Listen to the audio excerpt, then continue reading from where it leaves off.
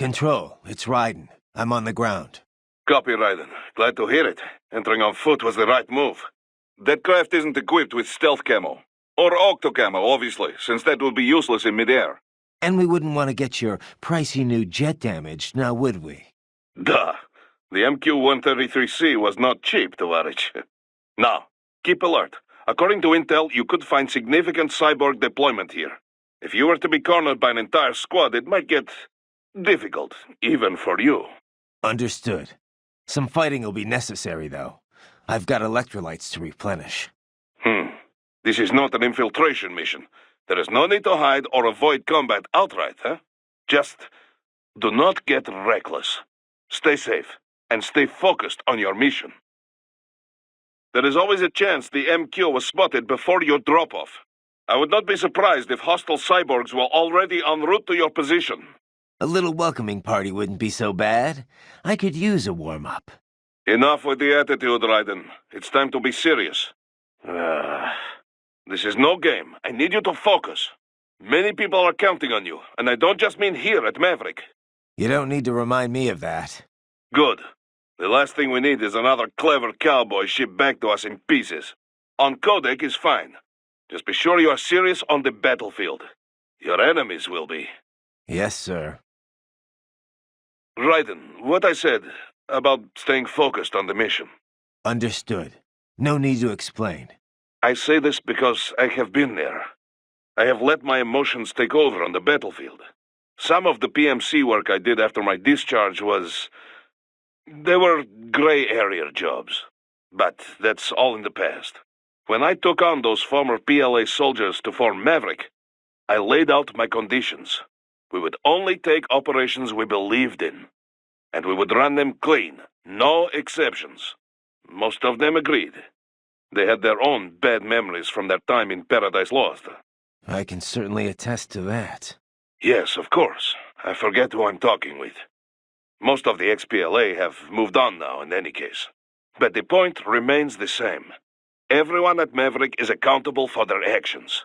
We are clear to take this job under international law, and we can use force against any cyborg hostiles under the basic rules of engagement. But remember, if we harm any civilians, on purpose or no, it will mean trouble. All kinds of trouble. So, stay in control and stay on mission. Got it. You're familiar with your new body now, yes?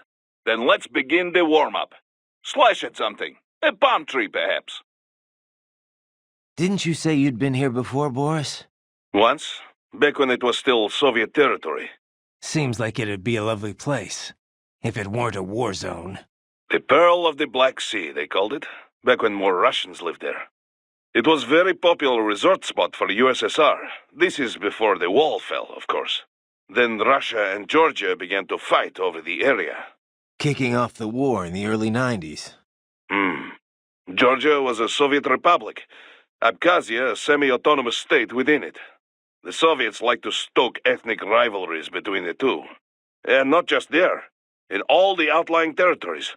It kept them easier to control. But with the Russians no longer watching over the two. The Abkhaz were scared. They knew an independent Georgia would swallow their nation sooner or later. So they took advantage of a Georgian military coup to declare their own independence in '92. Of course, the new Georgian government was not happy to hear this, and so... The same old story. And with Russia supporting the Abkhaz, it was a stalemate. 2 years later, the ceasefire meant Abkhazia was finally independent, but not officially. They still are not formally recognized by Georgia, or most of the international community. This region is filled with breakaway states. This is true. There is South Ossetia, also in Georgia. Transnistria in East Moldova, and Nagorno-Karabakh, which broke from Azerbaijan. In any case, even Russia did not officially recognize Abkhazia as independent until 2008. So it was not long ago Sukhumi was a war zone. It has changed dramatically since then. They have been rebuilding steadily, with Russian support, ever since SOP was shut down. Good to hear. But doesn't that leave them wrapped around Russia's little finger? It does. Which is why Dolzaev is calling for a truly independent state. He wants an Abkhazia that takes orders from no one. Not Georgia, not Moscow. Sounds like a worthy cause. Duh. But many Abkhaz are happy with the reconstruction Russian support makes possible. Few of his fellow countrymen were interested in what Dolzaev had to say. At first. And then Desperado showed up. Exactly. They brought the sad ending to this little history lesson. It is no wonder so many people mistrust PMCs, eh? I suppose not. Boris, do we have anything else on Dolzaev? Any more on his background? Very little confirmed intel, but it seems he is a former Chechen insurgent. He claims he was part of the Chechen National Congress when they declared independence in '91. This was just after the famous coup attempt in Moscow in August. Things were not stable.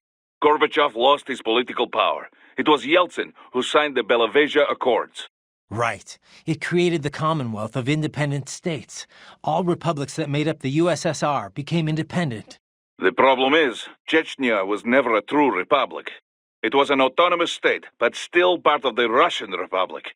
Like how Abkhazia was an autonomous state within the Georgian Republic. Duh.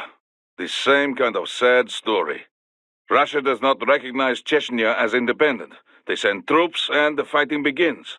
It is said 250,000 Chechens were killed over the 2 wars that followed. 1/4 the entire population. The Chechens were forced to give in, and the war officially ended. But the rebels kept on fighting. Insurgents fled into Caucasus Mountains, formed several factions. They waged guerrilla war on Russia ever since. We think Dolzaev is the leader of just such a rebel group. Sounds like Russia bears some of the blame for radicalizing him and his men. I love my homeland, but she is not perfect. What nation is? Just remember, this could all be smoke. We cannot even confirm Dolzaev is truly ethnic Chechen. Say he is, though. What would he be after here in Abkhazia? Some Chechen militants volunteered to fight for the Abkhaz in their war in the early 90s. But when Russia recognized Abkhazia to keep Georgia in check, they also began funding recovery. Which the Dolzaev crowd see as a play to gain influence. But wasn't the Chechen recovery funded by Russia? Duh. And many rebels believe this is why their people gave up on independence. Perhaps this is exactly why Dolzaev is here, to alert the people before it can happen again. But if the Abkhaz people are not interested in fighting, his plan could backfire. So in a way, it's Russian policy that brought him here. He thinks he's fighting to make these people free. Whatever his motives, no one elected him and no one gave him a permit for murder. Now that he is allied with Desperado, he is too dangerous to ignore. Boris, any idea where they're getting the money to fund this operation? Assembling this many cyborgs can't come cheap. Not to mention getting them all here. There are 2 questions we have about the money. Is Dolzaev paying Desperado out of his own pocket? And if not, then who is? Duh.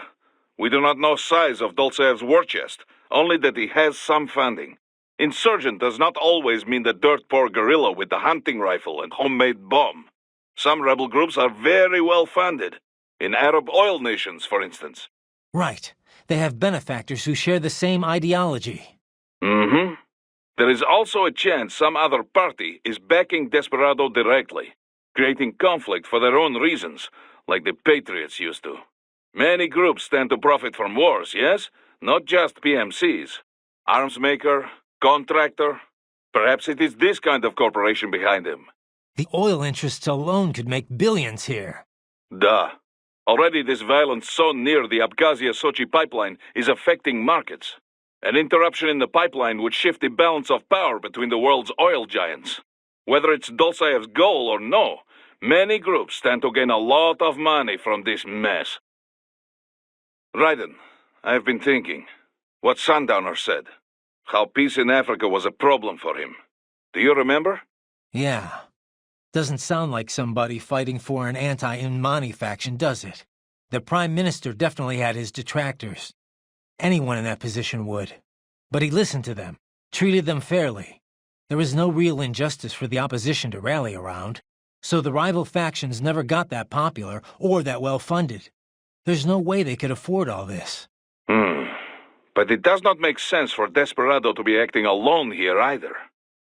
Even if they trigger full-blown war, there is no guarantee they would get the contract. Perhaps this is about natural resources? The last civil war was over precious metals. You think big business hired Desperado to shake things up? Who can say? At least it has not grown into a real civil war. Yet. We need to figure out who's at the root of all this if we're gonna end it. But knowing is only half the battle. It is the other half that will get you killed. Well, no matter what, this mission has a nice side benefit. Putting a dent in Desperado will screw whoever's backing them, too. Our focus is to help the Abkhaz people. But if we hurt those responsible for this on the way, well, so be it. Raiden, we are clear on the rules of engagement, yes? Clear enough. I can use deadly force against any hostile elements. Hostile cyborgs, I can strike first. Basically, yes. The actual rules of engagement is more specific. A long list of no's. But you have the idea. You want to recap the highlights for me? No weapons prohibited by international treaty. No use of force against non-combatants, especially officials or anyone with political power who may be needed for negotiations. No use of force against any unarmed hostile seeking to surrender. And no use of force against any non-cyborg combatants without prior verbal warning. And that includes Dolzaev? Duh, but this should not be a problem. Any non-cyborg is little threat to you, Dolzaev included. Besides, we have no signs of any non-cyborg hostiles anywhere in the area. Not even one. We think Dolzaev is working alone with Desperado here. In any case, that is the ROE. Otherwise, deadly force is authorized only in clear case of self-defense. So basically, civilians off limits, human hostiles verbal warning, hostile cyborgs anything goes.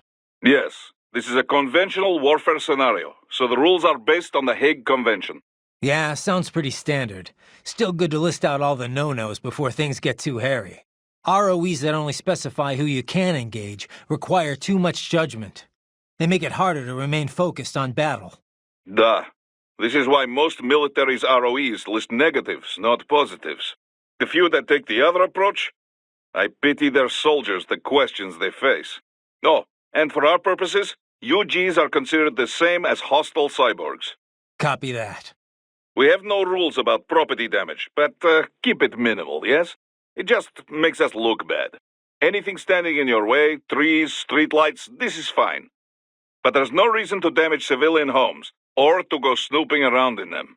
Goes without saying. The stealth craft made it back to Sochi all right? Duh. Safe and sound. No repairs necessary. Some routine maintenance and she will be as good as new. Good to hear. I'm guessing that thing doesn't come cheap. Well, an old Soviet army friend gave me discount. He runs a PMC, specializing in airborne warfare. An Air Force for hire? That's a new one. Ever since SOP, Mercs started to fill more and more regular combat duties. SOP ended, but the trend did not. Most every modern military relies on PMC support in one way or another. Good news for Maverick, I suppose. Anyway, that's quite the little jet your friend has. I was expecting a lot of turbulence coming in that low, but she was smooth as silk. Didn't feel like I was a bird exactly, but probably the next best thing. The MQ-133C uses a brand new type of active adjustment control system. Sensors on the plane take readings 120 times a second, and to be honest, I don't know how it works. But the crew chief tells me this is what keeps her flying so steady. It is all state-of-the-art technology. There are only 3 of them in the entire world. Even the RQ-133 spy plane she is based on is only 2 years old. It is fitted specially for Cyborg, so maybe demand is a bit low now, but I think that will change soon, eh? It's funny. Its guts are all bleeding edge, but from the outside, it looks almost retro. Until recently, stealth aircraft design was focused on radar-absorbing materials and improving aerodynamics. But lately, engineers are trying to use the shape of the craft to do more than improve gas mileage. Maneuverability is a low priority. This kind of plane is not meant for dogfighting, after all. And we can afford all this? I hate to ask, but will we clear a profit on this op? You need not worry about such things. But yes, we should be fine. Where the proper equipment can make or break a mission, we should have the best. That miss with the anti-air missile last month was a painful reminder of this lesson. Ah, yeah. I see what you mean. Huh. I didn't think flares could still fool anti-air missiles like that. They, can't. At least not with any modern missile. Recent missiles rely on a dual wavelength, or IIR system, for guidance. Flares wouldn't fool either of them. But that was no recent missile I had. That Cusack Derma couldn't even take down a fat tilt-rotor target. And at close range, chort возьми. Come on, Boris. We had no intel. No reason to think that we'd be facing anything like that. You budgeted for the tools appropriate to the job. No one blames you. Perhaps. In any case, now we know what we are dealing with. This is still a business, but this time I am stretching the budget as much as possible. Expenses like that aircraft and your new body are all part of this. Both were worth the money. This body's more capable than I could have imagined. I'm glad you feel this way, since it is still company property. Remember, if you quit on us, you either return it or you buy it. Yeah, Boris. I remember the first 5 times you told me. These rifles Desperado's using. Mac 200s, right? Same as Maverick's standard issue. Nice weapon. Not that any gun is much use against a cyborg. The 200 is a thing of beauty. We were one of the first to adopt them 3 years ago. It has minimal muzzle flash and report when firing, and little recoil. Plus, the ejection port near the muzzle makes it good in both left and right hand. Rare for bullpup rifle. Easy maintenance, tough enough to take some dirt without jamming every shot. And it takes standard NATO magazine, so you can find ammo on almost any mission, anywhere in the world. Sounds like somebody's in love. Well, it reminds me of the good old days. Most Soviet gear was trash, yes, but the rifles... the rifles. The best in the world. And it seems I'm not the only one to appreciate them. Apparently not. I see Macs everywhere these days. They've spread all over the world, and so quickly. Still, I am sad to see Desperado using them against us. Well, not much we can do about it now. Such an elegant weapon, waved around Stado Pridurkov. Что вы столи? Okay, Boris, okay. Just calm down. Boris, I got a visual on Dolzaev and Mistral. Looked like they were arguing over something. Mistral's heading up the force at the refinery, correct? We're sure on that?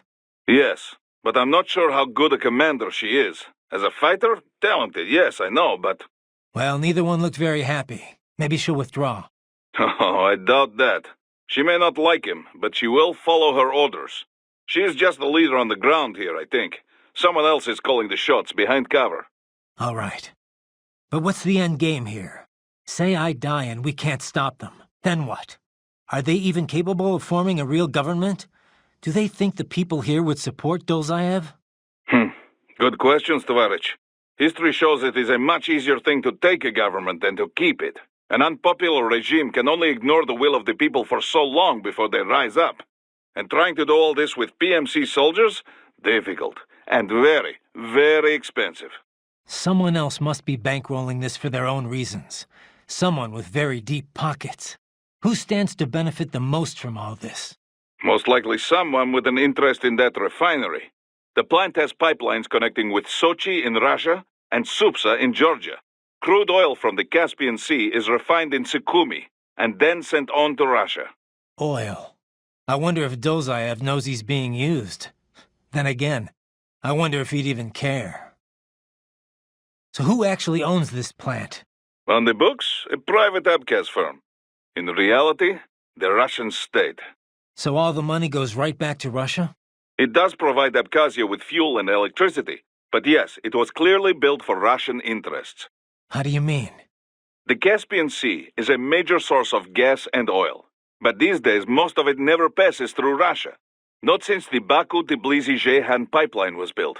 With it, the oil flows straight to Europe. But that pipeline runs straight through Georgia.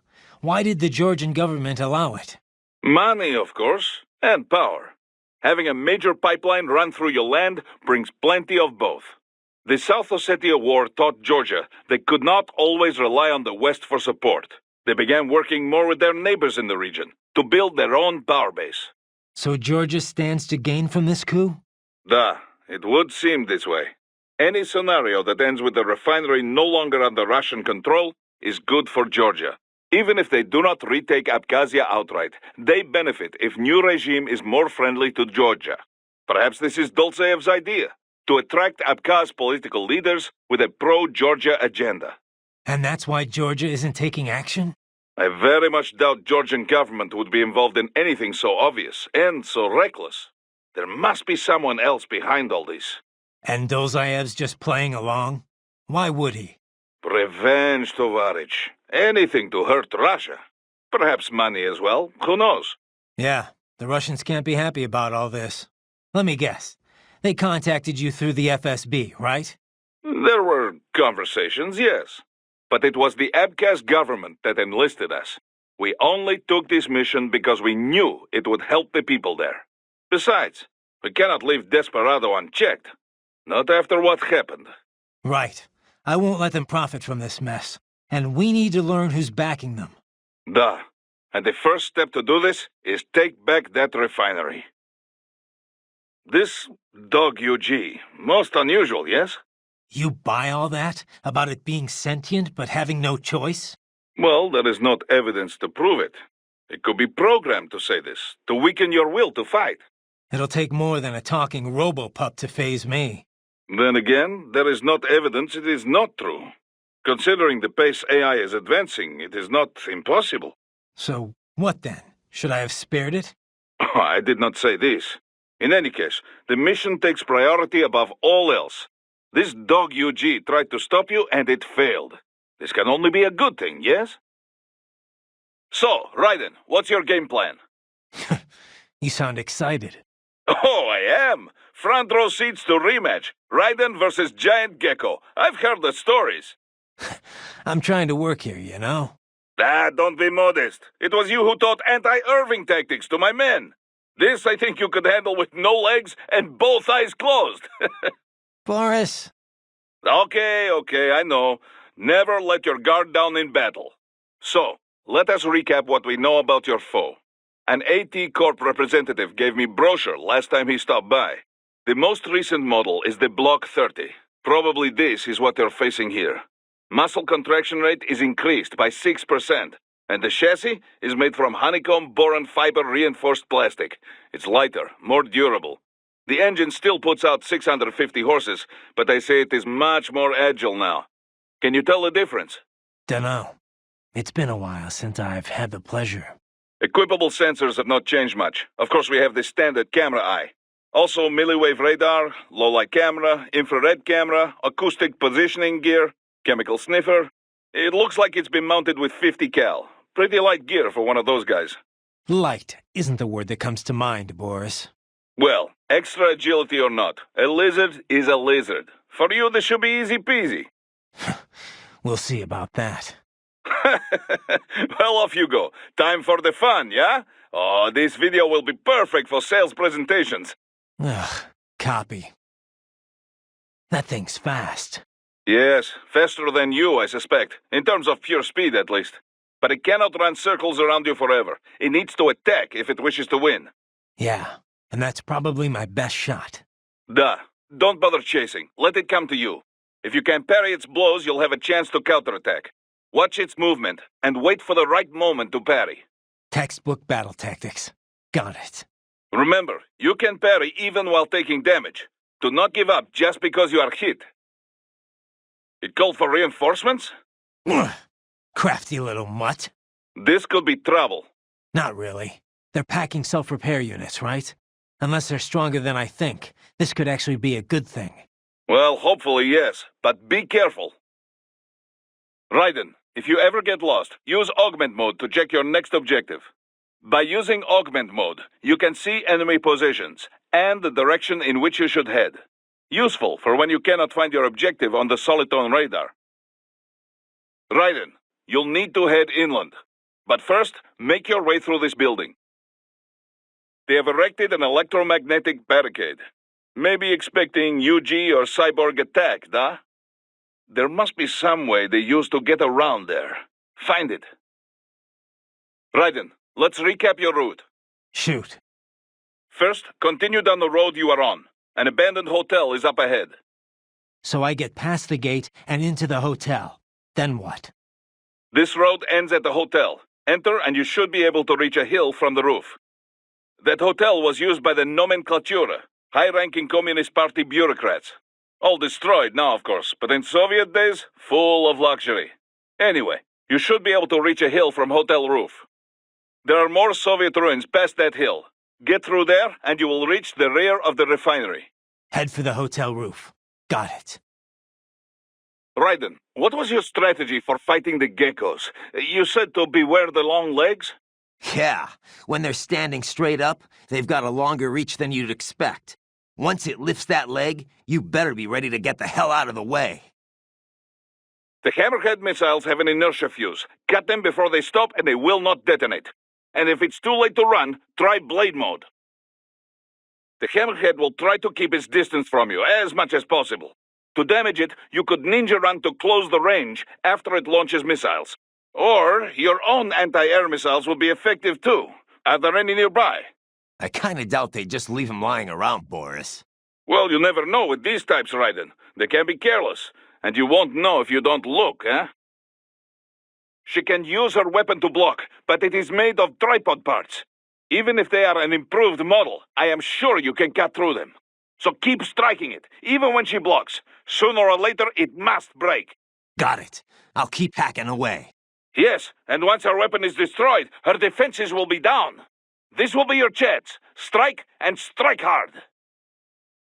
Raiden, if the tripods are in your way, take them out. Just be careful you are not so distracted that she takes you off guard, yes? This weapon of hers has impressive range. She can defend with it, and yet crack like whip to attack. Yeah, it's bizarre. Definitely suits her. It does not work like anything I have seen before. I cannot tell where her attack will land. And even if you manage to parry, it may be hard to counterattack. Yeah, I need to take care of that thing first. When you see it go slack, be ready. If it hits, you have no chance of countering. What do you think Dolzaev and that woman were discussing? Even your ears could not catch it, huh? No. Even enhanced hearing doesn't help when it's too far for sound vibrations to travel. A pity they were outdoors. We could have deployed laser surveillance unit if they were inside, near window. Yeah, maybe if conditions were perfect. I'd have to be lined up just right to get the beam directly in front of the glass. And there's the problem of noise, too. Duh, true enough. Anyway, not much point talking about it now. Better I just head over there and wrap this up. Of course, of course. I only wonder because I have no idea what Dolzaev is thinking. The more intel we have, the better. Relax, Boris. Once I take out Mistral, the rest will be easy. Let us hope so. Good. That's the back of the refinery. I see a door there, but it probably has an alarm. Can you use the ventilation duct? You mean that huge fan? Just cut off the blades as it spins. Easy, yes? Hey, Boris, about the Soliton radar. I noticed that it doesn't get jammed anymore, even if I get spotted by the enemy. Back in the old days, it'd be useless the second an alarm was triggered. Well, once the Patriots fell, classified technology spread all over the world. This new Soliton radar is one example. By applying a non-linear Schrödinger equation to the Soliton solution, they were able to prevent the jamming that plagued the original models based off the KDV equation. I'm impressed. You know your stuff, Mr. President.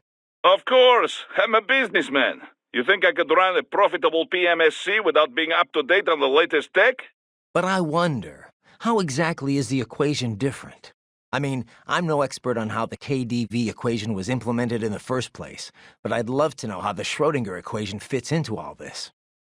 Raiden, on battlefield, most important thing is how to use equipment, not theory behind it. The mission is #1 priority. So do not worry your head about equations and such things. Just concentrate on using the equipment to your advantage, da? In other words, you have absolutely no idea, do you? The mission, Raiden. Focus on the mission. Hey, Boris, I know this probably isn't the best time for this, but... No problem. Ask me anything. My goal is to have open company, hiding nothing from its employees.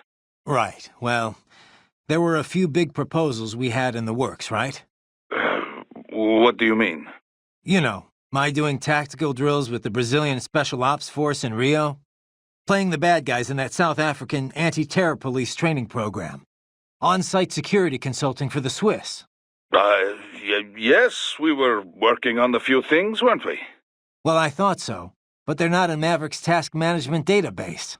Well, right then. We've had to freeze those proposals. Temporarily, you see? You're putting them on ice? They would be too much distracting for you. We need to focus on current op. That doesn't seem necessary. You're gonna disappoint a lot of prospective clients. Well, yes, but... This is about Imani, isn't it? I should not have tried to hide it. Right. Open company, remember? Well, yes, but we can't afford for you to be too shaken to complete your mission. Boris, I'm fine. I know it's not all my fault, but my client was killed. Kinda expect to lose some work after that. Yeah, not your fault, but my responsibility in the end. We were far too lightly equipped. No one on the field made mistakes. It's a third world country. We were working with a shoestring budget. If we went in heavier, burning Maverick cash, we'd have been in the red. And that is the tricky part about this business, yes? But what is past, and too early to worry about the future. Just focus on the matter at hand. Okay. We got anything on that ray I went up against? We analyzed the wreckage. Its musculature had been replaced with CNT muscle fiber. The same type as you, or most any cyborg. This improved its power output and left more room in the chassis for other equipment. It seems they filled this space with Vetronics and extra weapons. Like that heat blade and plasma gun.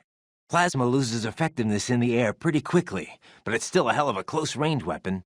Large-scale UGs have a growing problem fighting smaller, more agile opponents like you, Raiden. This is why we now see UGs armed with new countermeasures, such as this Ray had. Boris, what have we got on that recoilless launcher Desperado's using? Boris, what have we got on that recoilless launcher those cops are carrying? Looks custom-made for cyborg use. Agreed. Most likely based on the Lag 2.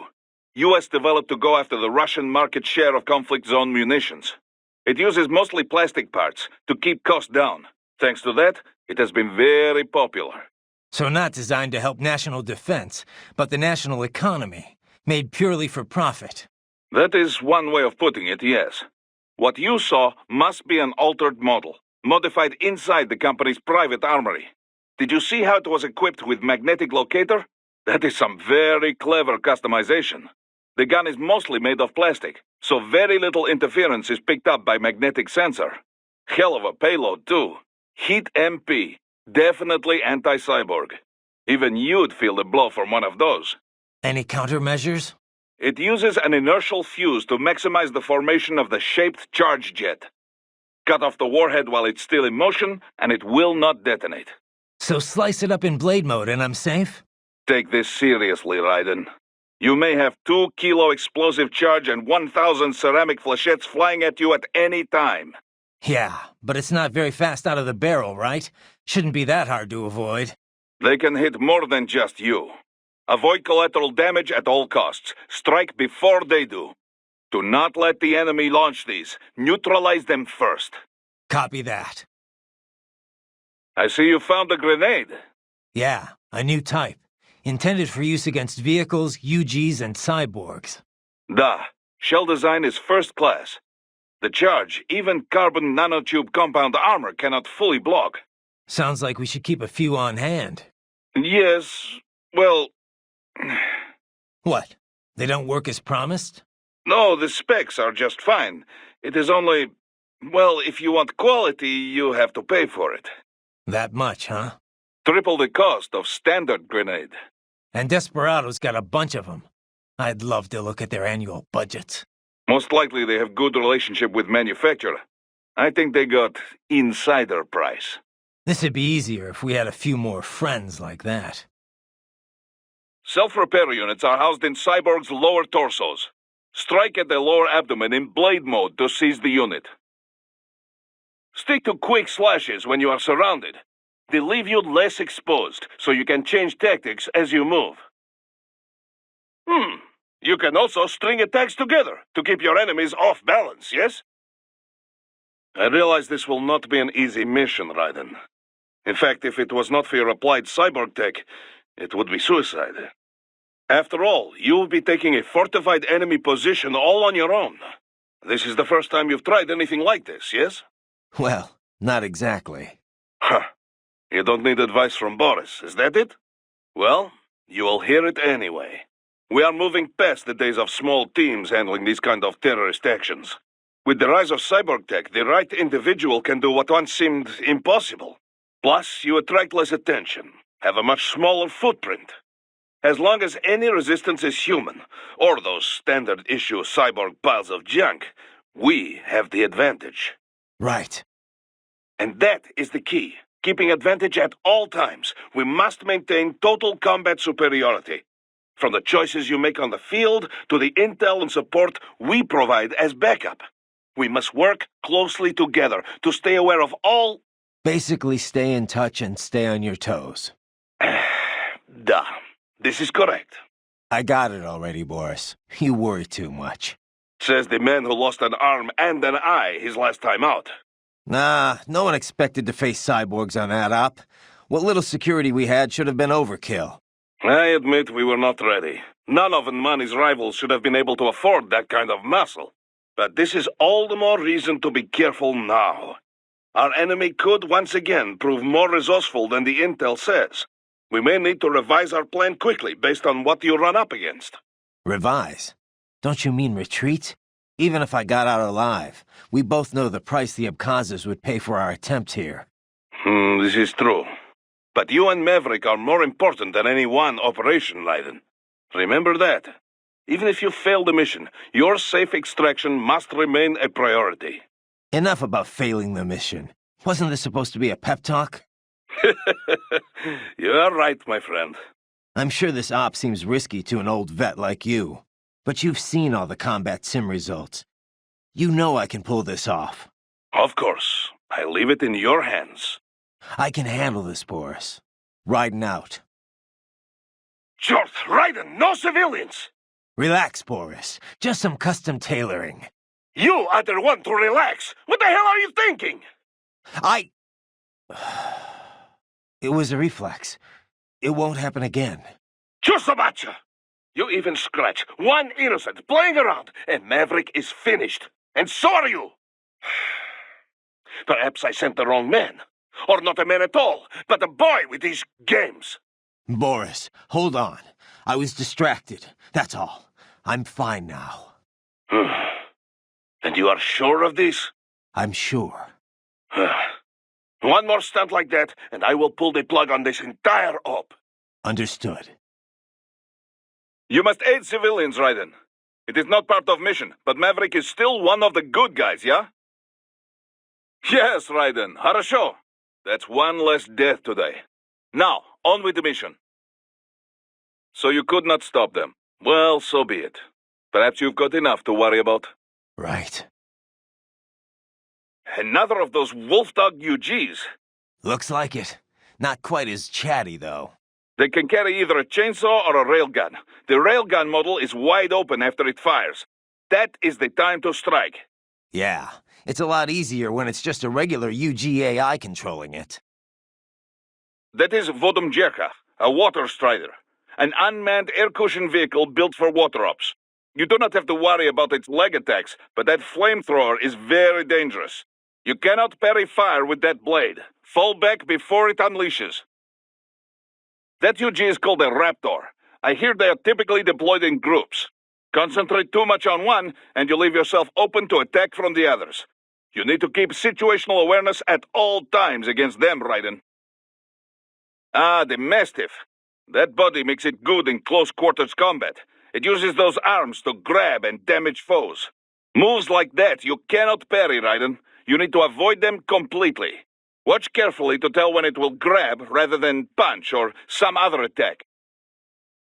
Ah, a cyborg equipped with a slider. Hard to target, yes, but they must also be limited by aerodynamic force.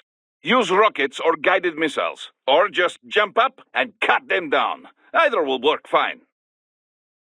Guided missiles are most effective against UAVs like the Slider. Non-guided rockets work too if your aim is good enough. Of course, with proximity fuses, you could deal damage even when you do not get direct hit. Now that is a weapon, eh? The great warhammers of medieval Europe were invented for breaking down heavy suits of armor. They were used by Russian cavalrymen for a long time too. I would bet this hammer is intended for cyborg armor, yes? Probably. It's too big to swing without advance warning, though. Ought to be easy to parry. Duh.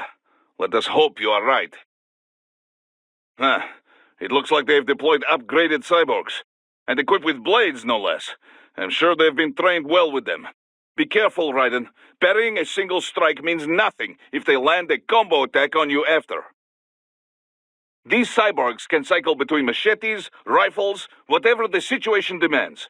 You can deflect bullets in a ninja run, but do not let your guard down just because the enemy is far away.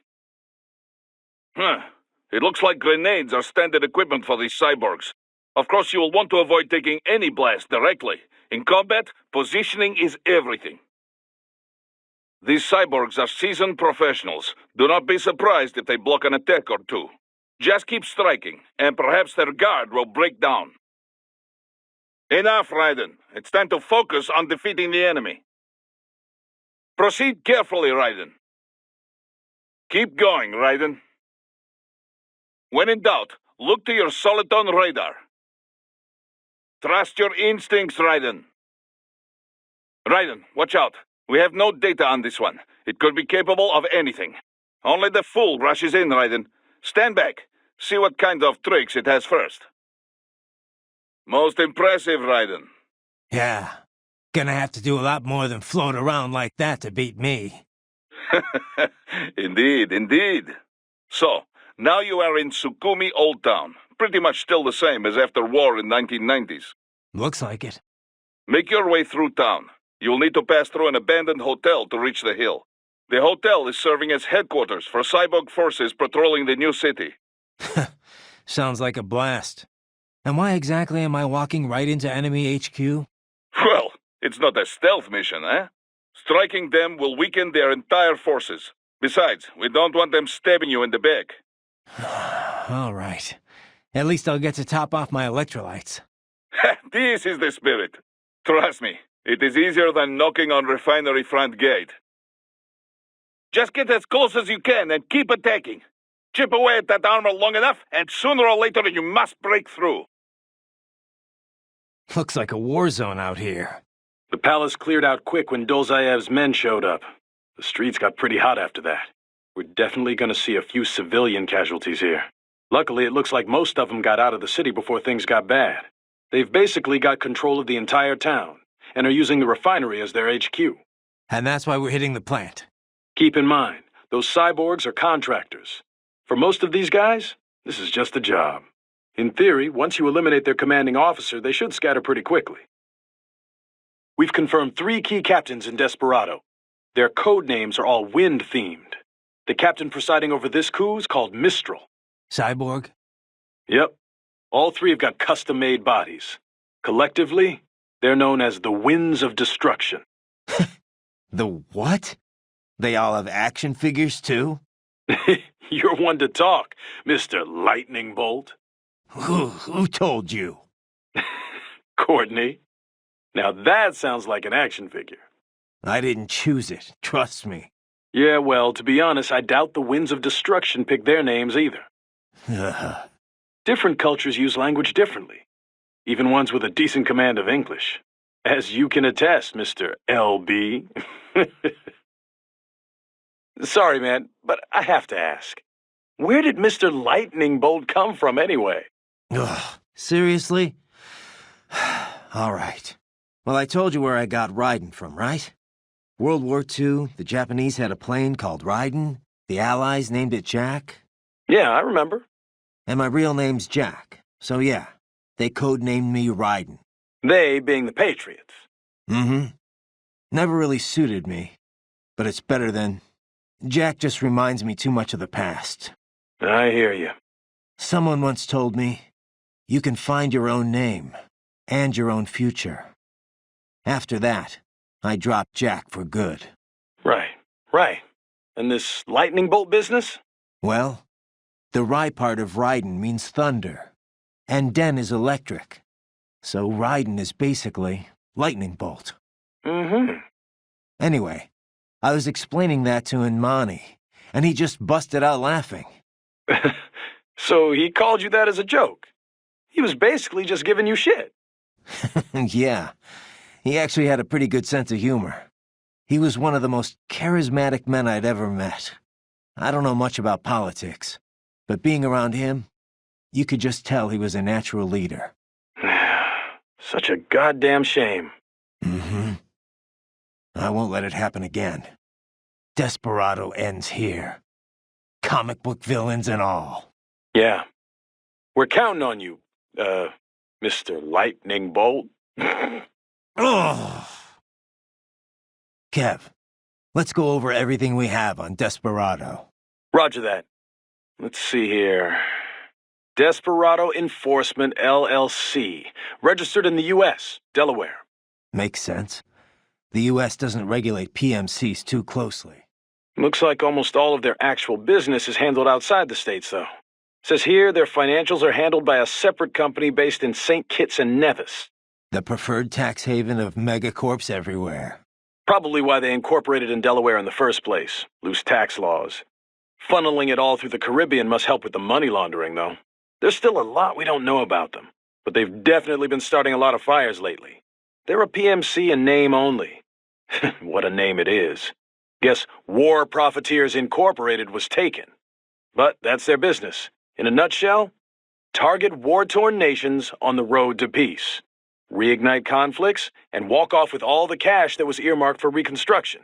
And they also have ties to the drug trade, human trafficking. Sounds like a real class act. One thing I don't understand, Kev.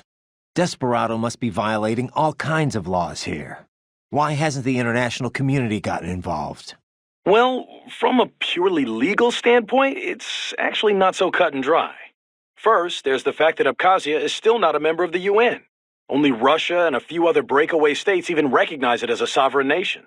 In the eyes of most of the international community, Abkhazia is technically still part of Georgia, which would make this an internal Georgian issue. Guess you can't really call it a coup if the displaced government was never seen as legitimate. Exactly. And even if everyone agrees it was a coup, it can be tough to tell which regime is more legit. Sometimes you'll see the military topple a dictator and establish a provisionary government, for example. Now, if they confirmed atrocities were taking place, the UN could deploy troops, recognize government or not. Yeah, but they learned their lesson in Somalia. Right. Ever since then, they've been a lot more reluctant to get involved in civil wars. So what about the US and Russia? What's their take on all this? Well, America was never very friendly with Abkhazia or South Ossetia in the first place. And the Georgian government's a regional ally, so the US really has no cause to intervene. Russia wants the old government back, of course. The regime open to their influence. I doubt they'll opt for any large-scale action. Tensions with Georgia are running high already, but you can bet your ass they won't just sit on the sidelines. Boris has got a lot of connections in the Russian bureaucracy. Ex-military buddies. The Abkhaz are officially our clients, but I'm sure it's Russia that chose us. Maybe footing the bill, too. They can't use their actual special forces, so they call us instead. That's the beauty of PMCs. We're not bound by the same rules as state-sponsored military. Other countries would be outraged if the Russians went into places we can go freely. From our side, no state to answer to means we can run things as we see fit. By our own code, no compromises. Then again, there's no one to say our code is what's right. True. And opinions on that change from person to person, situation to situation. But you let your moral compass waver at all in this business, and real people pay the price. Money's always a factor, of course, but when it becomes the factor, that's when you got problems. The Montreux document lays out guidelines for what PMCs can and can't do, but there's no way to enforce it. A lot of people see that as the fatal flaw of the entire industry. After all, that's how we end up with rogue outfits like Desperado. Then again, it's also what leaves Maverick free to go after them. The industry has a bad rep, but it isn't good or bad itself. It's up to the morals of those who work in it. All we can do is what we think is right and try to lead by example. Anyway, sorry, you know how I am about this stuff. I'll get off my soapbox now. Don't apologize. That's exactly why we took this job. Taking Sakumi back is the right thing to do. Agreed. And now, that's all up to you, buddy. We always talk about the Montreux document, but why hasn't anyone made it legally binding? People are trying to, both inside and outside the industry, but it's easier said than done. Even with 17 countries on board, it's still just a set of guidelines. They'd need to negotiate an actual treaty based on that agreement for it to become official. And we both know getting everyone to sign on wouldn't be easy. Yeah.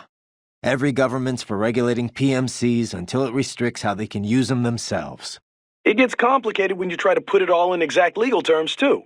A treaty would need to distinguish a PMC's home nation, the one it's active in, and the one that contracted it. Then you have the industry itself, which isn't exactly thrilled at the prospect of greater regulation. There's just so many different parties involved, and everyone's got their own motivations. So yeah, long story short, we're a long way from getting anything legally binding anytime soon. Sorry I asked. Where the hell did Desperado get all these cyborgs anyway, Kev? Hard to say. They're not as rare as they once were, but still. Of all registered PMC troops, we're still talking, what, 3% have enhancements? Maybe 5% tops. Mostly career military who got hurt on the battlefield one way or another. Getting their arms or legs back lets them keep earning a living. But most able-bodied soldiers are still reluctant to sacrifice their own healthy body parts.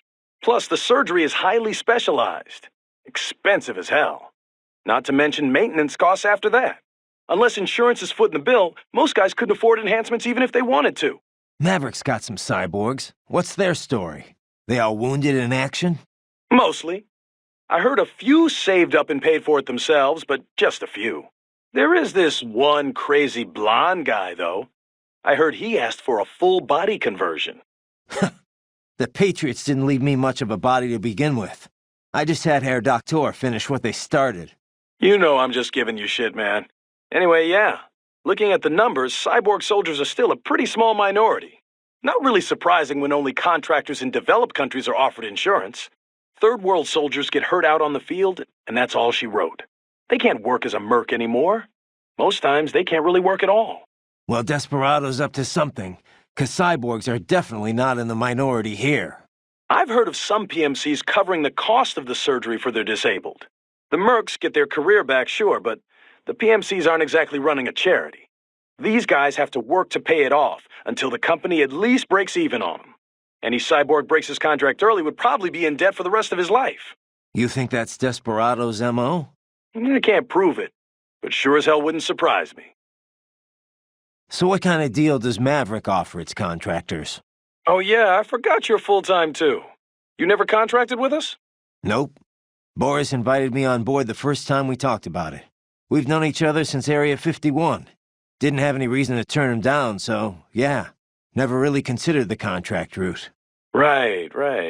Well, it's actually pretty rare for guys on the ground like you to be full-timers. Most of Maverick soldiers are contractors, just like with any other PMC. It just makes sense. After all, it's never the same job twice in this business. Each mission has its own requirements. Force size, skill set, all that crap. So generally, we contract out on a per-mission basis, or a fixed schedule for longer jobs. A lot of U.S. companies are doing it that way lately, not just PMCs. Besides, a good contractor can earn more than most regular full-time employees. Definitely a hell of a lot more than regular military. And if they want to quit, can they get out of their contract? Yep. Of course, just up and quitting right in the middle of a mission would cause problems. Just like any other job, you know? We'd want some notice to settle on a new end date, but hold up. You're not thinking of leaving us, are you? Just curious. You still busy with all that other work, Kev? You know me, man. Kev of all trades. I got a lot on my plate. Briefing prep, arms procurement, client negotiation, HR, biz dev, accounting, you name it. Lately, though, I've been focusing more on sales and on-site coordination. Oh, and advisor work like this. Never sleep, do you? Things have been better since Courtney joined up, at least. Sounds like Imani was a pretty great leader. Such a goddamn waste. I've run cover for a lot of VIPs, but men like him are a rare breed. He had all these conflicting factors to deal with. Old tribal tensions, business interests, the military. But Inmani got them all working together in a stable government, and all without firing a shot. The savior of a nation. No wonder they called him that. He had a gift, for sure. But he also put in the hard work. He was big on equality and justice in every aspect of government. He fought for it day in, day out.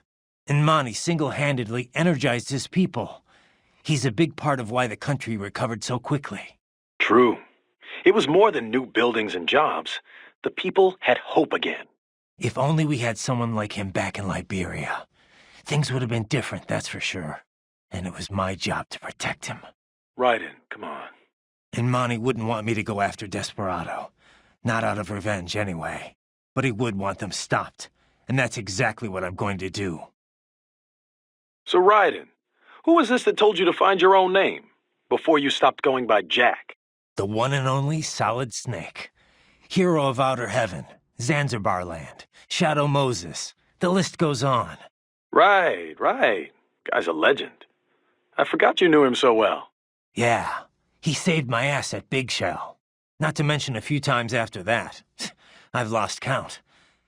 In terms of pure combat ability, he's one of the greatest soldiers I've ever seen. But it's not only that. He knows what's right, and he just gets it done, period. No one can stop him. I've learned a lot from him. He'd kill me if he heard me talking about him like this. Wow. I didn't know you were such a fanboy. I thought you were going to start crying there for a sec. Very funny, Kev. Seriously, though, did Snake know he had a stalker? Oh.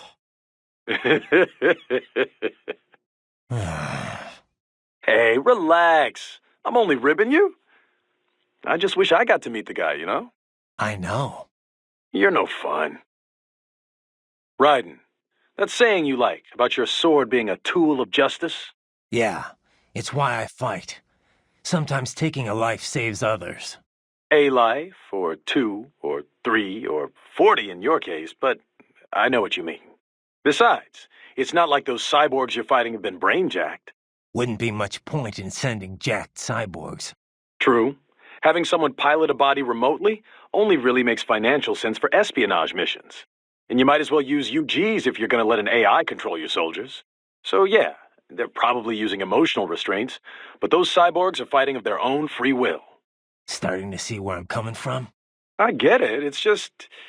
you didn't used to seem so comfortable with the idea. What about what Sam said? About your ideals holding you back?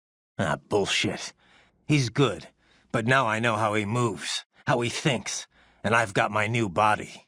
My philosophy says when and why to fight, not how. It won't keep me from beating Sam. And next time we meet, I will beat him. I'll kill him, and I'll do it to save others from suffering, with my ideals intact. All right, Raiden. Hey, Kev, you have anything on that sword Sam was using? Didn't seem like your garden variety high-frequency blade. It's not. It's a samurai sword. The real deal. 16th century make, handed down in his family ever since. Sam had it recast as a high-frequency blade. Doesn't say by who. Is this something I need to worry about? Maybe. You know the basics of sword making, right? The harder the metal, the better it cuts, but also the more brittle it is. So a sword's gotta be sturdy, but also just pliable enough to absorb shock without breaking. Walking that line, striking that balance, that's what makes sword crafting an art. Japanese swords fuse different types of iron, each with different amounts of carbon. Different levels of flexibility, in other words, so the blade can be tough and razor sharp. And that gets multiplied when the sword gets the HF treatment? Yeah. Basically, the high-frequency upgrade sets the blade vibrating really, really fast, right? That vibration acts on the electron shells of atoms in the sword and the local electromagnetic field. When the EMF achieves resonance, the blade's bonding is strengthened. At a quantum level, it's like the entire sword is made up of the exact same particle type. It also disrupts any atoms it comes into contact with. Say, those that make up the target. Their electron clouds shrink from exposure to quantum decoherence at the Planck scale. In other words, it electrically severs the bonds that keep the target's atoms together. You lost me around the EMF part. And that's the dumbed-down explanation. To be honest, even I don't understand all the details. Point is, an HF upgrade is like an amplifier. It multiplies what's already there. So Sam's badass blade might give him the edge. I mean, you know what I mean. The original sword was really that good? Sounds like it. Says here it's a Murasama blade. Murasama. Sounds familiar. One of the top 10 best-known sword makers worldwide, easy. In Japan, he is legendary. They say his swords thirst for blood, that they choose who will wield them, that sort of thing. Ooh, now I really am scared. I know, right? Hey, Kev, that piece of shit who killed Imani, is he one of those almighty winds? Yeah. Goes by Sundowner. It's a folk name for this warm air current in Southern California. He's also, well, not the formal head of Desperado, but pretty much their de facto leader. Let's see. Born in Alabama, family was poor. Solid student, decent grades, but no money for college, so he joined the army. Says he fought in Panama in '89, then Iraq again, Afghanistan. In 2008, he drops out of the service and starts doing merc work for various PMCs. He was active all through the SOP years. Built up quite a reputation. Apparently, the Sundowner handle comes from all the blood he leaves behind. Looks like the sunset. Anyway, an IED put him out of action for a few years. But then, cyborg tech brought him out of retirement. The Army investigated him for possible war crimes. A few times, looks like. Desecrating remains, torturing POWs, some wrongful deaths. No convictions, though. Pretty rosy past, huh? Not that I'm one to talk. Hey, come on, buddy. You know that's not fair. You were just a kid. You didn't know what you were doing. And it's not like they gave you a choice. Yeah. Thanks, Kev. Kev, you dig up anything more on Jetstream Sam? Yeah, actually a bit. Still a lot of missing pieces. I'll take what I can. Right. Full name Samuel Rodriguez. Born in Brazil, so I guess that'd be more like Samuel Rodriguez. He's actually not one of the Winds of Destruction. He's not even a Desperado employee. Yeah. Didn't seem like your typical PMC to me. His father ran a Brazilian Kenjutsu dojo. Genjutsu. That's a school of Japanese swordplay. A lot of Japanese immigrated to Brazil way back when. They brought martial arts with them. Those evolved and became their own offshoots. You've heard of Brazilian Jiu-Jitsu, right? It's their variation on Judo. Brazilian Kinjutsu's the same kind of thing. A different evolution of the old samurai sword skills. Bit of capoeira and some other stuff mixed in. Anyway, I did some digging. Apparently, the Rodriguez dojo was a big proponent of the Uridachi style. Uridachi, a.k.a. Setsujinken, the murdering sword.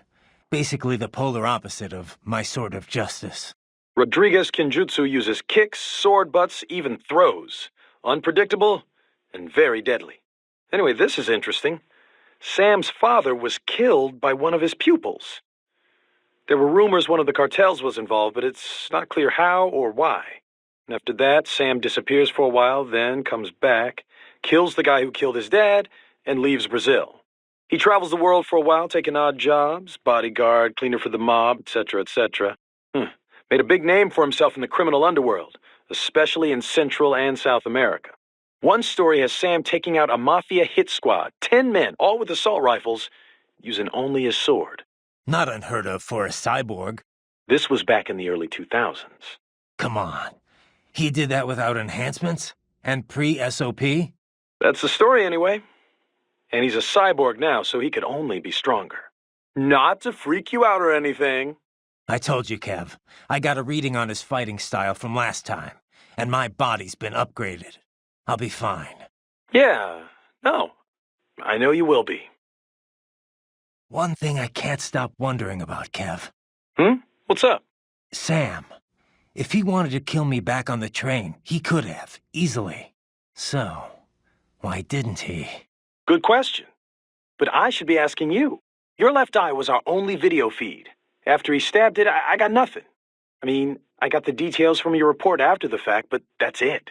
He was probably just too distracted. Boris's attacks, escaping, there was a lot going on. No, that's not it. Well, why else? What does he have to gain from letting you live? I don't know. You get all that, Kev? The woman with Dozaev. That's Mistral? Yep, the only female member of the Winds of Destruction. The name is from a cold, dry regional wind in France that blows from the Alps down to the Mediterranean. She French? Yep. Born in Algeria, though. It was a French colony until they declared independence in the early 60s. Haha, but you already knew that. Yeah. They were the last French colony in Africa. You know your history. Plenty of French colonial families still live there. Pied Noir, they're called. I've heard the term. The main character in that Camus novel, The Stranger, was one. You also find a lot of Algerians who've immigrated to France, although they put a stop to that a while ago. Yeah. A lot of European countries seem to be clamping down on immigration lately.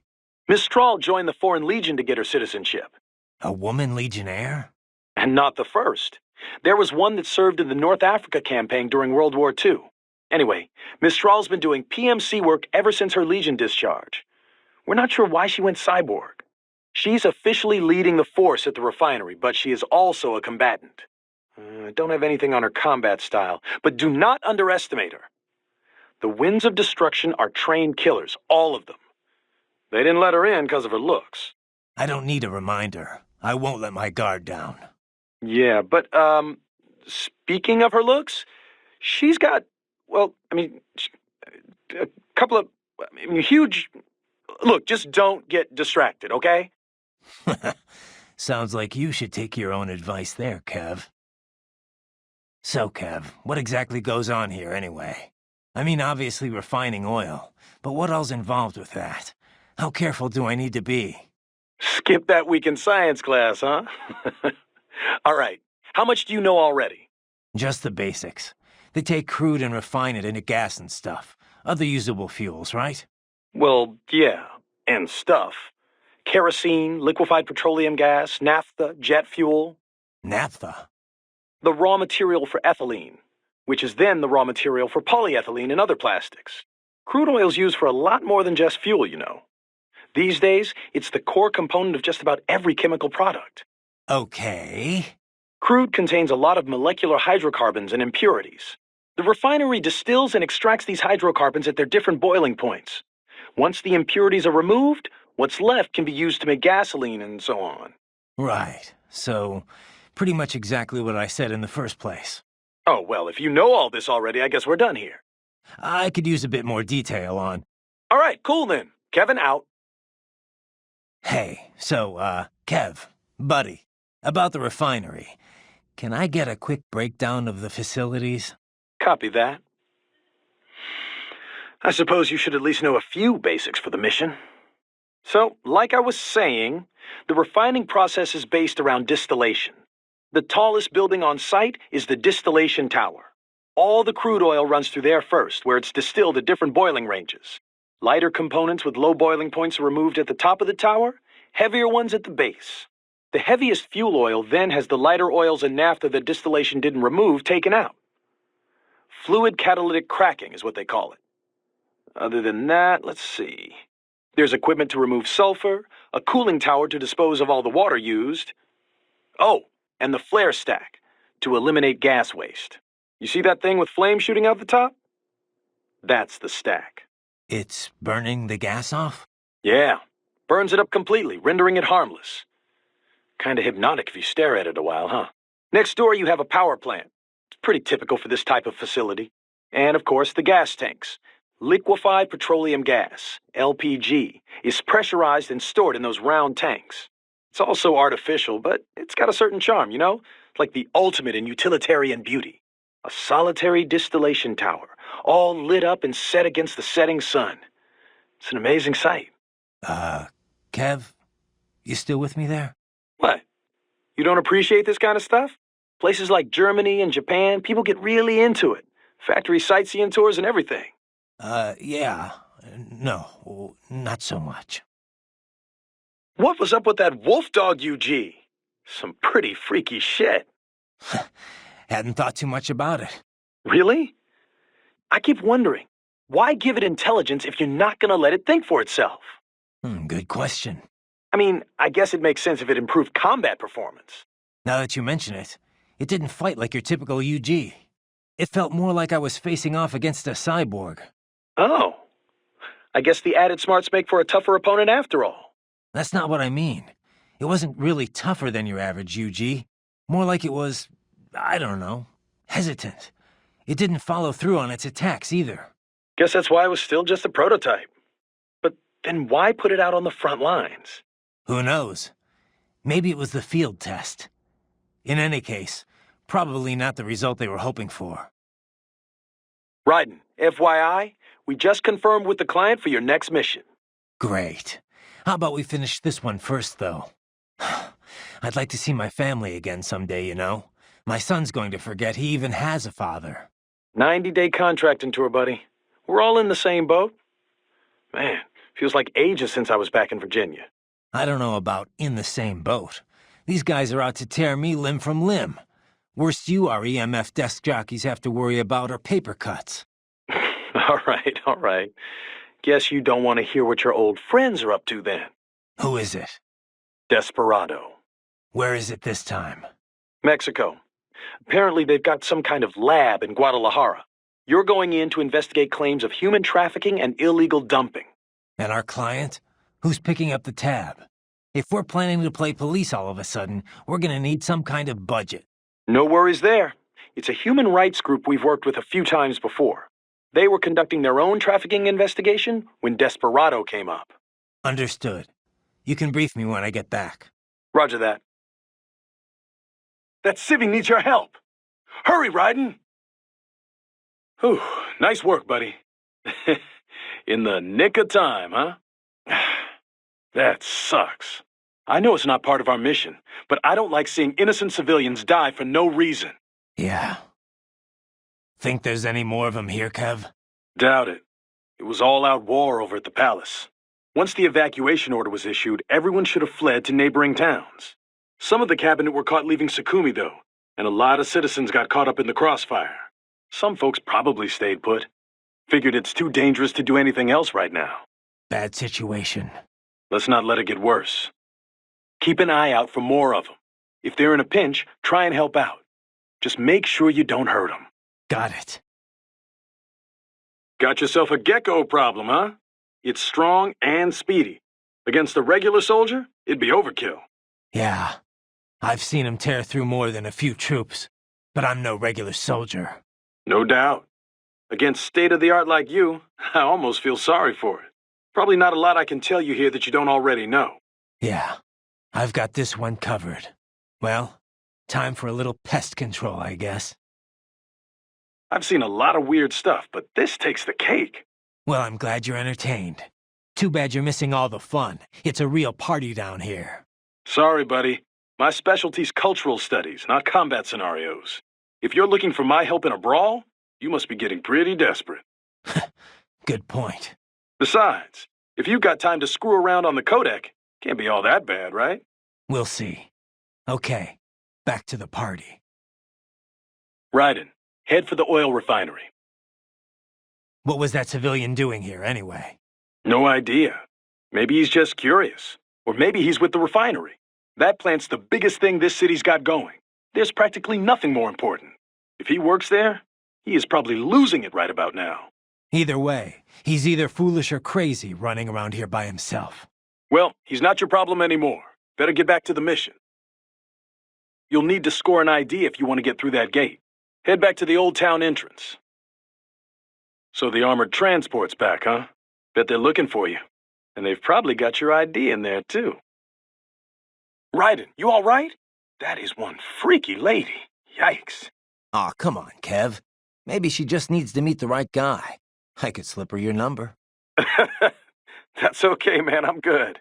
Besides, shouldn't you be worried about saving your own ass at the moment? Well, yeah. Just thinking about how I'm gonna handle this. If you're looking for advice, try hitting up Boris. Doktor might have some info, too. From the UG and cyborg angle. That's a pretty weird hilt Sam had on his blade. It had some kind of explosive charge built in. Helped him unsheath quicker. A cheap trick if you ask me. Maybe it was, but he did cut your arm off. Besides, if you get down to it, just being a cyborg's not exactly fighting fair, is it? Maybe not. But I'm not saying any and all science isn't fair. It's weird how the blade pointed downward, too. I thought samurai swords always pointed up. It could be to help him unsheath it faster. Maybe it's part of the original Uradachi style, or something Rodriguez invented over in Brazil. An underhanded blade for an underhanded fighting style, huh? I like it. Sorry, buddy. I got nothing right now. Maybe try asking Doktor or Boris. Take care of that enemy first, Raiden. Don't panic, Raiden. Keep cool, stay focused. Just keep going, buddy. Check that goal point on your Soliton radar. So, it's your move, buddy. Raiden, what the hell, man? This is your idea of a good time? Stripping dudes in public? I didn't know you were into that. Right. Sorry. It was an accident. Hey, I'm not here to judge. But next time, find someone consenting and do it on your own damn time. How we doing, Courtney? You're looking good on our end. GPS and audio-visual feed coming in fine. Energy consumption? Check. Damage levels? Check. Blood pressure, brain waves, blood sugar? Check. All this monitoring equipment, I got a better view than if I was standing right next to you. Anyway, I'll be saving all your data automatically anytime something important happens in the field. But contact me anytime you want a manual save. Copy that. Good to hear that hasn't changed with this new body. Yep, the basic system's exactly the same. So, did you want to save? And save complete. Simple, huh? Roger that. Let me know if you change your mind. Copy. And glad to hear you're okay after Africa. That ambush was no joke. Tell me about it. 3 armored vehicles should have been plenty for that job.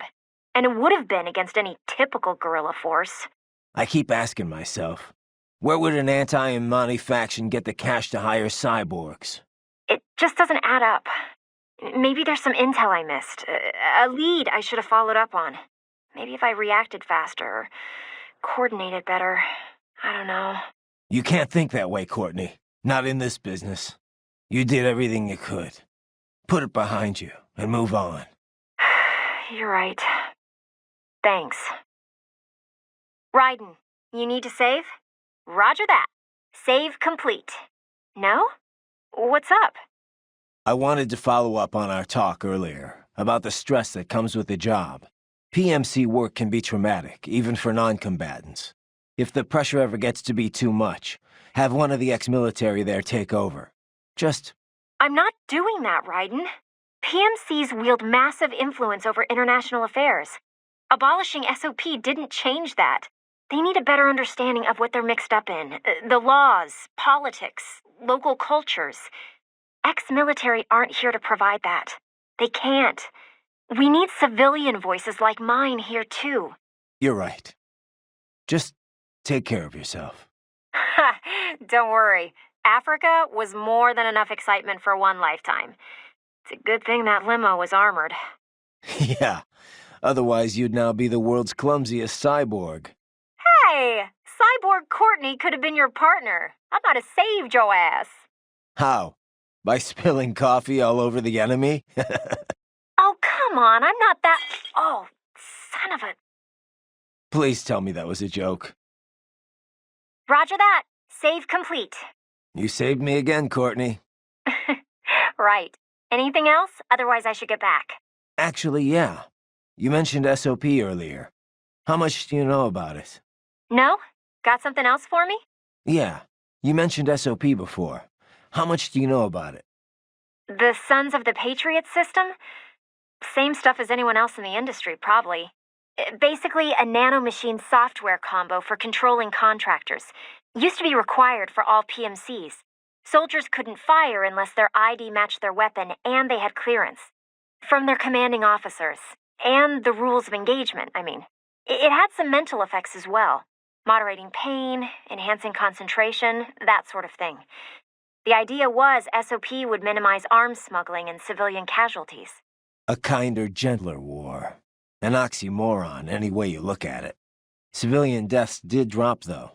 Because soldiers in the system could coordinate in real time, share info. Between that and the ID weapon locks, a lot of people felt better about employing privatized military. The irony is, the system was developed based on criticisms of PMC ops, mostly American interventions. SOP propaganda said it would put limits on the war market. What it really did was shift market share over to the PMCs. Civilian deaths went down, but total casualties just kept on climbing. More than ever, war was big business. And business was booming. Until SOP got hacked. Suddenly, everyone realized how dangerous it was to have a single system controlling entire PMCs. That was the beginning of the end for SOP. Public opinion on privatizing war did a 180. After that, a lot of local conflicts and civil wars died down. The PMC conglomerates had to split up and downsize just to stay in business. And that about does it for SOP 101. Class dismissed. Not bad, Professor. But it's not the whole story. No, I know. Let's finish this later. I better keep moving. Roger that. Save complete. Need something else? I thought we'd get back to our little history lesson. What do you know about the Patriots? I know that they were behind everything we talked about before with the SOP system. People thought these 12 guys controlled world politics and the global economy from the shadows. And they were right. Except there weren't 12, and they weren't guys, or even human. They were massive AI networks. All the better to gather information on a global scale, or censor it if they wanted. They'd manipulate factions to keep wars raging, all while selling arms to both sides. The PMCs made billions too, of course. SOP was the Patriots' masterstroke. They could control battles directly, down to each individual soldier. The system might even still be around if the AIs hadn't all been destroyed. I'm impressed. You know your stuff. Not many people have even heard of the Patriots. More than when they were active, but still, not many. Almost no one knows they were AIs, or that they're the real reason SOP went away. Well, the few that do know aren't going to talk about it publicly. Even the world leaders. Especially the world leaders. The people would panic, assuming anyone believed them, which they wouldn't. You can find speculation on the net if you look hard enough. Some of them get pretty close to the truth, but the stories never made it into the mainstream. Just another conspiracy theory. I'm not surprised. It's a little hard to believe, you know? It just sounds crazy. When Kevin briefed me about all this in orientation, I thought it was some kind of BS detecting test. Roger that. Keep up the good work. All right, then. Hey, Raiden, let me ask you something. The Patriots. Why would AIs do all of that? I can see why people would want all the money, but AIs? What did they stand to gain from it all? Who knows? Maybe they didn't even know. Optical neuro AIs aren't your typical PCs. They learn over time, change in unpredictable ways. The core AI, JD, was bent on expanding the war economy. Maybe to fund the Patriots' other activities. Or maybe that's just the way it evolved, like a secondary objective that took over. One of the other AIs said it was created to filter out unnecessary information, gossip, trivia, all for the sake of future generations, to drive the evolution of the human race. Or so it said. Was that the truth? Or a lie? To manipulate me? Who can say? To think. Something like that. Running a nation. And America, no less. It's terrifying. Thank God they were all destroyed. But did it really change that much? Maybe not. Contractors still gotta eat after all. Soldiering for hire's always been a risky business. But at least before it was good money. There was a decent chance you could get rich and retire early. All that disappeared during the SOP years. Demand was high, but the workforce was flooded. More and more soldiers were willing to work for cheap. It got so you'd have to work years before you could even pay back your initial training and insurance fees. Yeah, I can see Sundowner's point. The global recession certainly didn't help. Unemployment shot up across the US and the EU. Even if contractors gave up and packed it in, There weren't any jobs waiting for them back home.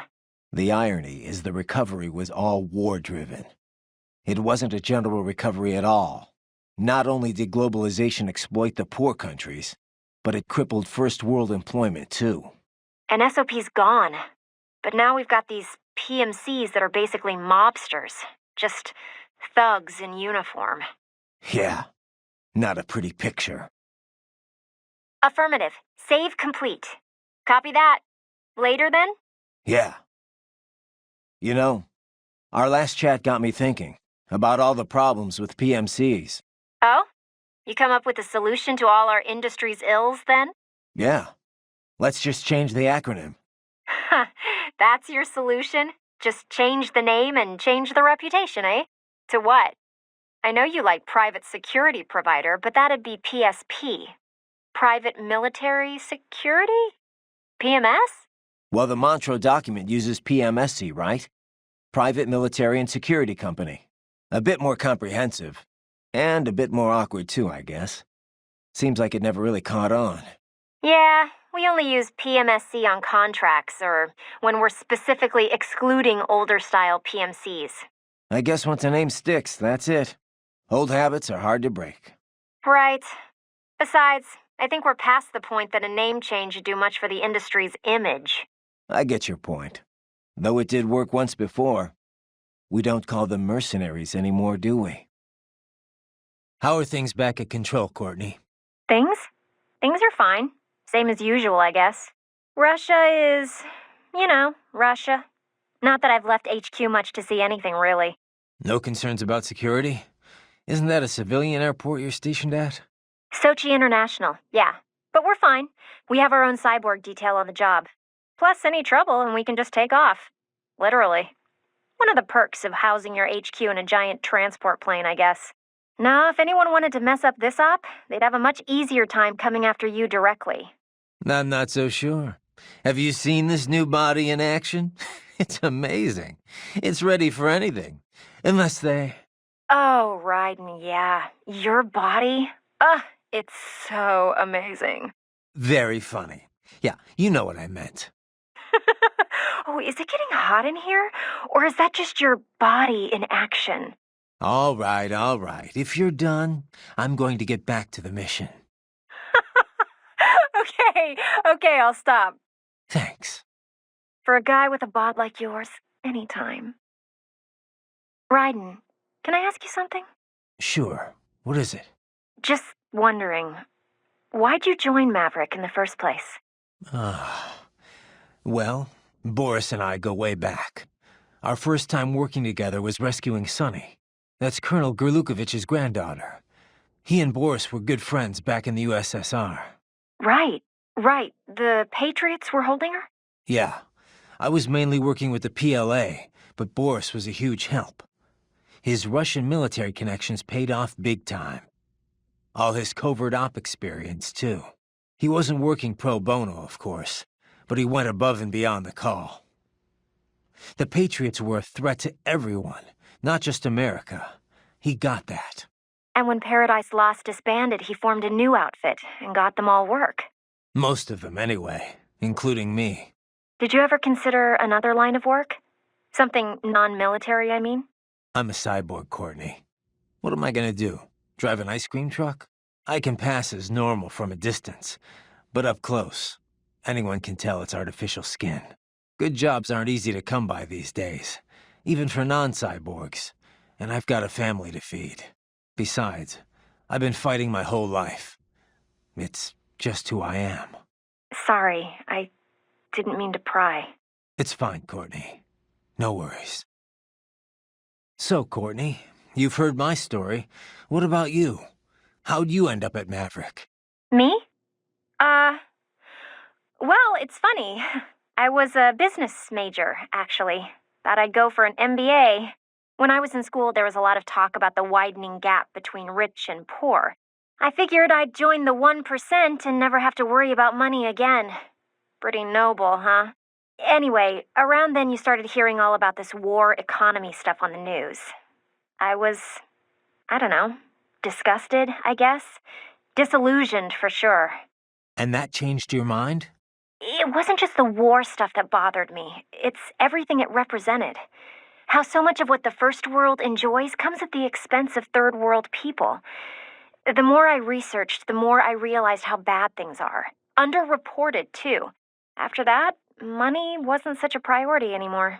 I know how trite that sounds, but it's true. I wasn't naive, though. I knew living in some hippie commune or going Amish wouldn't change anything. So I started looking for a career where I felt I might actually have an impact. You didn't worry about working at a PMC? Becoming part of the problem? Well, I wasn't going to sign up with just anybody. But not all PMCs are bad, you know? Some of them, sure. They'll do anything for a buck, no questions asked. That's why someone has to stand up to them. Protect the innocent from those guys. That's us in a nutshell. So you did your homework and found Maverick. Honestly, it was more dumb luck than anything else. I had a friend who knew I was interested in this kind of work who was also friends with Kevin. They introduced us, we set up a meeting, and here I am. That's right. I always forget you and Kev went to the same school. Huh. Definitely not your typical path to joining a PMC, that's for sure. I really am here to fix the world. I know it's a cliché, but there it is. Well, I for one am glad to hear it. So how's it been since you joined Maverick, Courtney? About what you expected? Not even close. I had no idea what I was signing up for. You deal in a lot of expensive weapons and equipment that can save people's lives. But at the same time, you can't just ignore the bottom line. You catch yourself measuring lives in dollars and cents. Yeah, the business side can get pretty messy. Messy is right. But I won't just ignore it. I can't make informed decisions without confronting the ugly realities. Not an easy burden to bear, Courtney. Well, if it ever gets to be too much, I'll reconsider. But for now, I'm fine. I can handle it. Raiden, what you said before about your sword being a tool of justice, I just want to say I agree 100%. I wish all PMCs thought that way. Glad to hear you say that. You mentioned it was part of some samurai code? Yeah. I didn't grow up using a sword. I fell into it by chance, during a mission. After that, I decided to train with the HF blade. I studied a lot of samurai techniques. I really got into it. Started learning more and more about ancient Japan and the samurai code. I tore through stacks of books, movies, anything I could get my hands on. Somehow hard to imagine you settling in with a big bucket of popcorn. What? A cyborg can't have hobbies? I'll have you know I'm actually a huge movie buff. Okay, okay. So that's where you picked up this Sword of Justice creed? Yeah. Most of it from a single master named Munenori Yagyu. He founded a school of swordsmanship on the idea that violence can be necessary for the greater good. He called it Katsujinken, the life-giving sword. Yagyu believed power isn't evil in itself. It's how it's applied that matters. As time went on, Katsujinken incorporated deterrence. It took on the meaning of winning without fighting. Or as I like to say, one sword keeps another in the sheath. That's from George Herbert. He was an English priest, 17th century, almost the same era as Yagyu. Huh. It's a universal idea, I guess. You could frame the same message as use of a necessary evil, but I think it's a good mindset for any PMC. At least as long as there's fighting that requires us in the first place. Which doesn't seem likely to change anytime soon. Courtney, there's something I'd like your opinion on. What's up? It's how I replenish my electrolytes. I'm basically feeding off these cyborgs. Oh, yeah. That. I don't really see any better options, to be honest. I doubt your old body would have stood up against the Desperado Captains or Jetstream Sam. And if we fail here, it's not only bad for us, but for our clients, and all of Sakumi. Yeah, you're right. Besides, it's like you say, no one's forcing them to be here. They chose to throw in with the terrorists. Yeah. Look, I won't lie. I don't feel great about it. But in the scheme of things, yes, I think it's justified. Thanks. I guess it's never black and white in this business, is it? No. No, it's not. By the way, I picked up something interesting on that tilt rotor back in Africa. Desperado's getaway vehicle? What do you got? I traced its registration. It comes up as a, get this, mail transport, a Somali civilian helicopter. Not even the right type of aircraft. So the registration is fake. Well, par for the course for Desperado, I guess. I wonder why they bothered with the tilt rotor in the first place. Why not? They can take off and land without an airstrip, virtually anywhere. Hover, too. Meanwhile, they have the speed and range of a fixed-wing plane, or close to it. And they're quiet. You don't get all that BVI noise from the blades like with a normal copter. Aren't they more accident-prone, though? They were. Used to call them widowmakers. The rotor tech is really complex. There've been a lot of mishaps over the years, but each one's helped perfect the design. These days, they're as safe as any other aircraft, helicopter or fixed wing. Most of VTOL's bad rep is left over from the thrust vectoring jets of the past. Ah, no wonder you know all this. Says here you took down a Harrier once. Wait, by yourself? Well, I did have a rocket launcher. Wasn't so tough while it was in hover mode. I bet you're just being modest. Must have been a pretty crazy op you were on. You don't know the half of it. By the way, Raiden, we're not picking up any EXIF codes here either. They're all unaffiliated. Makes sense. We're enemies. Desperado's EXIF code won't match ours, and vice versa. How much do you know about how EXIF works? Not much. Just that it comes up as a positive match for friendlies and unaffiliated for anyone else. Which could be friendlies or neutrals not broadcasting the same code for some reason. Say a damaged transmitter or signal interference. But 99 times out of 100, yeah, it's an enemy. EXIF is based on the IFF radio system aircraft use. Stands for Expanded Identification Friend or Foe. Too bad it only actively IDs friends and not enemies. But I guess asking troops to broadcast, "Hey, enemy here, kill me," would be a bit much. Telling friends and enemies apart was always a problem in the air, but it's gotten tricky on the ground, too. Especially in the War on Terror, with all these PMCs and multinational forces mixing together. The U.S. Army experimented with infrared patches to ID allies. They'd show up in night vision. Then SOP came along and offered a more efficient method? Right. SOP's gone now, but its ID protocol is still used all over. ID chips and dog tags, transponders required on all vehicles, aircraft, UGs, cyborgs, you name it. But if everyone's using the same basic system, how do armies hide their info from the enemy? Heavy-duty encryption, for one. The chips also use a hybrid cross-spectrum system to transmit the data. Without the proper key, it's hard to pick up the signal in the first place. PMCs typically only share their codes with nations or other PMCs they're working with. What happens if they end up on different sides later, like in a separate conflict? They just generate a new code and encryption key. The point is, EXIF is required on all combat units, but it's pretty easy to hide the signal. And 99 times out of 100, unaffiliated means it's a hostile? Right. Just like with IFF and aircraft.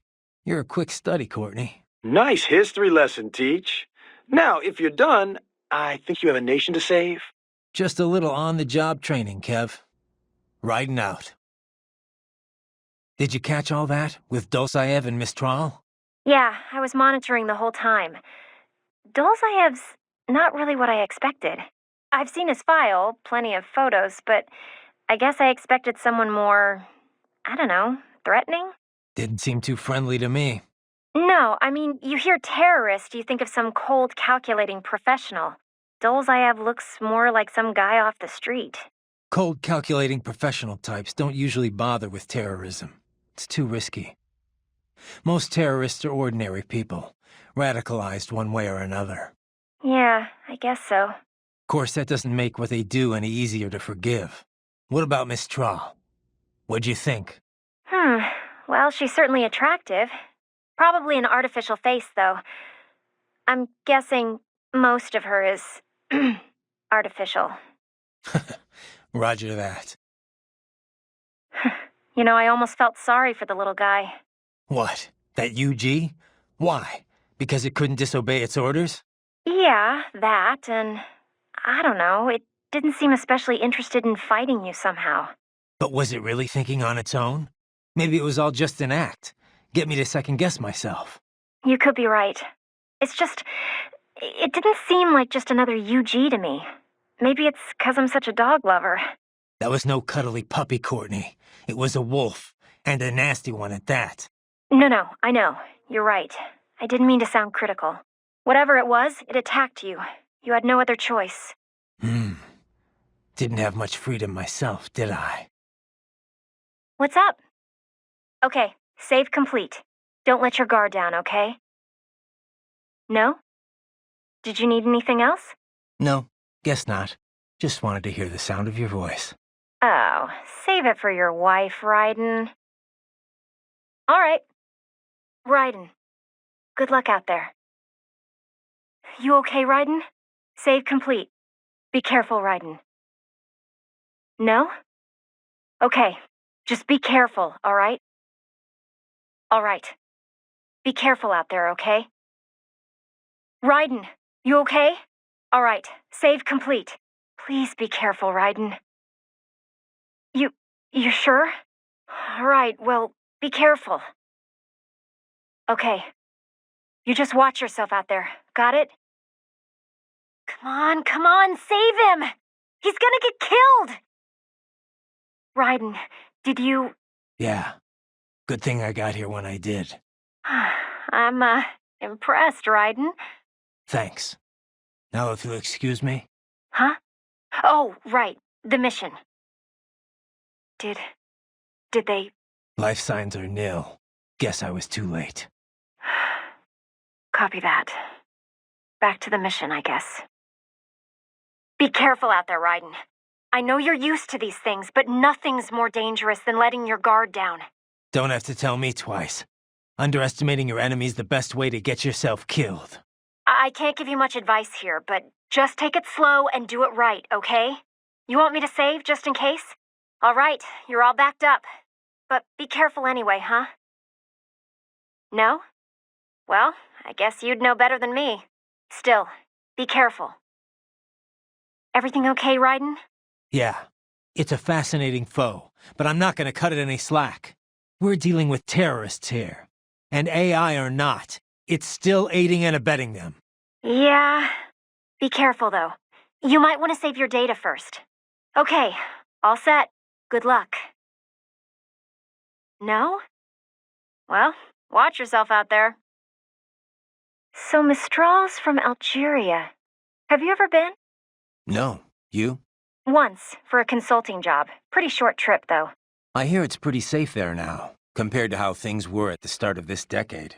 Yeah, I was able to slip a little sightseeing in. Pretty nice spot for a vacation. Kind of hot, though. 80% of it's the Saharan desert, and wow, it was just like you'd imagine. So much sand. You could easily imagine camel caravans trekking beneath the early evening moon. It was like something from another world. Yeah? I thought only a sixth of the Sahara was sandy like that. The French carried out a bunch of nuclear tests there too, I remember. But once you reach the Mediterranean coast, it's a totally different place. All these white-walled buildings framed against intense blue sea. It's a really stark contrast. Were you in Algiers? I know that the capital looks a lot like that. Yep. The local cuisine's totally French-influenced. I'll never forget this one lunch near my hotel. A baguette sandwich and a café au lait. Simple and simply unforgettable.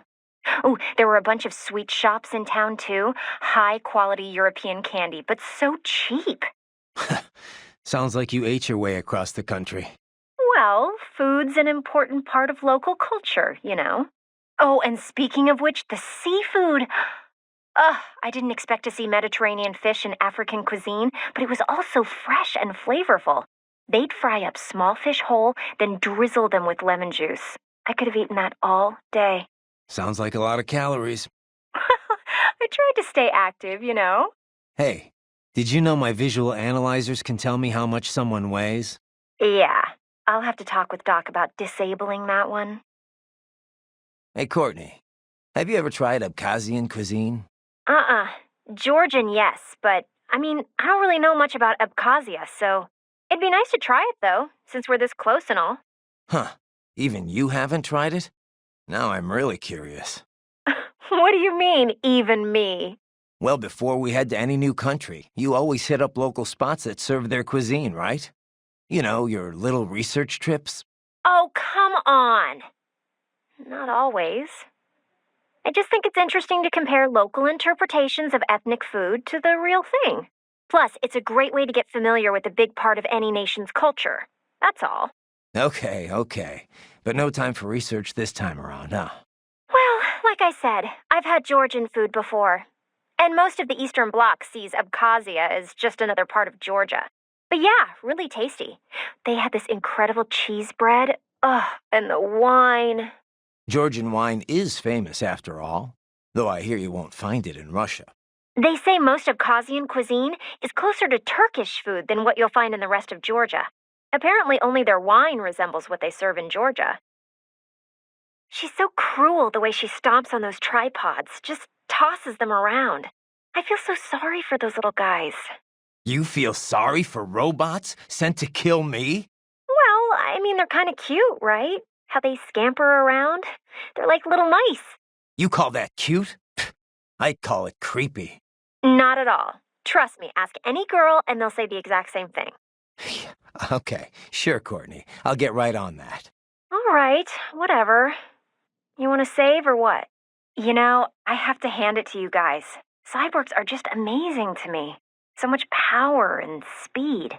It's not all gravy. No? How so? Well, things have improved a lot in the past few years. But back when I was modded for the first time, keeping artificial blood free of impurities was a huge hassle.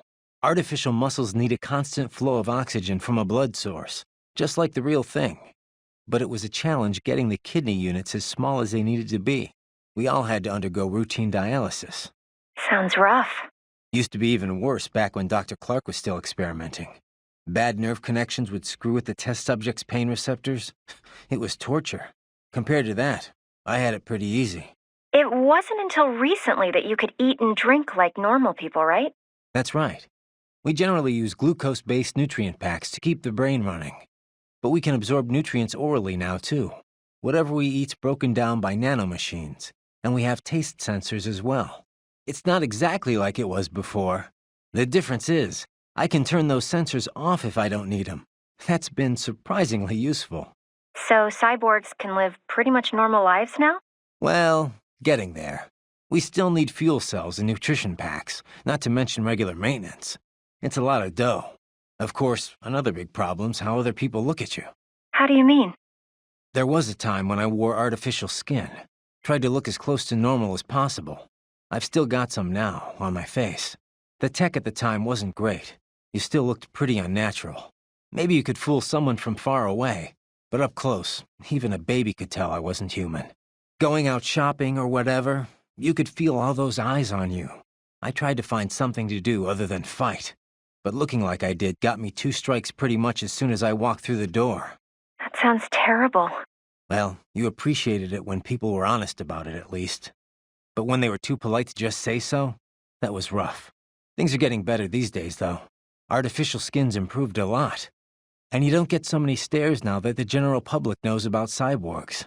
Maybe I should look into the cyborg thing, huh? I could eat whatever I want, whenever I want. Probably cheaper just getting lipo, Courtney. Jerk. Do you and Kevin work a lot together, Raiden? Well, Maverick's not that big. Unless you're a short-term contractor, you tend to work with the same guys. Last job we were on together, I was hired by the Carabinieri to track down 3 Albanian mafiosos. They'd fled Italy for Montenegro, and I had to bring them back. It wasn't easy. All 3 of them had cybernetic upgrades. Without Kev, I could have been in serious trouble. He was with an NGO before Maverick, I think, handling disarmament work for the UN. Yeah. He and Boris met while working together to resolve a conflict in Africa. They hit it off. So when Boris gave him a job opportunity, he took it. I kind of wonder why. We're pretty much the opposite of a disarmament outfit. 3 things are needed after a conflict: disarmament, demobilization, and reintegration into society. That's the way it usually goes. I guess Kevin felt like the process was getting to be a joke. Even if the UN taps the group that caused the conflict for post-war cleanup, there's no way of ensuring their sincere cooperation. There's always a chance they'll underreport the number of soldiers they've got on hand.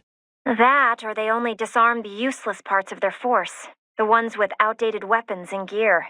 Yeah. Meanwhile, they can hide their standing force, the one with all the up-to-date weaponry, from the UN. Afghanistan saw a lot of that, since the wars were all waged by rival military cliques. Anyway, Kev saw that happening on a daily basis in Africa. Guess he just wanted a job where he had a firmer grasp on what was going on. And then along comes Boris. Kev had to think it over for a while, sure. But, well, here we all are. PMCs are going to need more people like him. And me too, I guess. You know, civilian viewpoints. Couldn't agree more. Raiden, what the hell do you call that? It was a... Sick, Raiden. I call it sick. You can save your own damn data. Good luck. Doktor, you have anything more on these cyborgs? Only what we went over in your briefing, if you had been paying attention. Standard military-grade cyborgs, MCFC integrated carbon nanotube muscle fibers. Impressive response time and power yield when focused correctly. Most will likely possess extrasensory skills as well. Infrared vision is almost standard these days. They can function without breathing for short periods of time.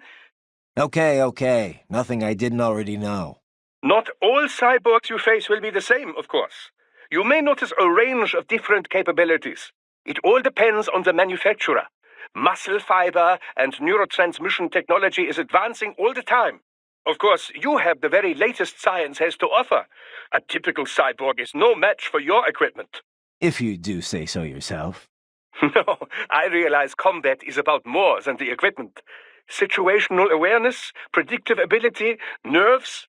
One must determine a course of attack or defense and execute on a moment's notice. Reaction time is key.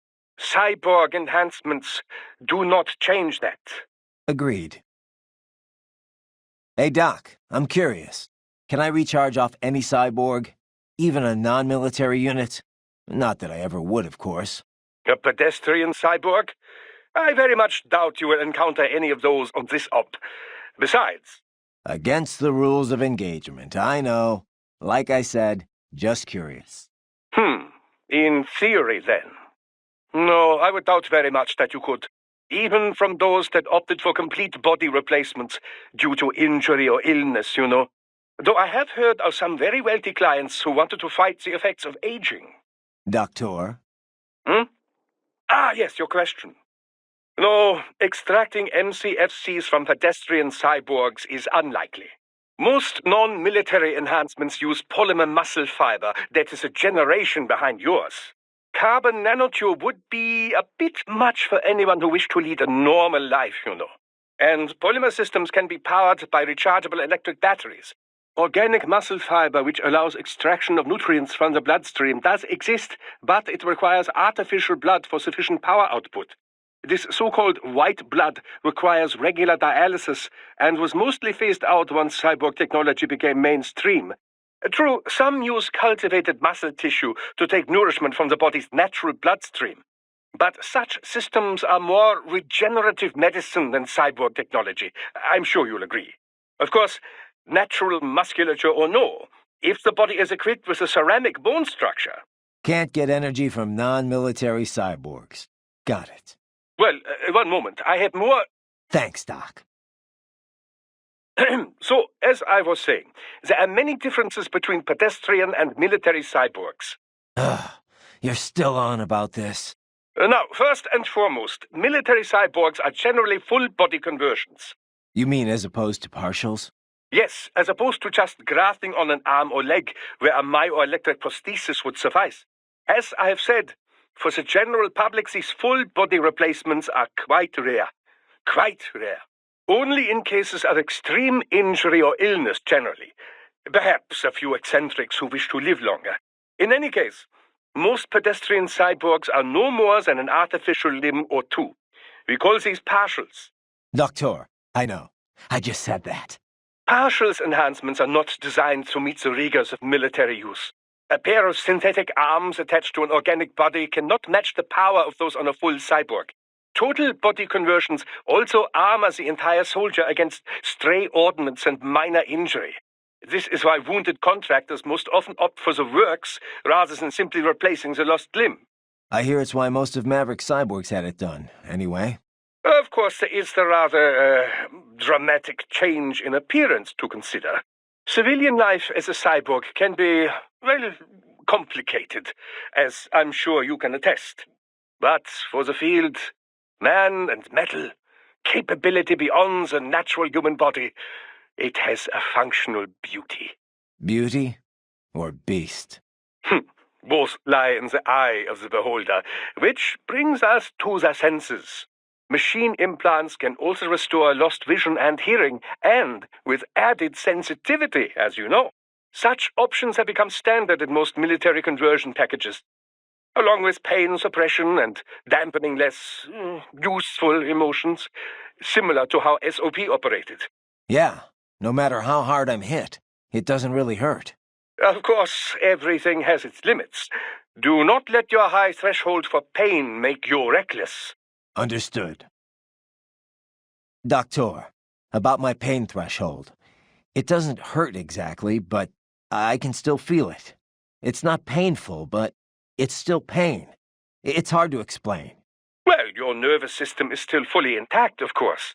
It would be dangerous for you to be entirely unaware of your body taking damage. Instead, your nerves are controlled such that pain is no longer so unpleasant. How do you mean?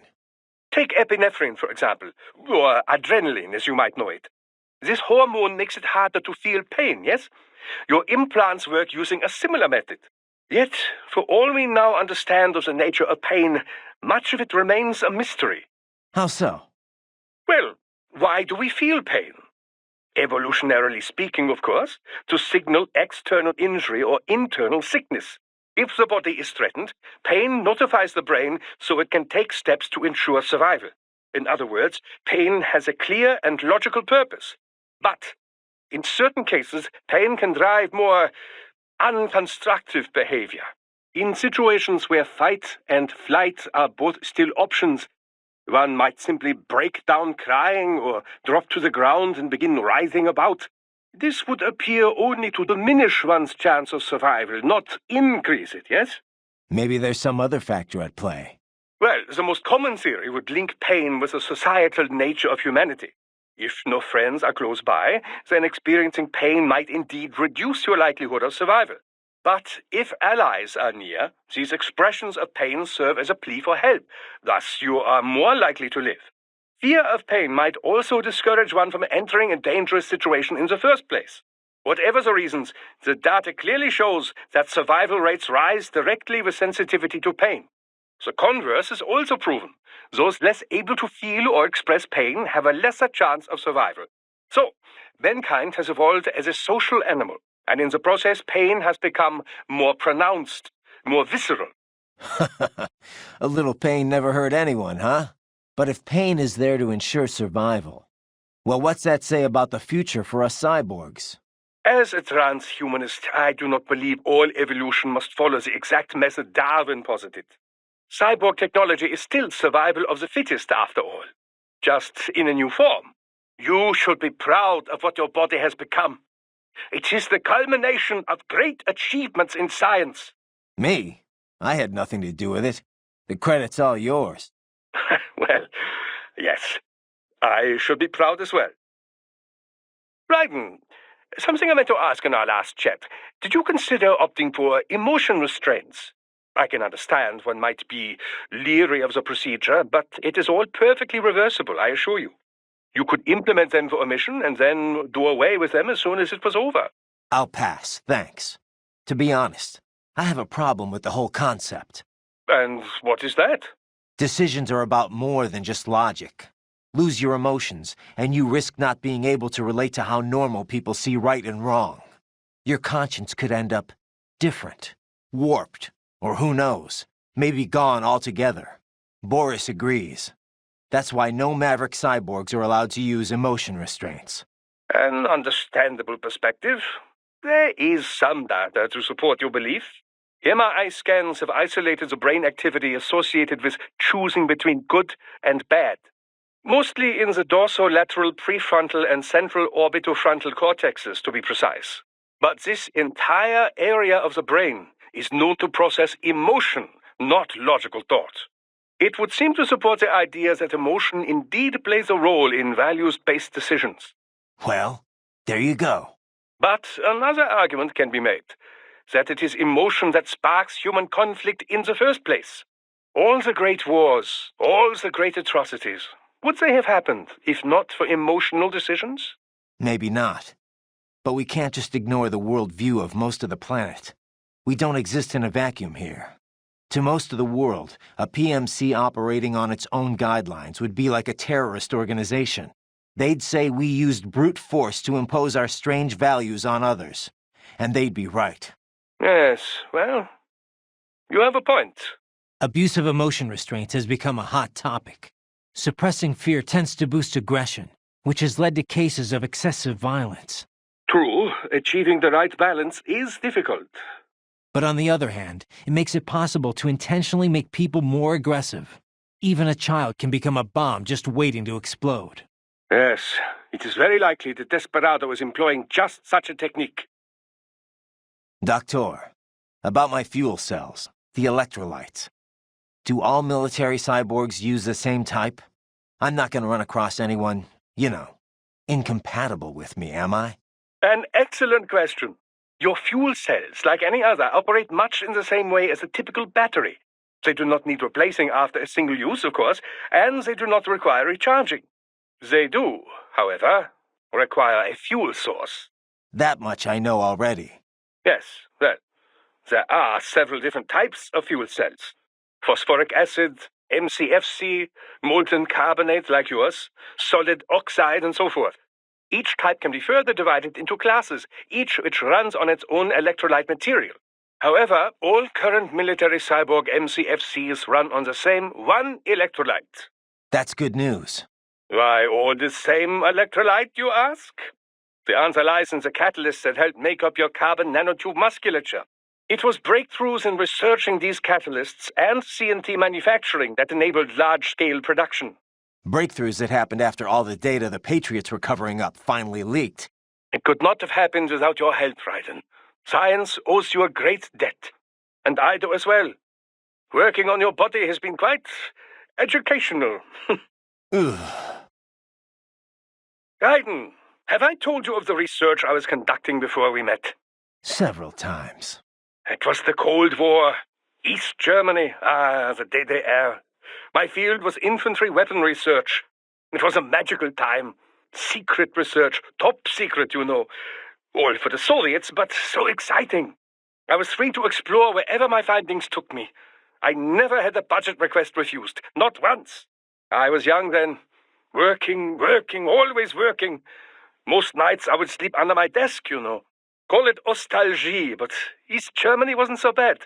Nostalgie being German for East nostalgia, of course. Of course. Yes, the bureaucracy had its problems. But my colleagues, the discoveries. Well, in any case, after unification, they suddenly shut down our entire facility. Everything I'd worked for, my job, my research, poof, gone just like that. Sounds rough. I've often said I would be a homeless vagrant if myoelectric prosthesis hadn't lent me a hand. Artificial limbs were crude props then, designed only for appearances.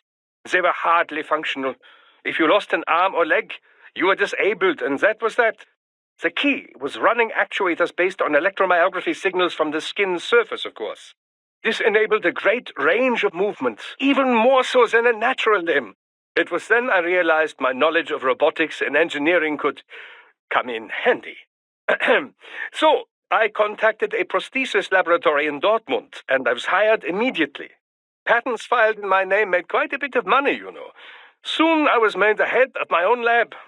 And that's when you started filling orders from PMCs. Indeed. From contractors who'd been referred by their employers, to be exact. Workers from your industry quickly became our best customers. We were flooded with orders. but my field was never full body conversions. You can imagine my surprise when Boris contacted me. Yeah. Our previous cybernetics maintenance guy went into hiding. But I built on my knowledge and now consider myself an expert on all cyborgs, both partial and full body. Glad I could help with your on-the-job training. Seriously, though, we're lucky to have you on board. Yes, I should think we have both benefited from our arrangement. Which reminds me, do not forget our other arrangement. The cyborg's left hands, if you would. Got it. My apologies, Raiden. I realize we never concluded our discussion on carbon nanotube muscle fibers. Didn't we? CNT drove major innovations in the field of cybernetics, not to mention unmanned gears. As I'm sure you are aware, Walker-type UGs require numerous linear actuators in order to function. Previously, organic polymers or cultivated muscle cells were used to that purpose. But the advancement of CNT technology allowed for comparable power in a far more compact package. This meant the same size UGs could be equipped with even greater firepower. Take the redesigned Metal Gear Ray, for example. They took all the space the old artificial muscles filled up and stuffed it with weapons. Precisely. Of course, UGs have improved in many ways, all to keep pace with cyborg advancements, you know. After all, the original Metal Gear program was designed to unite infantry and weaponry. As an evolution of this concept, the UG is now in direct competition with the cyborg. And the cyborgs already have an advantage with their maneuverability and smaller size, as you well know. Of course, UGs are not dependent on the skills of a human host. Long story short, watch out for UGs. Well, yes, basically. Cyborgs had matched unmanned gears in many respects, but then UG tech advances every day. Do not underestimate any you might run into. Copy that. Doc, all the UG talk got me thinking. Why don't we see more manned gears? Ah, yes, with a pilot. The bipedal tanks and such things, I must confess I have not followed the field closely as of late, but then who has? Since Metal Gear Ray, all the advances and the funding in mobile artillery has been UGs. So why is that?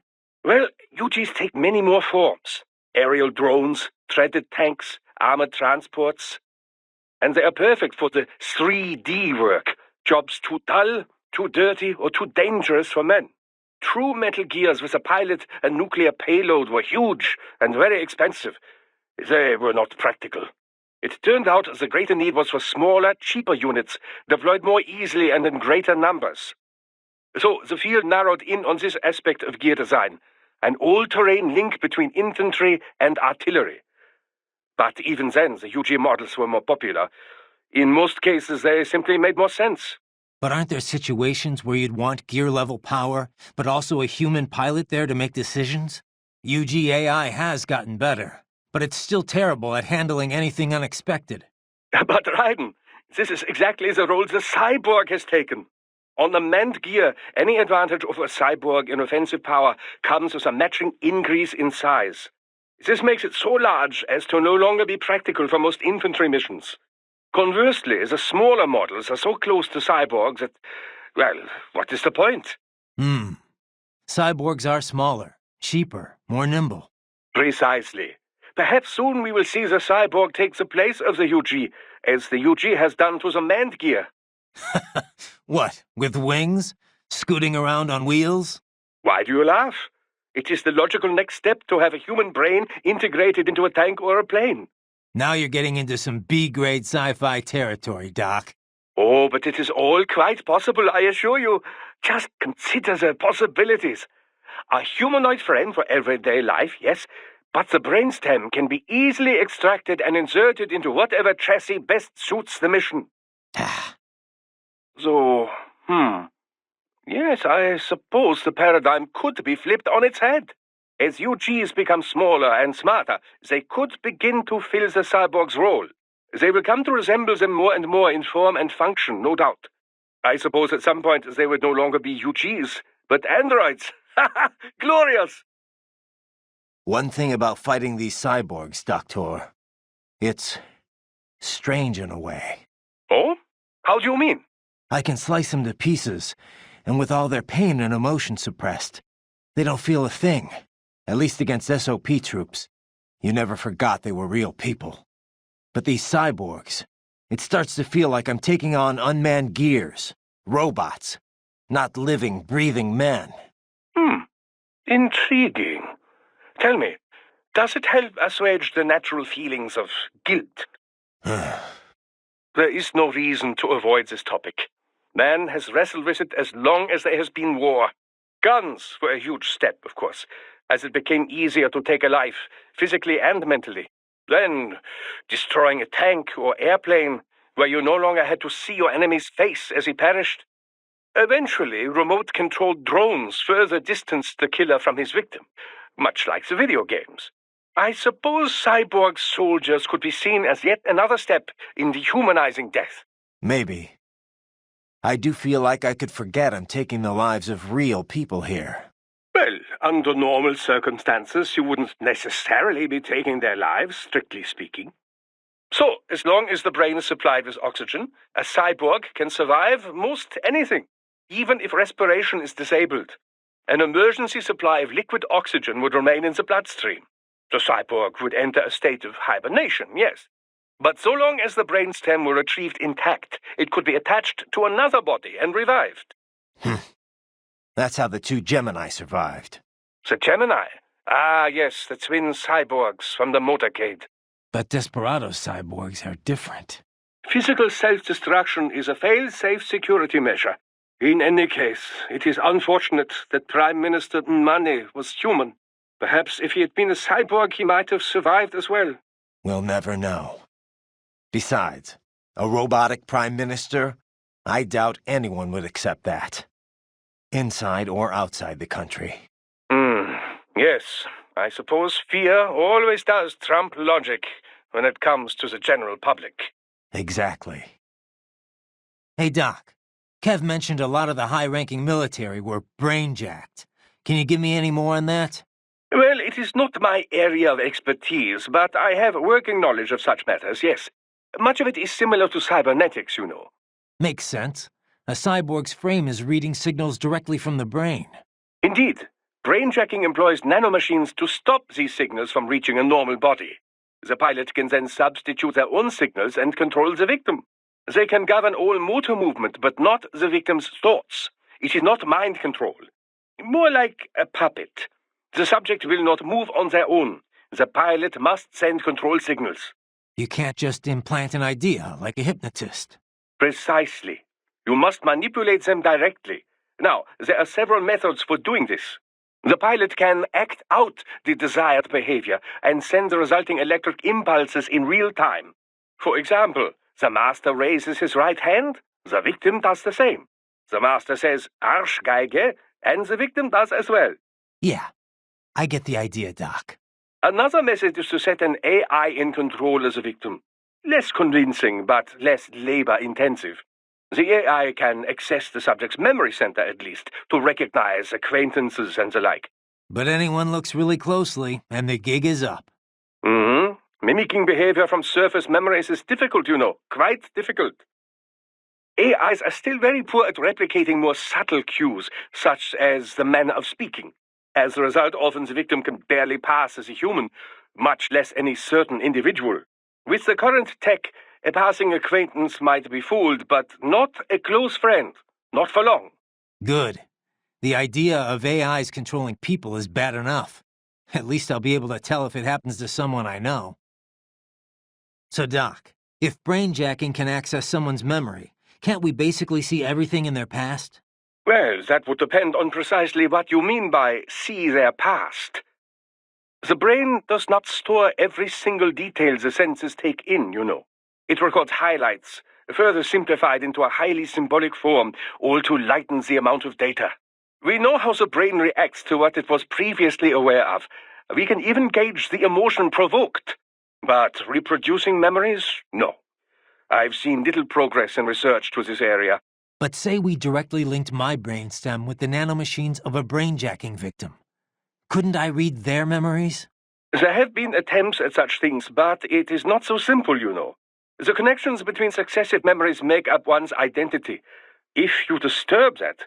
For example, say we remove all memories you have of being yourself and replace them with my own. Yeah. You would feel you was a great Dr. Wilhelm Vogt.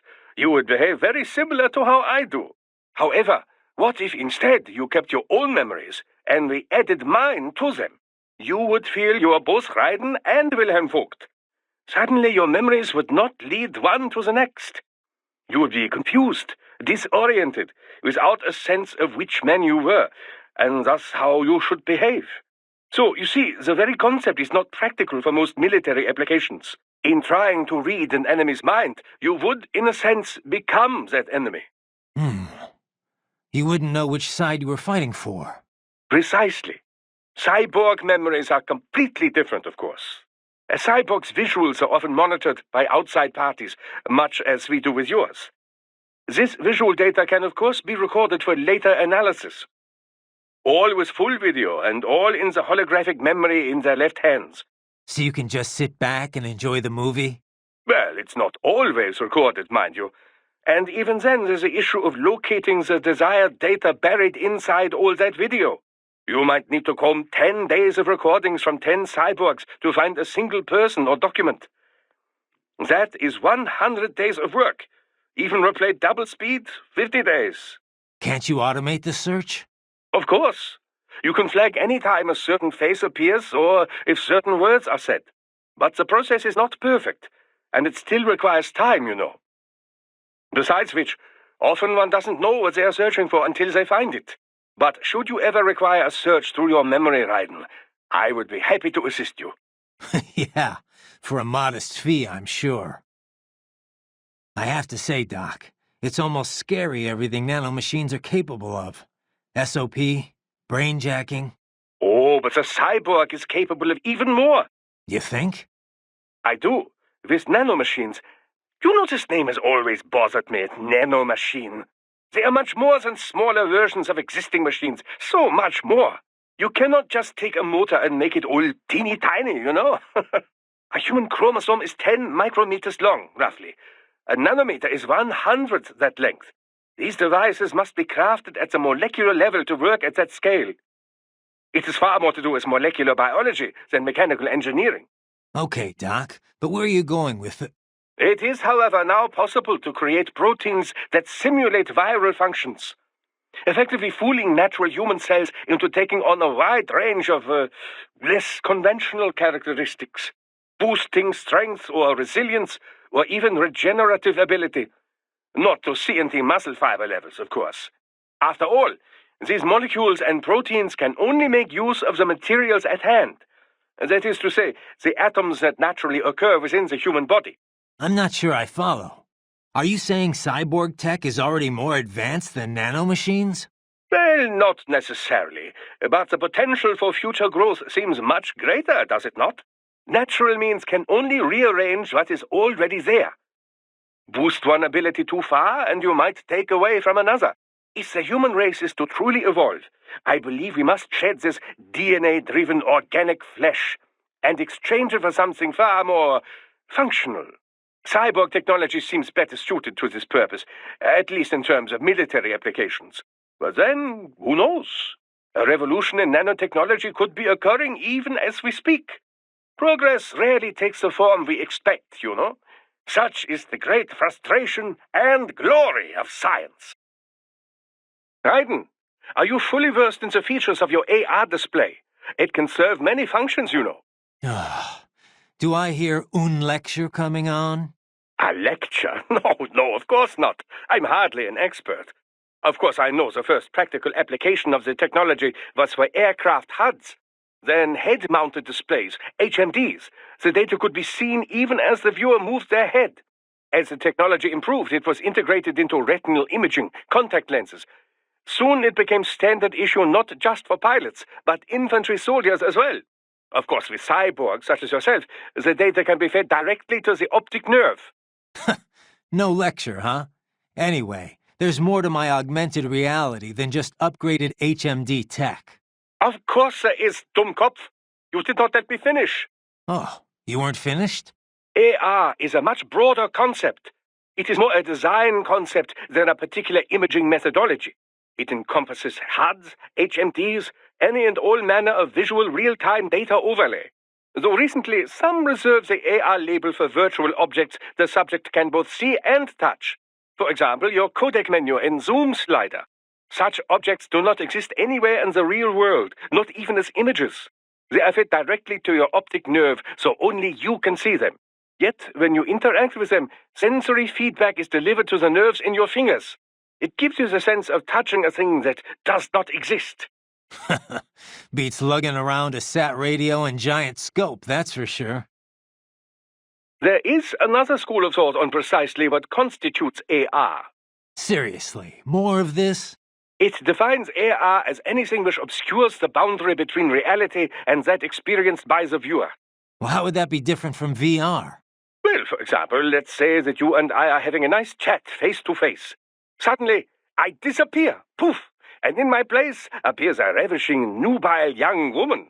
Is the girl the projected image or the reality? Perhaps I was the AR. How would you know? The accent might be a clue. Ah, such things can be controlled with a simple hack of your auditory nerves. Well, that's comforting. So how is this different from VR again? Well, I suppose, strictly speaking, it is rather similar. Both are a method for completely fooling the senses, rather than simply augmenting them. Although, technically it would be MR, mixed reality, since there are some real elements involved. Yes, of course, that would be the distinction and the correct term. In any case, the advance of MR technology leads to many interesting philosophical questions. What happens when appearances cease to have meaning? It is no longer see it to believe it, after all. It could make for a great advance in cyborg acceptance, you know. They could project a perfectly normal human body to be seen by anyone who can perceive MR. I don't know. Sounds like it might cause more problems than it'd solve to me. Raiden, shall we review the capabilities of your new body? Copy that. Go ahead, Doc. As we discussed, you've been outfitted with two revolutionary new abilities. Fuel electrolyte absorption and self-repair from C's nanopaste. Precisely. First, electrolyte absorption. This is simplicity itself. As your HF blade is linked directly to your fuel cells, simply cut into any source of electrolytes. Say, a hostile cyborg made up of CNT muscle fiber. And your fuel cells will recharge on their own. Rather elegant, wouldn't you say? I would indeed. It's been great so far. But the repair process is a bit more involved. A bit more messy, you might say. Most military cyborg models store a cache of biotic self-repair nanopaste in their lower abdomen. So I need to slice them open and use Zandatsu to extract it. Cut and take, in other words. Correct. Once extracted, you need only to crush this unit in your hand to absorb the repairing agent inside. Keep in mind, it is extremely delicate. If the unit should hit the ground, some paste will surely leak out. It will still repair your body, but less so than if you can retrieve it directly before your foe falls over. Basically, harvest their organs before their body can even hit the ground. Rather gruesome, I realize. But then you Americans enjoy a bit of gore, don't you? I may be a citizen, but I've never really thought of myself as American. Oh? Well, yes, I suppose I could understand that, given your history. But what then? Surely you don't identify as a Liberian. I don't identify with anyone. No nation. No ethnic group. I'm my own man. Anyway, I seem to recall those gory torture porn movies were pretty popular in Germany, too. Indeed. These splatter films are big in Germany, Russia, Japan, everywhere. Well, everywhere except regions afflicted by actual warfare. It all has to do with taming our fears, you know? Huh? The desire to feel fear, to taste death, but from a safe distance. These films allow the viewer to delude themselves into thinking they have overcome their fears. Okay, Doc, I got the gist. Let's save the full psych lecture for some other time, though, huh? So these self-repair units in the other cyborgs, they mean they can heal themselves at any time? Indeed. It is typically a slow process, not much faster than a regular human body heals a wound. And you didn't think it was a good idea to give me one of these things? Certainly not. We removed all extraneous options in your case to maximize power and speed, you know. Healing wounds is extraneous? Your ability to absorb the nanopaste agent is far more efficient, Raiden. With it, your wounds heal almost instantly. I know, but... And the standard repair unit, once depleted, is nothing but an empty shell inside you. Dead weight. I get that, Doc, but it also means I need to constantly be grabbing them out of enemies. No, it doesn't. Don't be silly. Simply avoid taking damage and you will be fine. Yeah, simple. Doc, my fuel cells are running low. What happens if I completely tap them out?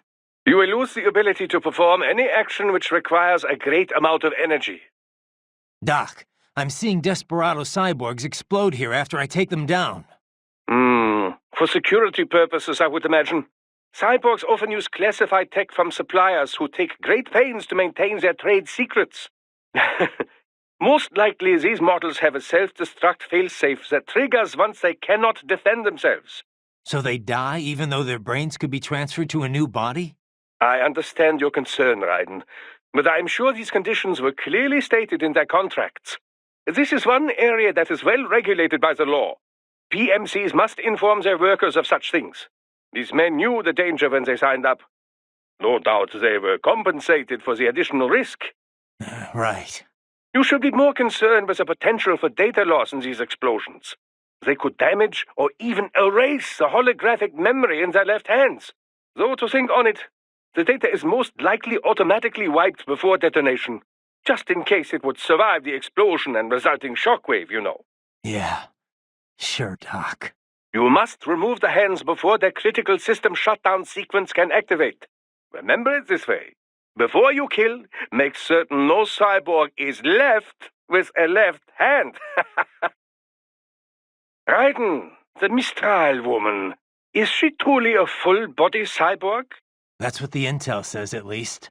Why? You notice something? Indeed. Two somethings, in fact.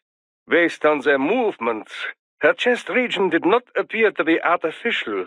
You can tell that just from what I saw? Indeed. After some detailed image analysis, I am 80% certain that is her own natural torso. If it is indeed a cyborg chassis, it is the most advanced I have ever seen. Such technology would not come cheap. It would mean whoever is backing Desperado is likely quite wealthy. Probably so. As far as Mistral goes, it really doesn't matter to me.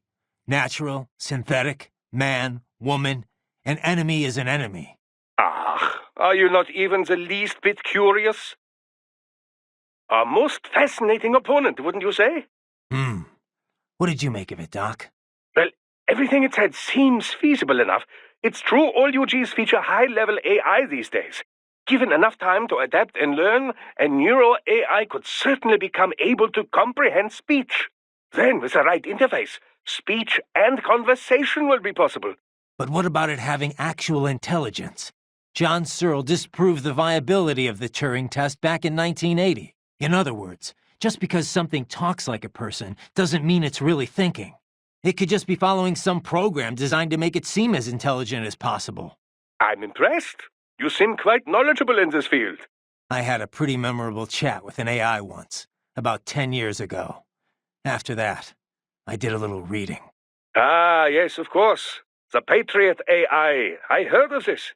Was it actually intelligent, or just programmed to pretend? I'm still not sure. I suppose it depends on how one defines intelligence. For example, many term chess-playing AIs and such as having sectional intelligence. Some in the field believe that sentience or self-consciousness is a necessary part of the definition. When you ask if this UG had intelligence, I suspect this is more your criteria? Yeah, of course. Then you could ask, how do you define sentience exactly? And on and on and on. Indeed. These terms can indicate a wide variety of meanings depending on one's understanding. Perhaps it is less important to ask if the AI was intelligent or not than to ask how did the AI operate. After all, labels are useful only when they further pursuit of the truth. And that, as you well know, is the goal of all science. Sure, Doc. Thanks. I guess. Doc, that wolf UG, you think it's possible to repair it? Why do you ask? Just curious. Well, normal brain tissue degrades starting approximately 3 minutes after the heart stops. With neural AI, however, the spin of the internal electrons is retained even after electric power is cut. Assuming there is no damage to the actual AI hardware itself, yes, repairs should be possible. Okay. Whatever state it is in, I would certainly appreciate it if you could bring it back with you. I'll see what I can do, but the mission takes priority. Of course. I would never suggest otherwise. But let's just say this thing is what it claimed to be. You think there are other intelligent UGs out there? 'Cause if that's the case, I've got a feeling future missions are only gonna get rougher. Indeed. Dozens of UGs chatting away on the field would be enough to drive anyone to distraction. Neural AIs are not von Neumann computers, keep in mind. Structurally, they are closer to human brains. Hardware and software are indivisible. The learning data can't simply be transplanted to other AIs. So it can't be copied or backed up either. Normal UGs must be taught individually. This entails streaming provisional, audiovisual, and body sensor data until it's ready to be shipped out. This process can be sped up by increasing and improving processing speed. But I have no data on how long it would take to train such an AI how to converse. I couldn't even tell you if there's a training program established for such a thing in the first place. If it is indeed a prototype, it likely learned and honed its skills via the process of trial and error. So it's unique. I cannot say with certainty, but I have not heard of any UG like this before. I would imagine that it was telling the truth when it called itself an experimental prototype. There may be others. Or perhaps it's the only one in existence. Glad we narrowed that down, then. A most fascinating foe, and such natural speech. I've never heard of a UG capable of conversing of its own free will. Yeah. Maybe we can just talk this through. Any weaknesses come to mind? Something I can exploit? No particular weak points come immediately to mind.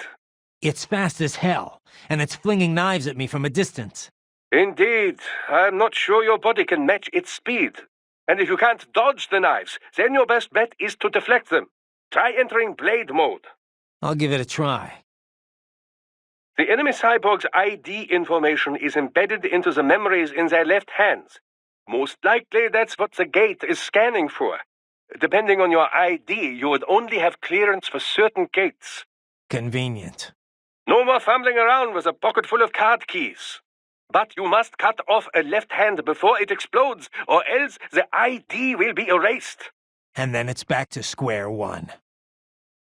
How is your eye, Raiden? Great. My sight's perfectly balanced between both eyes.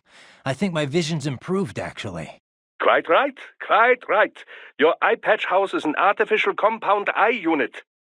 The unit contains over 200 million solid-state image sensors, each with its own individual lens. 200 megapixels, huh? Doesn't sound like all that much. More than sufficient for the application. A human's optic nerve has only about 1 million fibers, you know. Were we to add more sensors, your perceived vision would not improve. There's only so much modern image compression technology can do. Huh. So I shouldn't expect any more dramatic improvements to my eyesight? No, your brain would no longer be able to process any more visual information in real time. Still, compared to previous ACEs, yours has 1.4 times the resolution and a superior compression algorithm. It may only result in a slight perceived change, but it could wind up making the difference during a mission. Regrettably, I have not had enough time to develop a new eyeball unit just yet.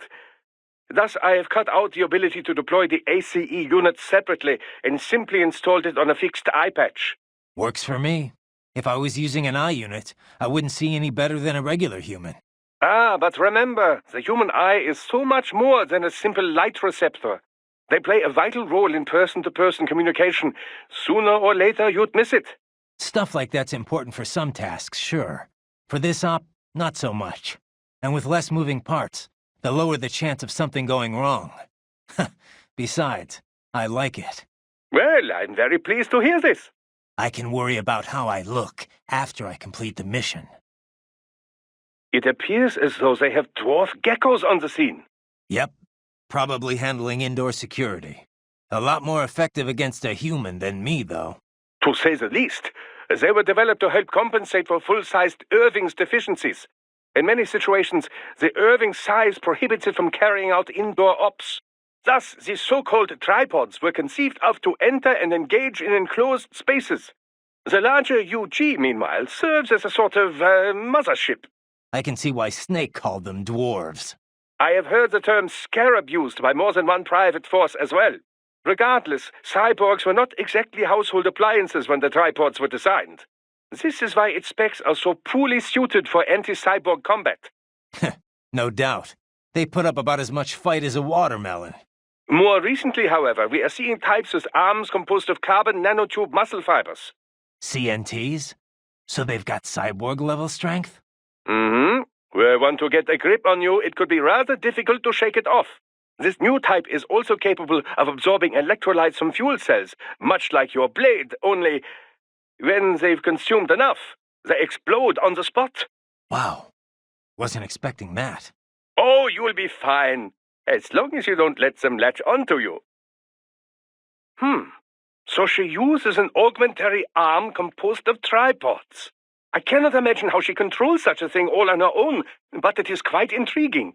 Stay with me here, Doc. I need to destroy it, not study it. Yes, but just look at it, how it doubles as a weapon. So elegant, so efficient. She can twist its joints and crack it like a whip, or pull it tight to lock it solid.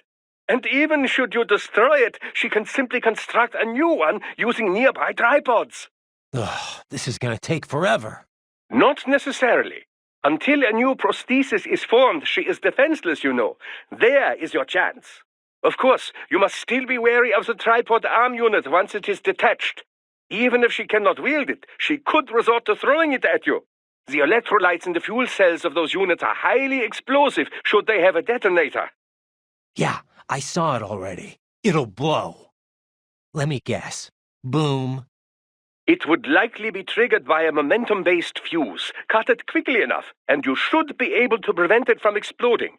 You might even earn some self-repair material in the bargain, you know. Desperado's tripods look different from others I've seen. Yes. Likely infused with carbon nanotube muscle fibers, like most cyborgs these days. Not even you would be able to shake them off so easily. What is worse, they leach fuel cell electrolytes from whatever they latch onto. A truly inspired design, I must say. Much like your own body, in fact. Why doesn't that make me feel better? I simply meant that both you and the tripod stem from the same line of research.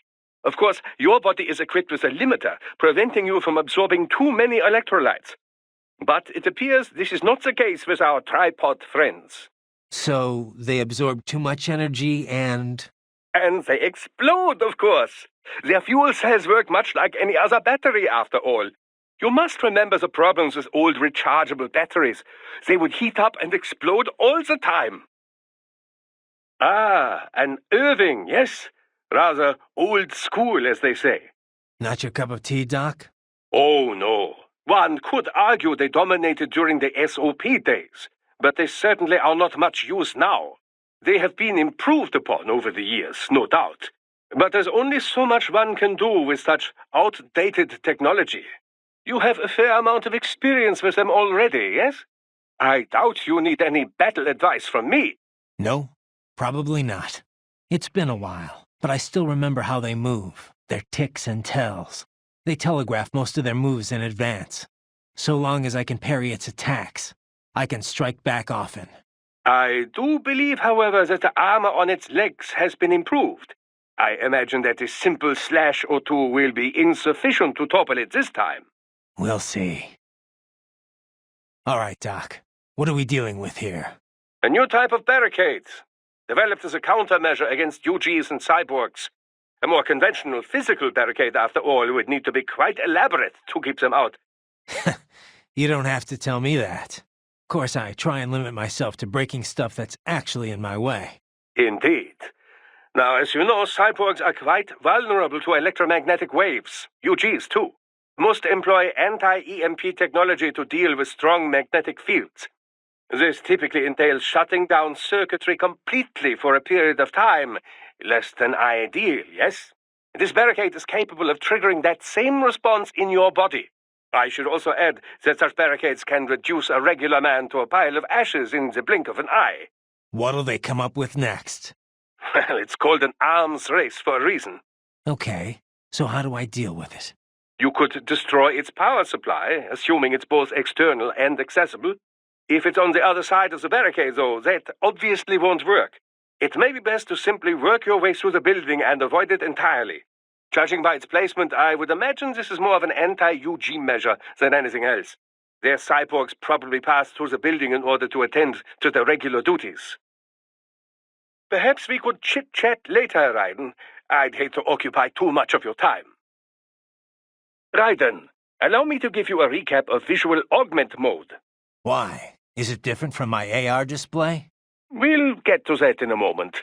Modern tech gives us the ability to display assorted information streams visually. This is accomplished by interrupting the data flow from a cyborg's optic nerves. This is referred to as AR, augmented reality. That's how I can see my Soliton radar and who I'm talking to on the codec.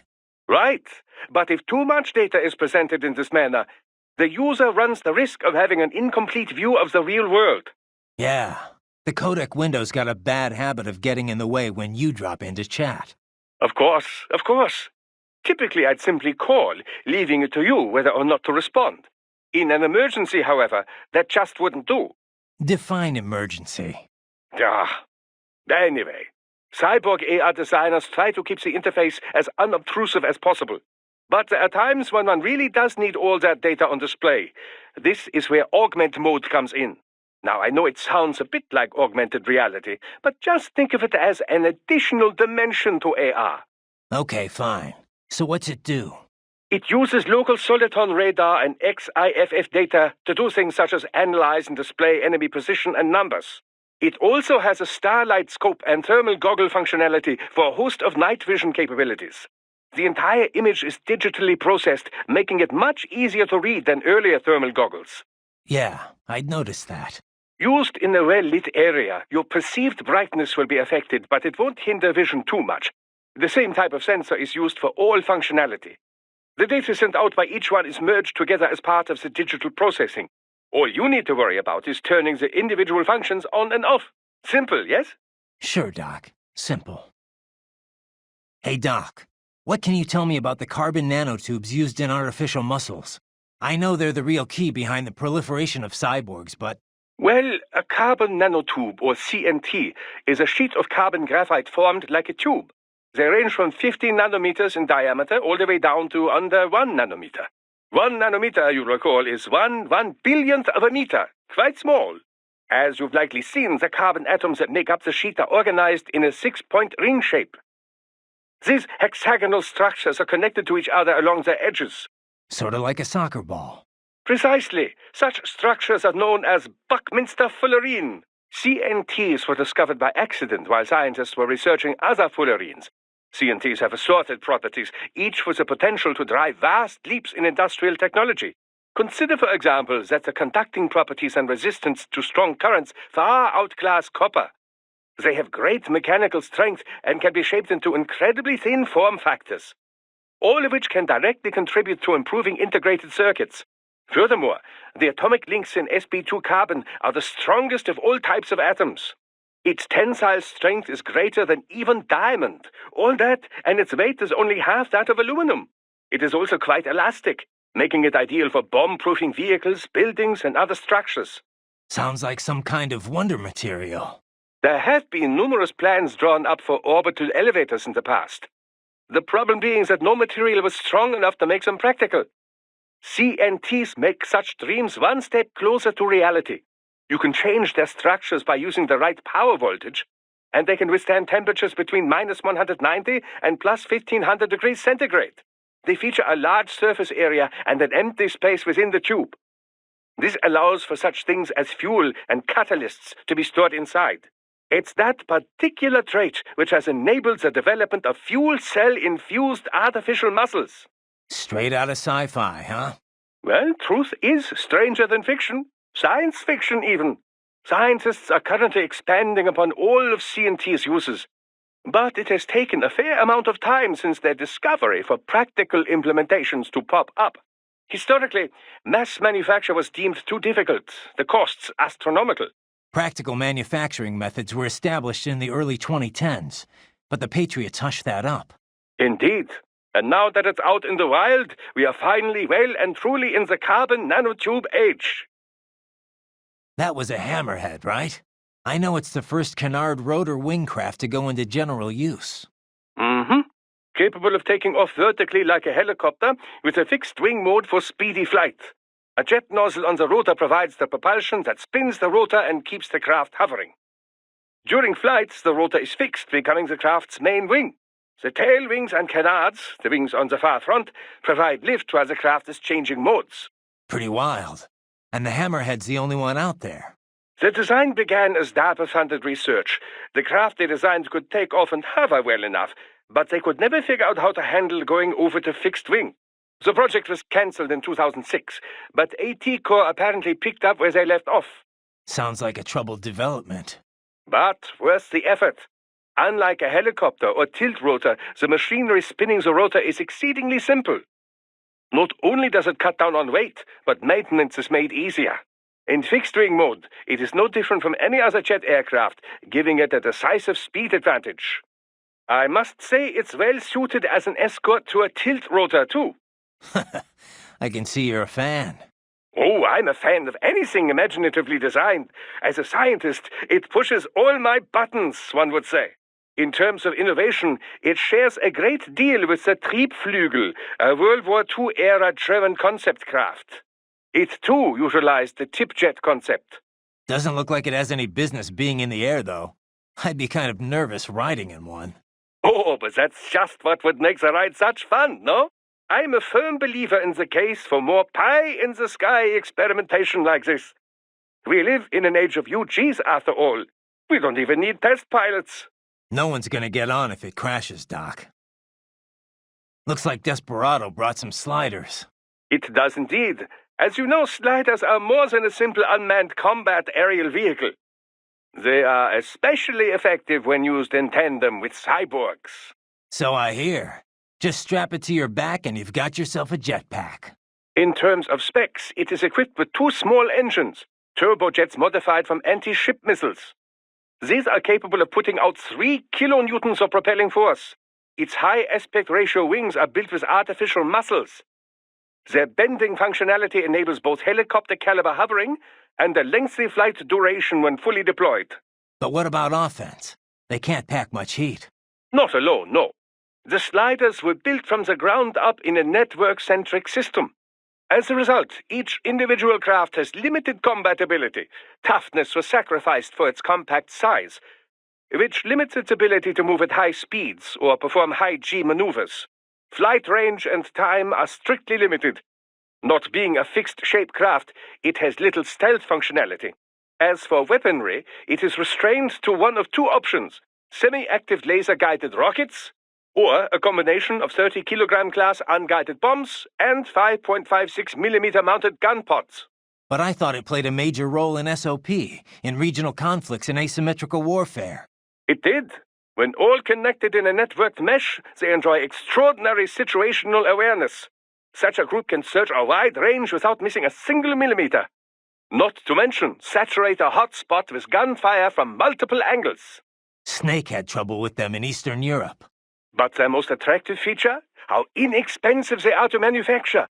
Unthinkably so, in fact, back in the age of manned fighter jets. It's no surprise PMCs use them so often. Yeah? Well, they're gonna have to spend a lot more than that to stop me. That UG, made in the East? Indeed. The Grad, Russian for hail. It is built by the Eli Wisniewski Machine Works Design Bureau in Dnipropetrovsk, Ukraine. That's not easy to remember. Is it an old Soviet firm? Indeed. Technically, the UG's name is pronounced Grad, the Ukrainian way. But most in the business pronounce it as Grad, Russian style. Crazy to think I'd find something like that in Mexico, of all places. Well, drug cartels have been using Russian and Eastern European weapons for quite a while now, you know. Of course, the arms trade treaty should have made importing something that size rather challenging. Not for whoever's backing these guys, I guess. I must admit, I never expected to see my magneto-strictive actuators in action again. Magneto what? An actuator that takes advantage of the change in shape when certain materials are magnetized. It was one of my many research subjects back in East Germany. So you think that research made it to the Ukraine and got picked up by the Wisny whatever? Indeed. This great technology made under the communist ideal being used for something like this. My days of adhering to that sort of dogma are long over, but still, it saddens me to see this. Don't let it bother you, Doc. You made me too, right? And now your latest creation is gonna take them down. Indeed. I look forward to the day. That armor is made from standard-grade composite carbon nanotube material. It should offer little resistance. You can likely slice them up in blade mode before they can even touch you. Of course, blade mode cannot be activated unless some charge remains in your fuel cells. The last blow in a combination attack or a particularly strong hit will sometimes leave your enemy exposed. If you enter blade mode right at that moment, it will be even more effective than normal. It appears they have sent in specially enhanced cyborgs. That armor is quite a bit tougher. It will take more than a single strike in blade mode to dismember them. Start with a barrage of attacks. If you can weaken them sufficiently, eventually you can cut them open. So, we are starting to see cyborgs equipped with heavy weapons, yeah? Assuming that armor is not just for show, I very much doubt you can dismember them with a single swipe. You will need to damage them first, Raiden. Wear down their defenses. I imagine you already know this, but the defenses on an Irving unit cannot be broken in a single strike. The leg armor has also been reinforced. You must weaken it first, before you can break through. The tripart's musculature has been upgraded, but you can still handle them easily in blade mode. Individually, they should prove no threat, but a pack of them poses a serious threat to your energy reserve. Hammerheads have a nasty habit of firing all their missiles at once when they are about to go down. UGs have habits? Of course. They run on optical neural AIs. They can learn behavior the same as you or me. And since all units in a UG line are trained in the same way with the same capabilities... They develop similar fighting habits, yes. All right, so what do I do once it starts unloading all those missiles? Ninja run. Use the projectiles as stepping stones to close the distance between you and the hammerhead. With your legs, you can probably reach a slider even when it's up in the air. They have nearly no armor at all. Get close enough, and chopping them down should be simple. Ah, the LQ-84 Fenrir, the base model of your 84i Wolf. There are two types of these, you know. Those equipped with chainsaw weaponry like the 84i, and a newer railgun-equipped model. Both are quite agile, especially considering their armor plating. You will need to damage that armor first before you can cleave them in blade mode. Of course, their AI specs are several tiers below the 84i in every way. Intelligent is not a word I would use for them, and I would not expect much in the way of conversation. Ah, the mastiff humanoid UG. In all the industry, its proportions are the closest to a regular human being's. It's not a cyborg? Not at all. It may be styled after one, but its behavioral patterns are relatively quite basic. It's still quite a way off from believable human behavior, you know. With a stronger AI, I could see mastiffs taking the place of common infantry, perhaps, but no more. Regardless, do not underestimate their strength or their armor. Weaken them with standard attacks before entering blade mode for the final strikes.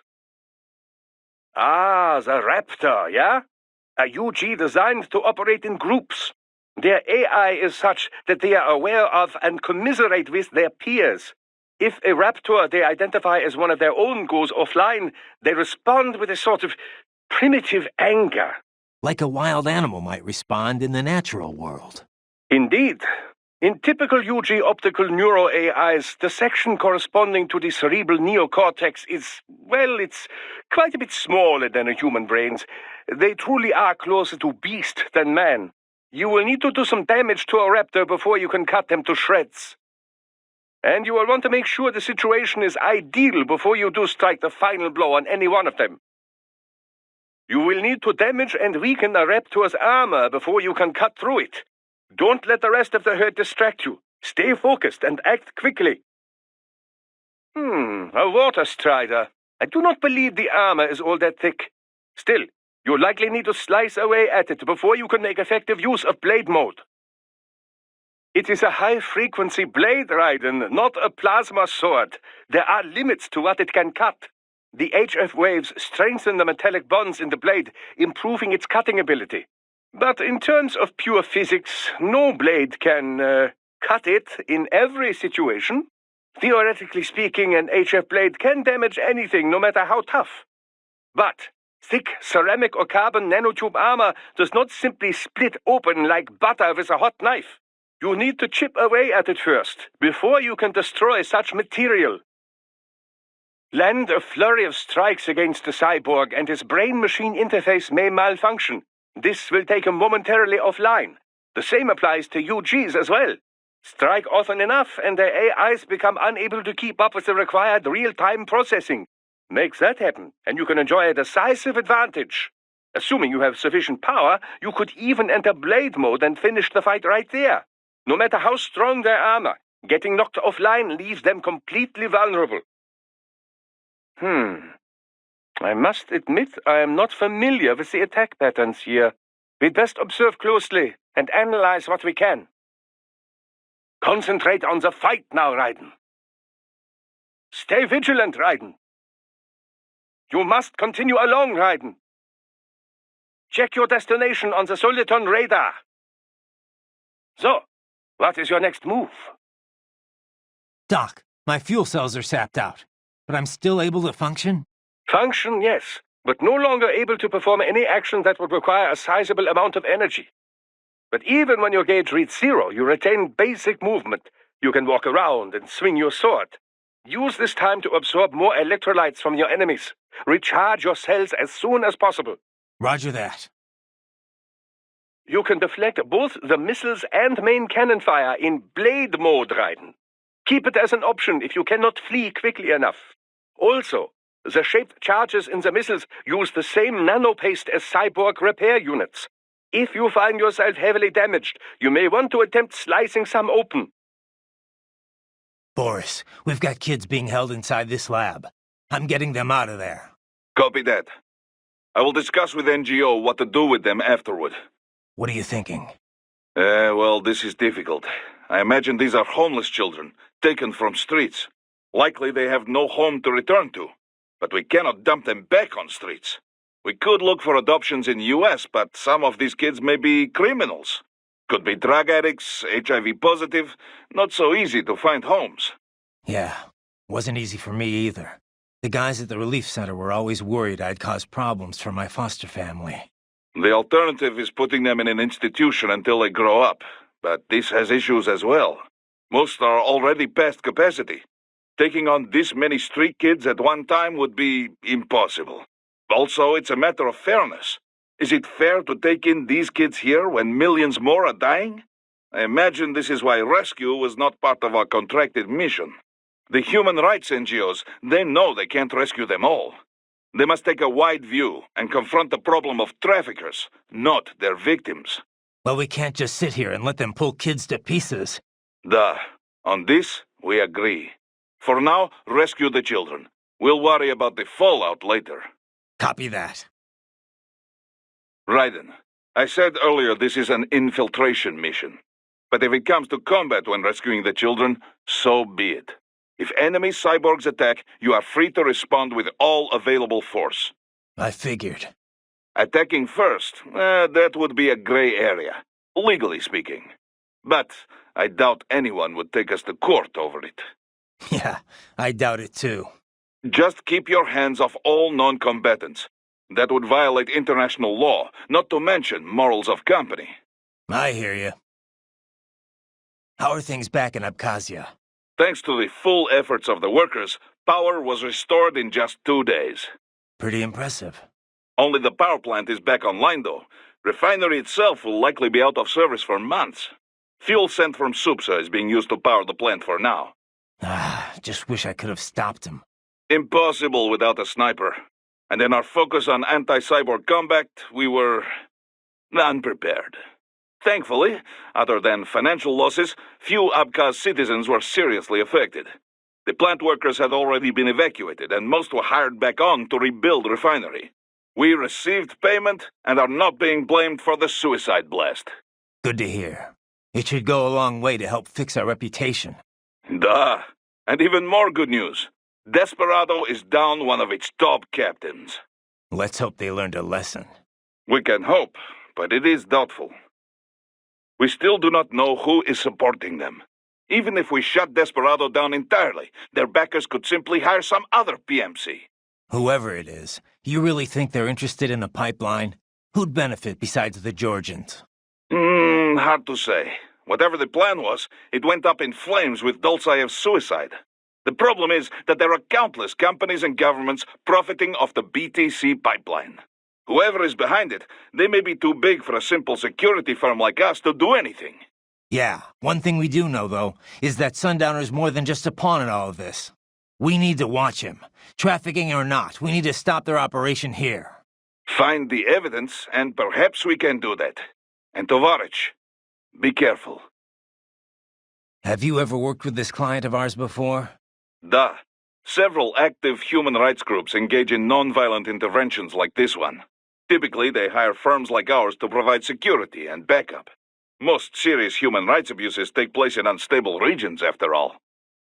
Legitimate human rights groups, not fakes set up by oil firm or such things, they cannot handle it. Yeah.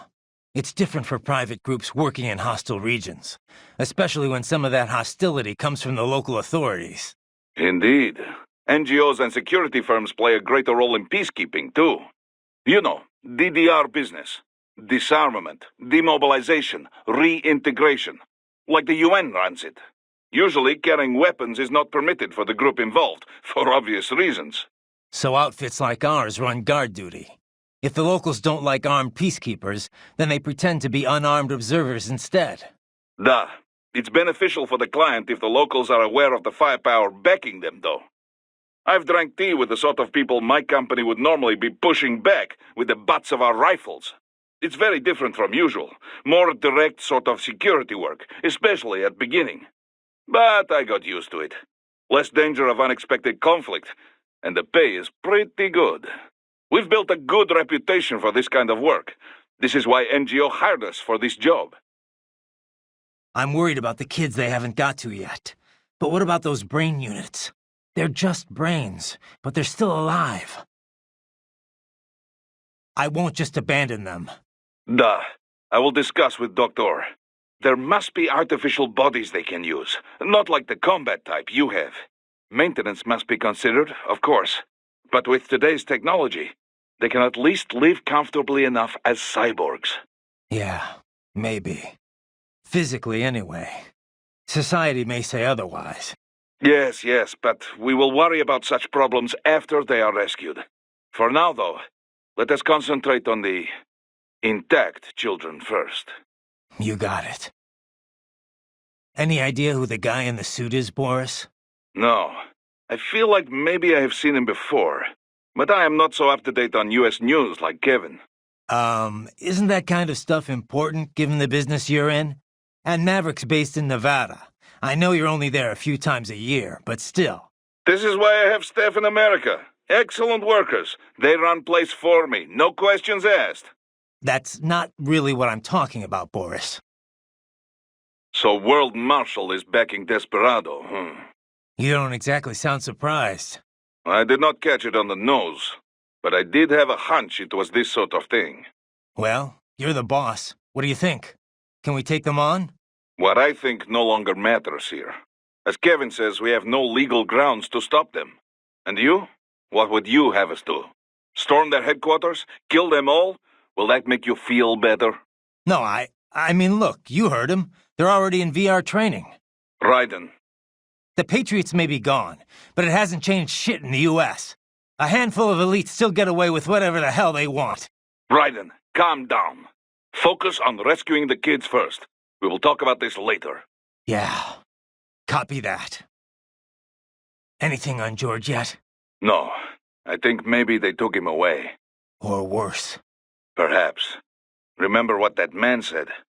There was matter of payment, but he doesn't need to wait for anything here. He can kill those prisoners anytime he wants. And as for escapees, they're more easily killed than captured. Damn it! I knew I should have stayed with him until our guy showed up. Raiden, the other children are not safe either. That payment may already have been made for all we know, and they know you're there, too. They may decide to simply dispose of children before they escape. You must hurry. Ah, the Grad, yes, a Ukrainian UG. Of all the places to run into one, eh? Well, first thing is first. Drive it back and out of your way.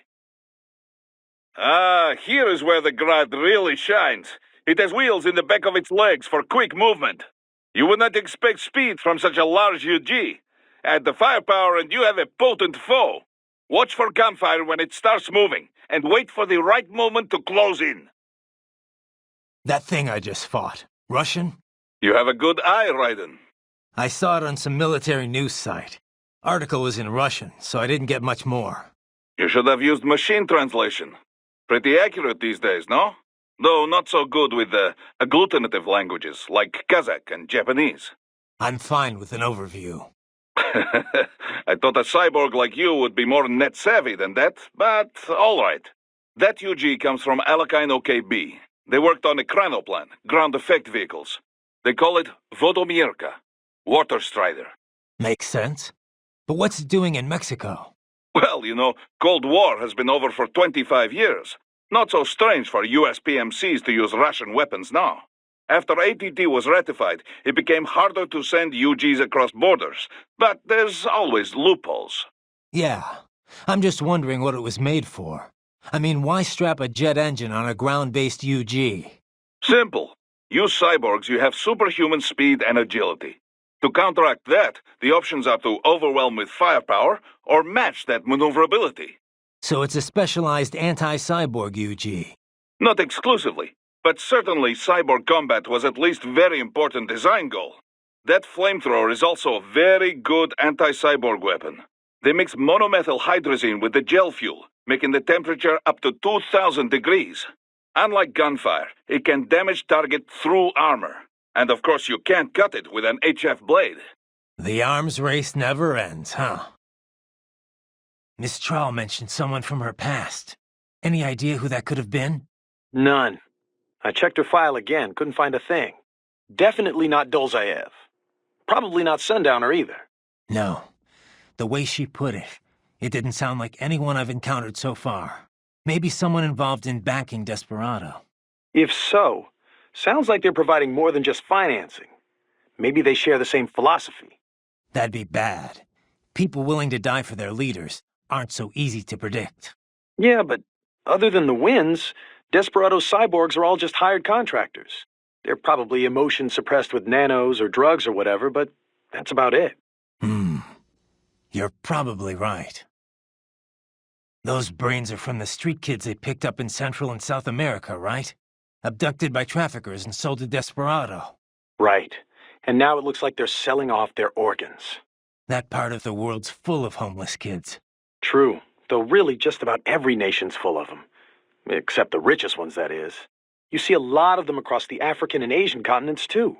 Estimates put the worldwide number of homeless children at anywhere from tens to hundreds of millions. Kind of a broad range. I guess it's hard to do solid research in the kinds of places where you'd find them. True enough. The way the Human Rights NGO put it, though, it's hard to define what a street child is. There's lots of different types. Some are on the street because they ran away from home, but really they can return any time. Some work on the street but go home at night. And some kids literally live on the street with no family. Go home at night? Those kids still count as street children? Well, the point is that there's no set definition. Everyone involved has their own take on the issue. Without a clear definition, estimates inevitably end up all over the map. Makes sense. If you're going to talk about street kids, though, I think you need to differentiate. There are the kids who live on the street and the ones that just work it. Little things can make a huge difference if you've got a home and a family to fall back on, even if you're just running a fruit stand or shoe shine operation. Kind of presumptuous for me to say which is better, I guess, but you can't just ignore that aspect. Yeah. It's hard to imagine how helpless you feel when you've got no one to fall back on. Yeah. Opinions similarly divided on the child labor issue, too. Some say all underage labor should be banned. Others think the decision should be left up to the family. I mean, sure, kids shouldn't be exploited or pressed into military service. If nothing else, the right to an education's got to be protected. But should a kid be banned from helping out at his dad's store? What if a family's so desperate that it would starve without the money their children bring in? Yeah, it's definitely not cut and dry. You were talking earlier about runaways. Kids who could go back home if they wanted. Right. A lot of times they're fleeing problems at home.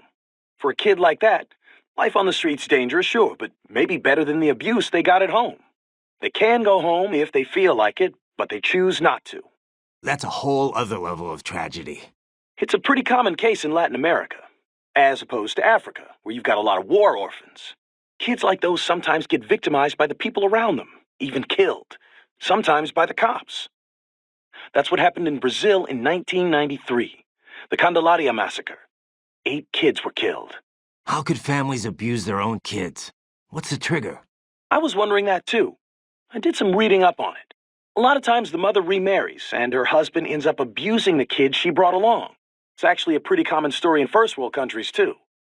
The mother's too scared to do anything. She just wants her new man to love her.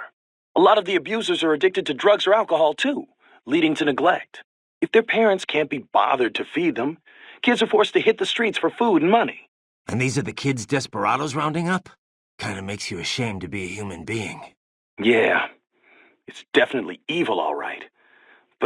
But even if we got them out, it's not like they've got happy homes to return to, right? Exactly. Most of them, well, a lot of them don't make it to see adulthood. Or they join gangs, end up exploiting the next generation. It's a vicious cycle.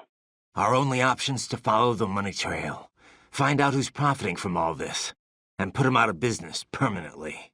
Yeah. Guess that starts now, huh? You know, I've never really developed a taste for climbing through sewers, and Guadalajaras aren't exactly wowing me either. This place isn't gonna go up in flames, right? I think I saw something about that in the briefing. You're talking about 1992? What a mess. Over 200 people killed. That was almost a half-century ago, though. You smell anything off? Before the explosions, residents complained they smelled gas from the sewers. I'm in a sewer, Kev. You think I've got my smell receptors on? Local air analysis doesn't show anything potentially poisonous or explosive, though. Well, you ought to be fine then. Besides, little gas explosion's probably not going to kill someone like you.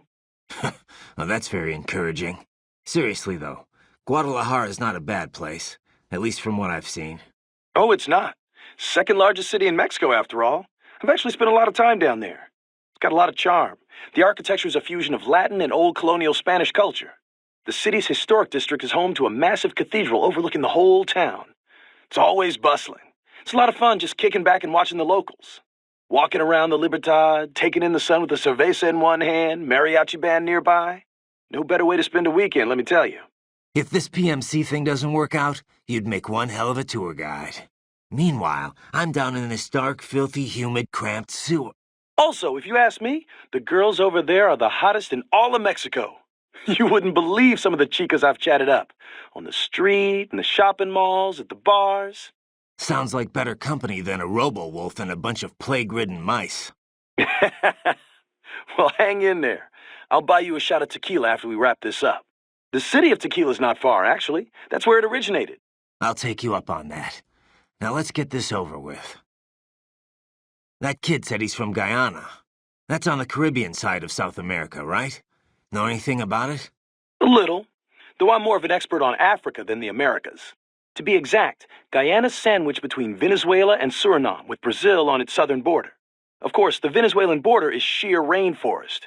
There aren't even any roads through it. You have to cross the Guyana Shield to get to Brazil, too. So it's pretty isolated from the rest of the continent. Most inland connections run through Suriname, opposite of Venezuela. Beyond Suriname is French Guyana. The 3 countries are referred to as the Guyanas, and the entire region's got its own unique culture sphere. The Guyanas? I've heard the name, but I don't really know it at all. Same here. I do know the region's a lot smaller than Brazil, or even Venezuela for that matter. As you know, most South American countries have Spanish as their official language. Brazil uses Portuguese. Guyana, though, uses English. Suriname uses Dutch, and French Guiana uses French, naturally. A kind of divide-and-conquer approach to colonialism, huh? Yeah. They're all independent now except French Guiana, though.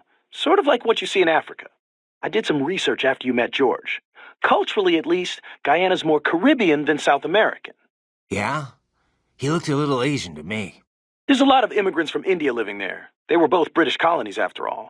It's a lot more influence from the UK than India, though. I mean, look at George's name, after all. An English-speaking South American of Indian background. Everything good over there, Ryden? You, don't seem like you're in much of a hurry. Give me some time. I've got a lot of intel to gather. Speaking of which, I'd better get going. Riding out. Man, I couldn't have imagined anyone would cut the brains out of kids. What are they even doing this for? Why make them into cyborgs? I don't know. They say child soldiers are both bolder and more obedient than adults, but... They are. On both counts. But the surgeries alone would cost a fortune, not to mention all the training. Yeah, I don't get it either. For now, you just look for the kids they haven't operated on yet. We come in too late on this, and things are gonna get a whole lot messier. Who's the guy in the suit? Doc's on it. He's running his face through for a match as we speak. But we only got a glimpse. Hard to pull a full set of features to match a photo with. We're gonna need some more time. Got it. He definitely looks familiar. But I've no idea where I would have seen him. Too bad we can't run a search on your brain. Sometimes it might be nice. What do we know about Armstrong? Plenty. Texas born and raised, played quarterback at UT. He was slated for the pros, but wound up joining the Navy after graduating. Said he wanted to serve his country instead. After that, moved to Colorado. Served in the state senate before getting elected to federal office.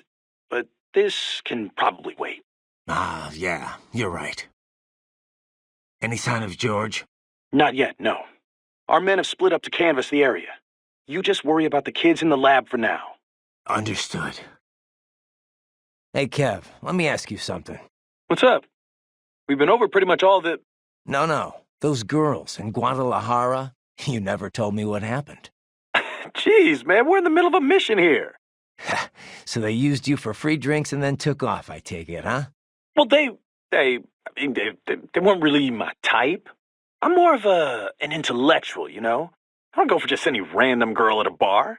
Looks are one thing, but I need someone I can talk to.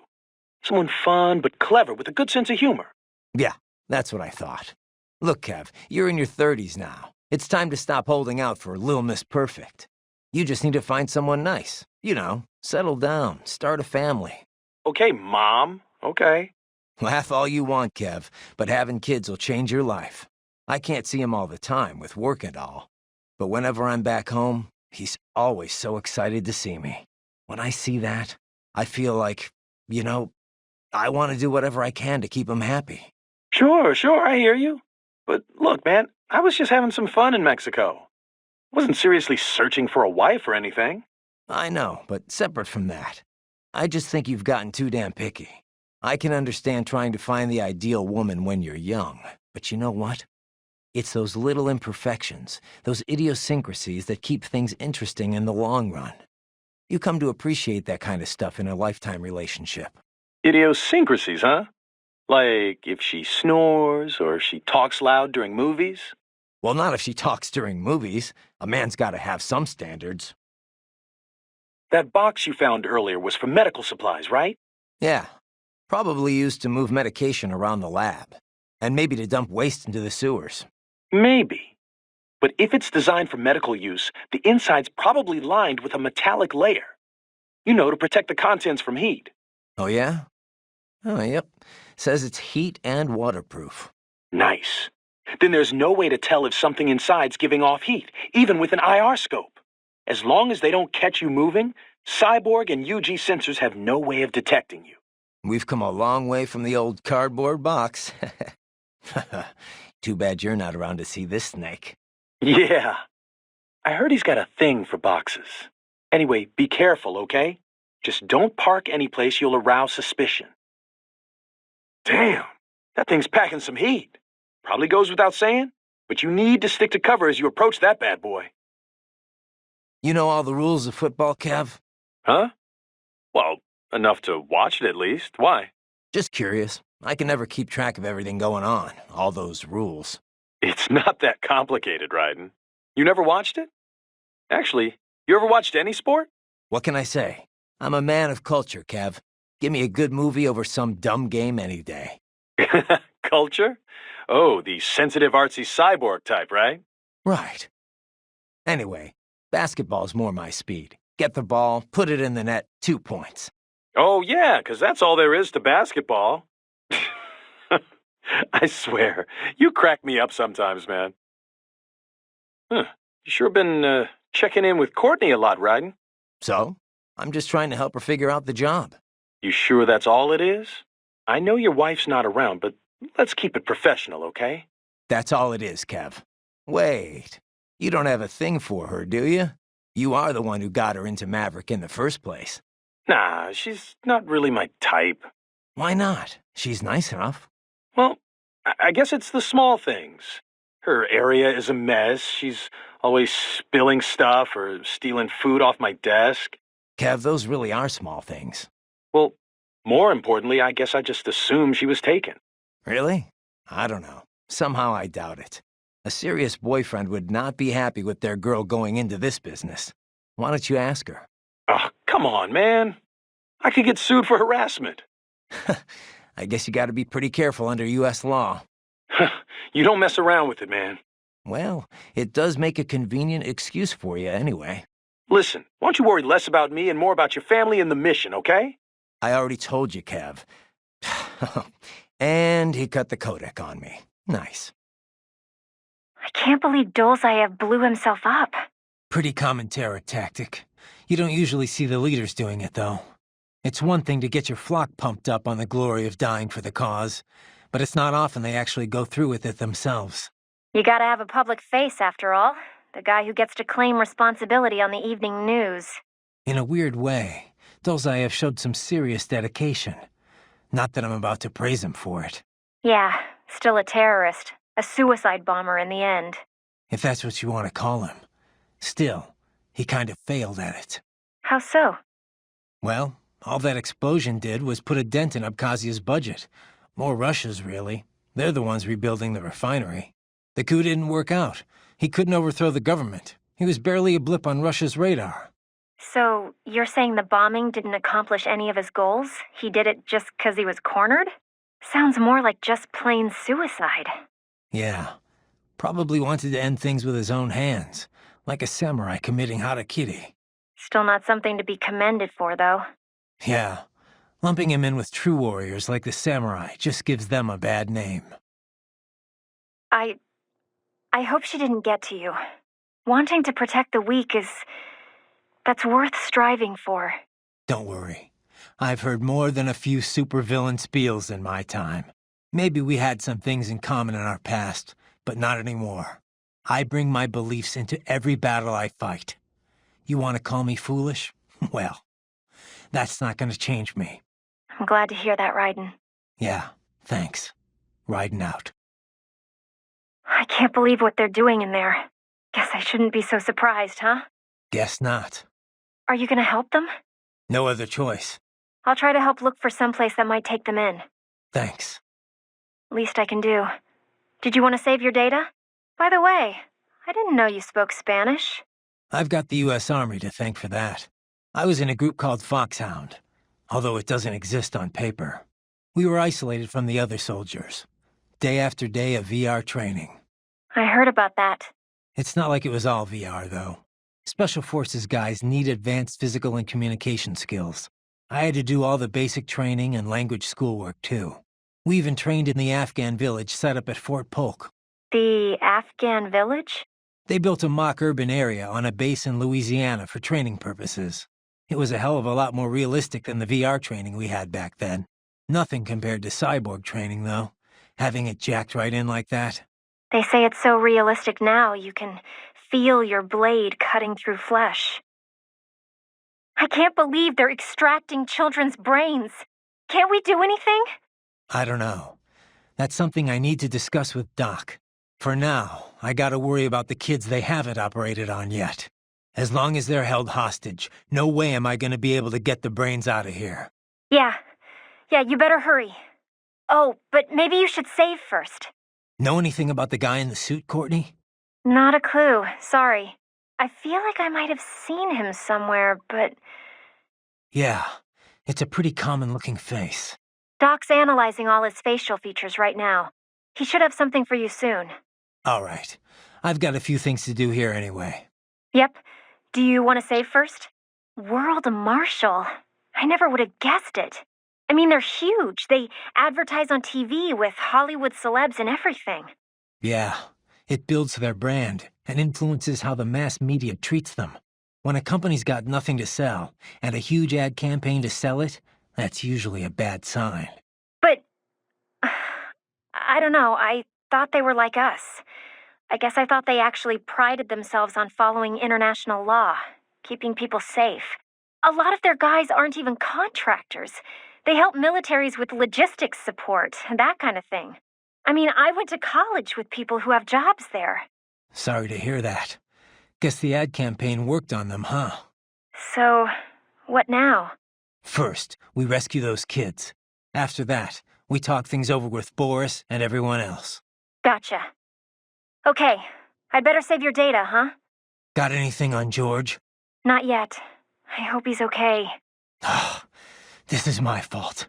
I could have stayed until someone came to pick him up. Come on. Who knows what would have happened to the other kids in the meantime? Or even now, for that matter. You're right. They're going to be in even more danger soon enough. And there's a chance George is still safe. Somewhere. Yeah. I'm sure he's fine. I'd better move. Say, Ryden, where'd you get that hat you were wearing? The sombrero? Well, picked it up at a souvenir store here. I guess I just kind of like the design. Also, when you're on a scout mission, it's vital that you use the local attire to blend into the background. Yeah. I think it looked pretty good on you. You looked like some kind of mariachi singer. Oh, you think so? Yep. Only that's kind of a problem, too. How so? Well, I mean, that sombrero really is meant to be part of a mariachi costume. Mexicans don't wear hats like that normally. Come on. The guy at the shop told me I'd look just like a local. Yeah, a local tourist, maybe. Look, you might see a lot of Mexican men wearing sombreros during their daily routines, but, nothing like that. They'd go for something a lot more simple and compact. Something not all that different from cowboy hats in the Old West. Are you sure? I don't know if it's true or not, but I have heard one theory about the modern cowboy hat. They say it's based on the sombreros the original Western settlers brought from Mexico. Of course, cowboy hats come in all shapes and sizes, so you can't really say a specific one's the cowboy hat. Huh. Well, now I know why the locals were so eager to get a look at me. That wasn't the hat. By the way, Ryden, have you ever eaten nopalitos? They're typically called nopales. Huh. Oh, like that street vendor was selling. Nope. No pales. Well, that's too bad. You really ought to try some while you're in the area. Yeah, but it's from a cactus, right? Doesn't it taste all thin and watery? Not at all. It's kind of like the flesh of aloe vera leaves or the seaweed used in Japanese cooking. It's got this really soft but crunchy texture, and it's really versatile. You can eat nopales as is in a salad, saute them, stir-fry them with steak, put them in tacos. You can even toss them in a blender to make some juice. I had no idea. Tell me about it. I got hooked after Boris took me to this one Mexican restaurant. After that, I just had to learn more about them. Ooh, for example, they're really low in calories. They also have lots of soluble and insoluble fiber, which not only promotes digestion, but is great for maintaining healthy cholesterol and blood pressure levels. It's even thought to help prevent intestinal cancer. It's packed with healthy stuff too, like vitamins B and C, potassium, and iron. Okay, I get it. It's good for you. So how does it taste? Huh? I just told you. Never mind. Probably can't capture any food down here anyway. Not that I'd need to. My muscles run on fuel cells, and I've got enough blood sugar to keep my brain running for another week. Well, you can still eat though, right? Yep. So, how about we all go out for Mexican once you're done? Food's a lot more than just an energy supply, you know? It's meant to be enjoyed. With that, I agree. You know much about Guyana, Courtney? Not really. I know the name, but don't ask me anything about what it's like. You mean you haven't even tried the food? Nope. No research trips this time. Besides, who knew we'd be running into any Guyanese here? I'm looking now, though. Looks like a lot of their diet is seafood. It's a small coastal nation, so it's probably easy to get fresh fish across the whole country. A lot of their dishes use Indian spices. That's where a lot of their immigrants come from. Fish with curry, huh? Sounds tasty. But maybe you could finish reading all about the food there after the mission. Huh? Oh, it just, came up while I was reading up on Guyana in general. Right. Well, let me know if you find anything actually useful. It just popped up in the search results, I swear. Doc, they're VR training those kids' brains. Indeed, much as one might expect. Simply installing someone in a cyborg body does nothing to enhance their neural acuity. True combat efficacy requires the right knowledge and the right operant conditioning. Yeah, but this isn't just normal Army training. This is the Sears program. Indeed, the instructor sends data directly into the brain. The experience is almost impossible to discern from real life. No, Doc. I'm not talking about the VR tech. The training program's completely different. It is only VR, Raiden. They are not actually hurt. Well, right. That's because they don't have bodies to get hurt with. But they still feel pain. Without that, it just isn't realistic enough. That, and with this training, you're the one doing the killing. Not just the soldiers, innocent people, POWs, civilians. I see. So that is what the Sears program is. Yeah. Look, I gotta move. Out. So, World Marshal was Desperado's benefactor all along, No wonder they were able to deploy cyborgs in such numbers against you. If they'd already started putting those kids through VR training, is it possible I'm actually fighting some of them here? From the sound of things, the VR program had only just gotten underway. The brain can only process so much stimuli at once. You can speed up VR training for a UG to some extent, but not for a cyborg. I sincerely doubt they could complete a full training program in such a short time. Yeah. Most of my training in Liberia was on the field, but it took a few months before I was in any way useful in combat. Indeed. I suppose you'd know more about how child soldiers fight than the rest of us here, Raiden. Yeah. I guess I'd be able to tell if they were children. Kids do fight differently from adults. How is Wolf faring? Hard to say just yet. Seems like he's doing okay. Good. I'm so pleased my repairs were effective. He seems happy enough, but I don't know. Can a machine really be happy? Maybe he's just being directed by his programming to behave that way. And what is wrong with that? If something you do for someone else is appreciated, it makes you happy. It's a perfectly normal reaction, one that applies whether you're man or machine, and whether or not you have intelligence. I guess so. When you watch a film, does it not make you happy when good things happen to the heroes in the end? I'm not seeing the connection. Well, those heroes are not really happy. They're just following a script written by someone else. The actors have human intelligence, but the characters themselves do not. It is a facade, an imitation, and yet we still feel an emotional connection. It does not matter that it is make-believe. Now, I certainly don't know whether the AI you encountered in the past was neural or not, but Wolf most certainly is. And with a neuro AI, it is not so simple as working off a set computer program. You can define intelligence however you like, but personally, I see no reason not to say Wolf has it. It possesses a neuro AI structurally similar to the human brain. It has learned enough of the world around it to be capable of human speech. Truly, an astounding artificial intelligence is at work here. One, I suspect, could make for substantial business opportunities given the chance. Think of the possibilities, Raiden. What do you think a truly intelligent AI could do for the world? I'll let you know if I think of anything. Riding out. What do you know about these brain units, Doc? It is a type of canister conceived to transport a cyborg's brain in a physiologically secure state. It's designed for quick, lower-risk implantation. Each one is equipped with a rudimentary environmental control system. So long as power is uninterrupted, the unit can protect the brain from temperature changes and other fluctuations in the local environment. I would imagine they regulate the brain's supply of oxygen and glucose as well. That's what I thought. I've seen these before, but I didn't think there were that many of them out there. Oh, manufacturing's exploded alongside the rise of cyborgs, though they're still made by only one company. The chassis also functions as an impact liner, absorbing impact and preventing organic damage.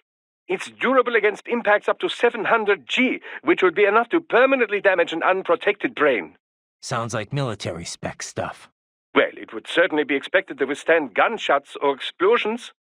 But the liner is primarily intended to keep the brain safe in the event of an accident during transport.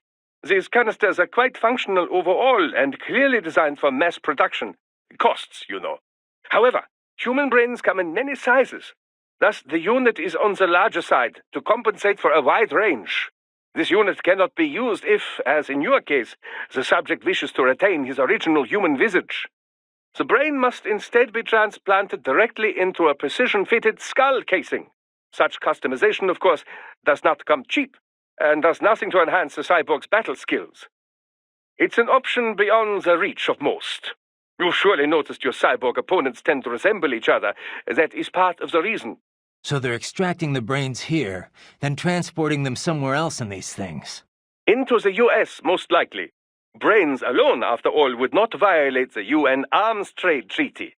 I imagine these are intended for implant into bodies manufactured in America. This is crazy.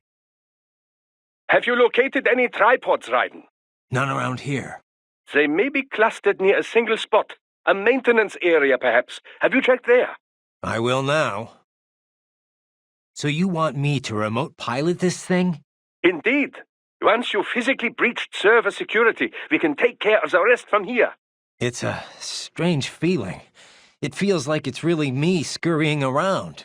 Well, you have hacked into all its sensors. Of course it should feel this way.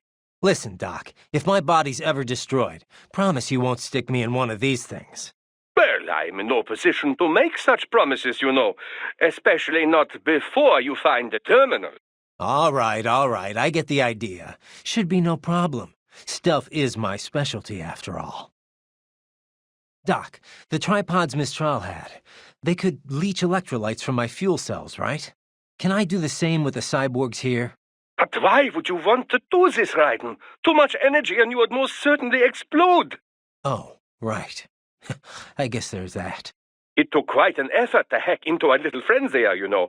I would take good care of him.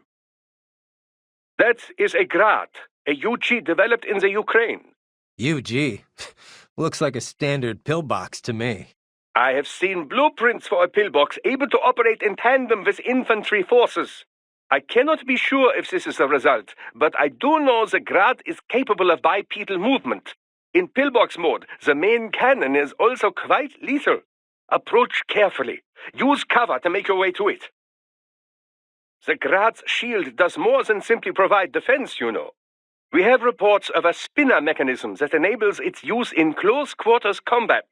Reports? Aren't the specs public knowledge?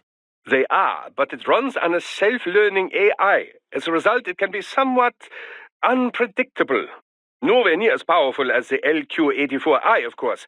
Don't expect any deep conversations. Regardless, don't let up when it stops moving, or its shield may catch you unaware. You know, Doc, if you're such a big believer in cyborgs, why haven't you made the jump yourself? An excellent question. There is one very good reason for this. And that is? Wait. Is there some problem with the tech you didn't tell me about? No problem with the technology. The issue is I would be required to be separated from my original body before I could be transferred. And? So what? Well, then there's no way for me to oversee installation into my new body. You could have someone else do it. Ha! Amateure! Hacks! I would not trust the average cybernetic surgeon to repair my toaster oven. I possess one of the world's foremost minds on this field, Raiden.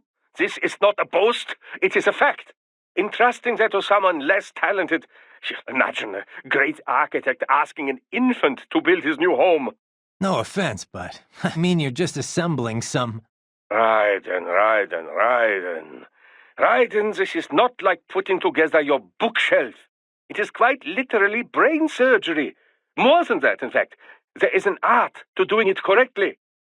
All right, Doc, all right. I hear you.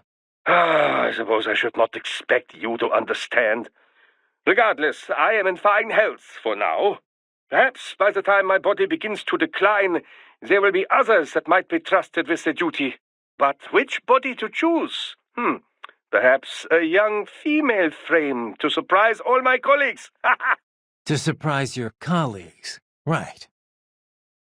So, autonomous gears against remote gears? Which one do you think's got the advantage? Well, you cannot make a valid comparison between the two so easily, you know. You must take the relative specs of the models into account, the skills of the operator, and so forth. I suppose so. All things considered, remote gears do indeed hold the advantage, in most cases at least. And I get the feeling you're gonna tell me why. This type of remote weapon can be traced back to Germany, you know. World War II. The Wehrmacht employed a remote-controlled mine called Goliath, with tank-like treads on either side. The operator could send it over 600 meters into enemy territory before detonating its payload. Germans certainly did have a knack for weird new weapons back then. If I may continue. Now, UAVs, unmanned aerial vehicles, began to proliferate in the 90s. They were equipped with cameras, enabling the operator with a much greater degree of control. But it took 20 more years before autonomous craft would gain wide acceptance. Makes sense. The AI wasn't good enough until just recently, right? Correct. Target location and course correction were not a problem, of course. GPS solved all that. But target selection or base defense, these types of objectives require extremely complex AI routines. It was only with the advent of optical neuro-AI that such a thing became possible.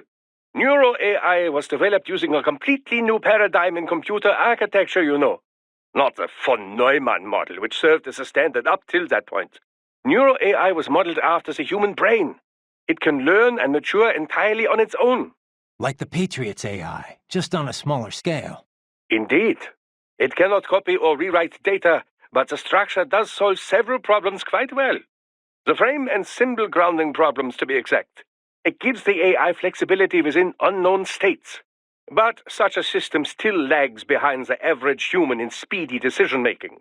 Also, as they cannot converse, they cannot demand or accept surrender, or avoid such unnecessary conflict. And as you know, such tactics are often the most effective strategy for victory. So, yes, the fact that they do not require a human soldier as a pilot is an advantage, purely in terms of resources. But in a hypothetical battle between two identical UGs, the remote gear tops the autonomous model, no question. Got it. I'll keep that in mind. Of course, even remote gears have some AI these days, to handle balance and other minor details. So, the line between remote and autonomous UGs grows less and less distinct every day. Remember now, Raiden, left hands. Recover as many as you can. I got it, Doc, I got it. I'll bring back all the flash memory you can handle. Holographic memory. It's very different from standard semiconductor memory, you know. Yeah. But it's still solid-state storage, right? Well, yes, but they are perhaps more different than they are similar. Holographic memory utilizes the same optical interference that holograms rely upon. Right. That image is used to appear 3D. Traditional media reads and writes bits on a two-dimensional surface in linear fashion. Holographic memory, however, does this in 3 dimensions, using light at different angles. And that gives you what? Speed. It can read over a gigabit of data in a second. And capacity. A 2-inch square cube of lithium niobate crystal can store 4 terabytes of data. It is also highly resilient against data loss caused by damage to any part of its media. This is because the bit information is not localized, but used as an optical diffractor across the medium. For battle data, there is no better type of storage. Beats having a hard drive clacking away inside your arm anyway. Indeed. Spinning media. Hard to imagine we ever put up with such nonsense. So, Doc, what kind of data can you extract from those left hands anyway? Oh, all manner of information. But the short list? Energy consumption, damage level, intracranial and blood pressure, blood sugar, other vitals. GPS history, speed and acceleration data, radio and optical readings, recorded computations from the internal expert battle support system. Doc. Time-stamped readings of distortion and acceleration gauges whenever the body was impacted. Stress is applied to the CNT muscle fibers in all 4 limbs, as well as any localized breakdowns. All right, Doc. Power consumption rates, remaining battery charge, type and amount of weaponry used, codec logs and wavelengths, voice transcripts, encryption methods. Okay, Doc, okay. Sorry I asked. As a field of technology, cyborg warfare is still in its infancy, you know. It is my duty as an engineer to collect and analyze as much data as possible for every conceivable situation. The resulting database will help drive future technology, both modifications and advances. Makes sense. But why the left hand? Why store it all there? Accessibility. A unit can remove it with its own right hand, or it can be recovered if the unit is damaged. I would advise you not to remove your own holographic storage, however, unless absolutely necessary. To facilitate recording of everything you see, hear, and so on, it is tied directly to your cranial nerves. So, each time the storage is connected or disconnected, your hippocampus is stimulated. This can result in memory loss, flashbacks, and all manner of unpleasant effects. Yeah, I have some experience with that. It's a little more than unpleasant. Very well done, Raiden. Oh, thanks, I guess. That raptor may have been smaller than an Irving, but its potential is simply remarkable. Defeating it is a fine demonstration of your body's abilities. I'm quite happy to see it working so well. Well, thanks, Doc. I'm quite happy I'm not dead, too.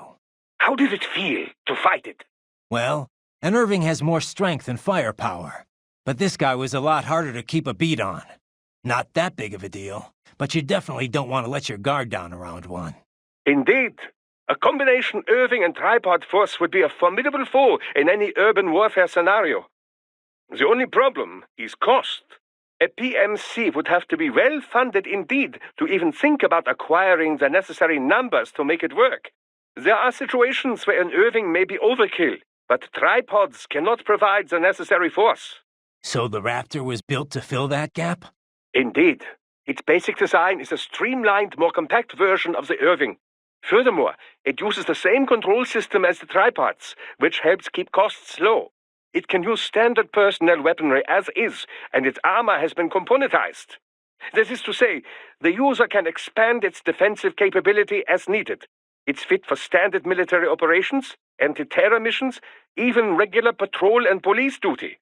A most admirable jack of all trades. Adorable too, wouldn't you say? Not the first word that comes to mind. Ah, yes. My apologies. I can't help but marvel at a well-made machine when I see one. There's no need to be jealous, though. Your body is still quite impressive as well. Yeah, thanks, Doc. Wolf? You're a one-of-a-kind prototype, right? Correct. I was originally conceived as a weapon to replace humans and cyborgs. Conversation and intelligent decision-making were deemed essential to the role. The project was eventually cancelled after 3 years in development. Why? I have intelligence, but I lack a specific quality essential to any combatant. What's that? Brutality. I am not human, thus I lack the brutality inherent to humanity. I was shut down, then revived, apparently on Sundowner's orders. Sundowner? But what's he want with you? Unknown. A manifestation of his sense of humor, perhaps. As a machine, I am more sensitive to my fellow man than an actual fellow man. This amused him. Guy has an odd sense of humor. So, you were under Mistral's command all this time? I originally took orders from Sundowner, but not for long. As a novelty, I did not last. Mistral saw more potential in me. What'd she see? Unknown. However, she apparently enjoys the company of dogs. She demanded 100% obedience. As long as it was given, she treated me well. She was looking for companionship? That I cannot say. I still have relatively little communication experience with humans. My ability to read emotions not explicitly expressed by speech is lacking. So, how much do you know about how Desperados operated? I was at the lowest possible tier of information disclosure, beneath standard contractors. As it was explained to me, contractors need at least some information divulged to them. I did not. As a machine, I had no contract and no rights. I was kept in the dark. My knowledge is no deeper than what is already generally known throughout the industry. Couldn't you hack into their network or something? You're an AI. Perhaps, if I had free access to a computer. Also, hands. Those are necessary to operate a keyboard. Yeah, but you are a computer. It is not so simple. There are protocol issues. Neuro-AIs are far closer in structure to the human brain than standard von Neumann architecture computers. Well, I would have tried anyway. Did you have contact with anyone besides Mistral? I engaged in tandem field operations with Sam on several occasions. However, he was even more difficult for me to comprehend than Mistral. I bet. Raiden. Ambulatory unmanned gears detected in sewer network. What? Desperados already spotted us? Negative. These UGs are not engaged in proper perimeter security. Even were the lab anticipating our assault, they would not set up patrols down here. It is too far from the lab to be effectively guarded. So what are they doing down here? Judging by their behavior, I believe they are gathering AI behavioral learning data. Meaning? With neuro-AI, there is no delineation between hardware and software. You cannot simply extract the learning data from one AI and insert it into another. In order to prepare a UG's AI for deployment, each must learn its duties on an individual basis. So they're using a Mexican sewer as their training ground? No, it would be impractical to implement on-the-field training for every AI in their force. In most cases, AIs are fed simulated data sets, plus feedback based on their chosen actions. Put another way, they engage in VR training. So then why are they here? I believe they are collecting data to improve upon their VR training code. To build a better VR regimen, they must go out in the field to experiment and gather data. It is probable they are using the sewers to help improve their AI's behavior in enclosed spaces. That's the sort of subcontracting work this lab does? It appears likely. Oh, great. And here I was hoping the worst we'd have to deal with is toxic waste. Unfortunately, not. Let me ask you something. What do you think you're doing here? I mean, why are you working with me? Because I choose to. I owe a debt, and I wish to repay it. A debt, huh? How human of you. I contest that statement. Many humans possess little or no sense of obligation at all. And many are entirely willing to trample their fellow man for personal gain. I know. But is that it? I mean, you're willing to follow me, put yourself at risk just because of that? What do you think of what I'm doing here, for example? A delicate question. I do find it difficult to rationalize your mission to rescue the children. If you wish to save children in need, there are hundreds of millions of others equally in need. Thanks for the support. However, we must still uncover the full extent of Desperado's activities. And as such, it is meaningless to debate best practices without sufficient information. All right, then. No more questions, Your Honor. You ever see the guy in the suit before? I am sorry, no. Nothing in your database? I have no database, Raiden. The symbol grounding capabilities of my neuro-AI allow me to identify faces in only the vaguest of terms. I can judge whether I think I may have seen him before, but I do not have the accuracy of a database. Well, that's ridiculous. You're an AI. An AI modeled after the human brain, and thus as flexible and occasionally vague as any humans. Of this man, however, I have no recollection. I do not believe I have encountered him before. Most likely. Oh, man. Desperado's backer has been identified. What will you do now, Raiden? Will you attempt to destroy World Marshal? Kevin's right. It's not that simple.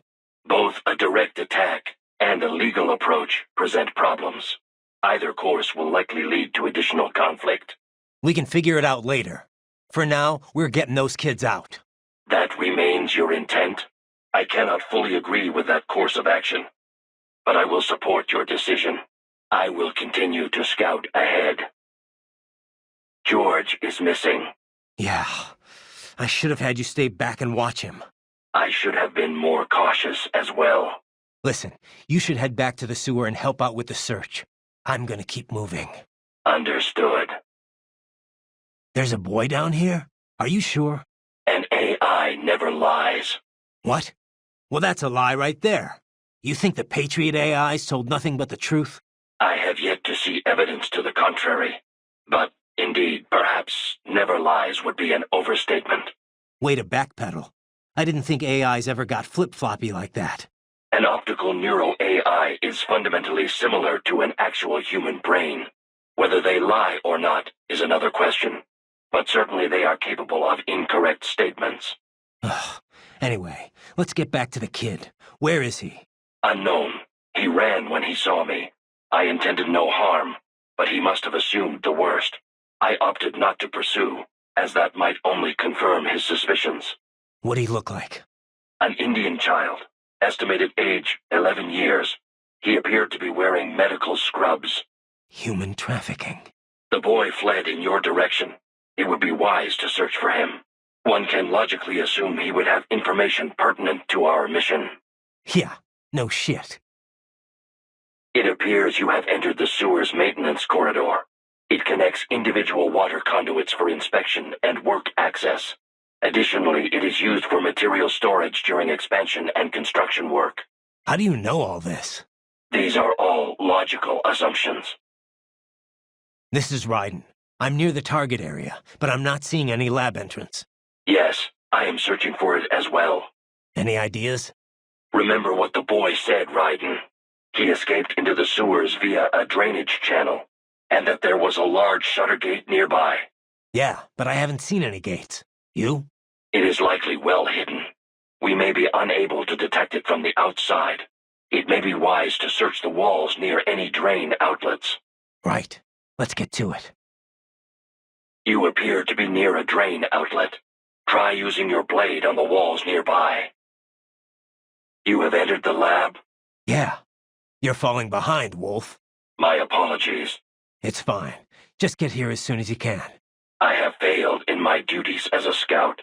There is no excuse. This has never happened to me before. I said it's fine, Wolf. It's no big deal. Just get here ASAP, okay? Thank you. I shall redeem myself. I swear that to you. Okay. Wolf, what's your status? I am en route to George's last known location. I will handle this assignment. You may return to your mission. Any luck finding George? No. I encountered the Maverick agents sent for him, but they had no additional information. You had best hurry, Raiden. Right. Raiden, are you all right? It appears the path I scouted for you is less than ideal. It's all right. I doubt there was any way around this guy. I'll figure something out. So you said it took 3 years to learn how to speak, right?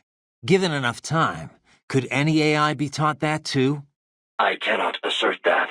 A neuro-AI is only capable of learning new things, not growing and replenishing its own cells. Thus, each neuro-AI is equipped with a predetermined capacity that cannot be altered. My AI contains 90 billion neurons, more than a human being. A normal LQ-84 model possesses only 1.6 billion. That's a big difference. Relatively, yes. I doubt any amount of learning period would enable an LQ-84 to speak. It would be similar to attempting to teach a dog how to converse. A combination of appropriate instruction and an ample neuron count are required to accomplish the feat. So if someone else made a neuro-AI with the same capacity or more... Other AIs as conversant as I are a possibility, yes. Robotic pets with neuro-AIs are already on the market. And I understand research and development are underway to create a model capable of conversation. Do not be surprised if such a pet becomes available before too long. If that becomes commonplace, hard to imagine. Is it? The human race has willingly embraced all of its other inventions so far. Steam engines, electricity, the internet, cyborgs. Perhaps the day will come when conversing with AIs, too, is considered perfectly normal. Maybe. As normal as being a cyborg is now, at least. The most significant challenge would be in crafting the appropriate training regimen. The only way to establish an effective learning system is through sheer trial and error. And it will take even more time to virtualize and optimize that system for mass production. One could say my own existence is due in no small part to simple luck. Of course, I was a failure as a weapon as well. Failure or not, you're better off than an AI that knows nothing but how to fight. I am pleased to hear you say that. Your only option is to fight. Never let your guard down. Raiden, it is time to proceed. Your next objective is marked on your Soliton radar.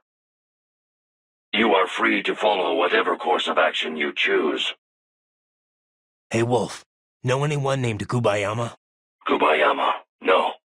Perhaps I have heard it before, but... Huh. Well, no big deal. Just thought it might ring a bell. I apologize that I am unable to help. Nah, forget it. Unless I am mistaken, Yama is Japanese for mountain. Huh? Does that help? No. The Colonel told me he met Kubayama once. Probably someone's name. A significant number of sumo wrestlers use the term Yama as part of their ring name. Perhaps this Kubayama is in the sumo business. Makes sense, sure. I just wish there was some way of knowing what that AI was trying to tell me. Don't suppose you know where Shiboniji is either, huh? No, Raiden. I don't. I am afraid I have little to offer you in terms of battle tactics. You possess far more combat experience than I. Boris or Doktor will likely have more pertinent intelligence regarding your foes. Raiden! Raiden, come in! What is wrong? You knew those cyborgs signed up for this. What's the problem with it now? Don't you get it, Boris? I thought you of all people might understand. I thought you knew what it means to take a life, the weight of it. Not an easy thing to put into words. What about when the Soviets invaded Afghanistan? You killed dozens of guerrillas. Duh, because Comrade Brezhnev told me to. Men don't like killing their own kin. Even animals are the same way. But when you really believe in someone or something, sometimes it is the only way. Your cause is just, Raiden. You must remember. I'm trying, but... Christ! You're right. We've got to free those brains. Yes. Stay strong, Raiden. Boris, I want to check how raising the Codec encryption level affects transmission. Copy. Reading you 5, Raiden. You? Loud and clear. I'm seeing a reduction in peak power when sending. We're on a broader direct sequence spread spectrum? Da. Frequency hopping pattern changed to blue 1. Copy. Interference still appears below process gain, too. Hell of a system. Worth every dollar. What is your processing load? I pinged HQ data storage with my tactical data line. The increase in latency is below 5%. Хорошо. In that case, it will not affect mission. Our system is just one notch below toughest security available. Denver police cannot see we are even transmitting at all. All our communication is perfectly safe. Copy that. Raiden, watch for Monsoon's magnetic ability. He uses those psi to manipulate almost anything. The larger the object, the harder it will be to avoid. Better to cut them in blade mode. It seems Monsoon cannot keep his body broken apart for long. Raiden, keep attacking. Force him to stay apart. Maybe you can trigger a critical failure. It is your best chance at taking him out. Raiden, He's using red phosphorus grenades. Infrared cannot see through the smoke. It makes him practically invisible. He will use it as cover to attack, but do not panic. Do not run around like blind mouse. Be patient and focus. Wait for your moment to strike. Monsoon can detach and reconnect his body parts at will, Raiden. He uses it to dodge attacks and to expand his own offense. But if you can parry and counterattack, you should be able to seriously damage him. You must parry his attacks. Boris, you got anything for me? What do you mean? What do I mean? Intel, advice, help. What we always do over the Codec. Well, yes, but in this case we had no official prep time.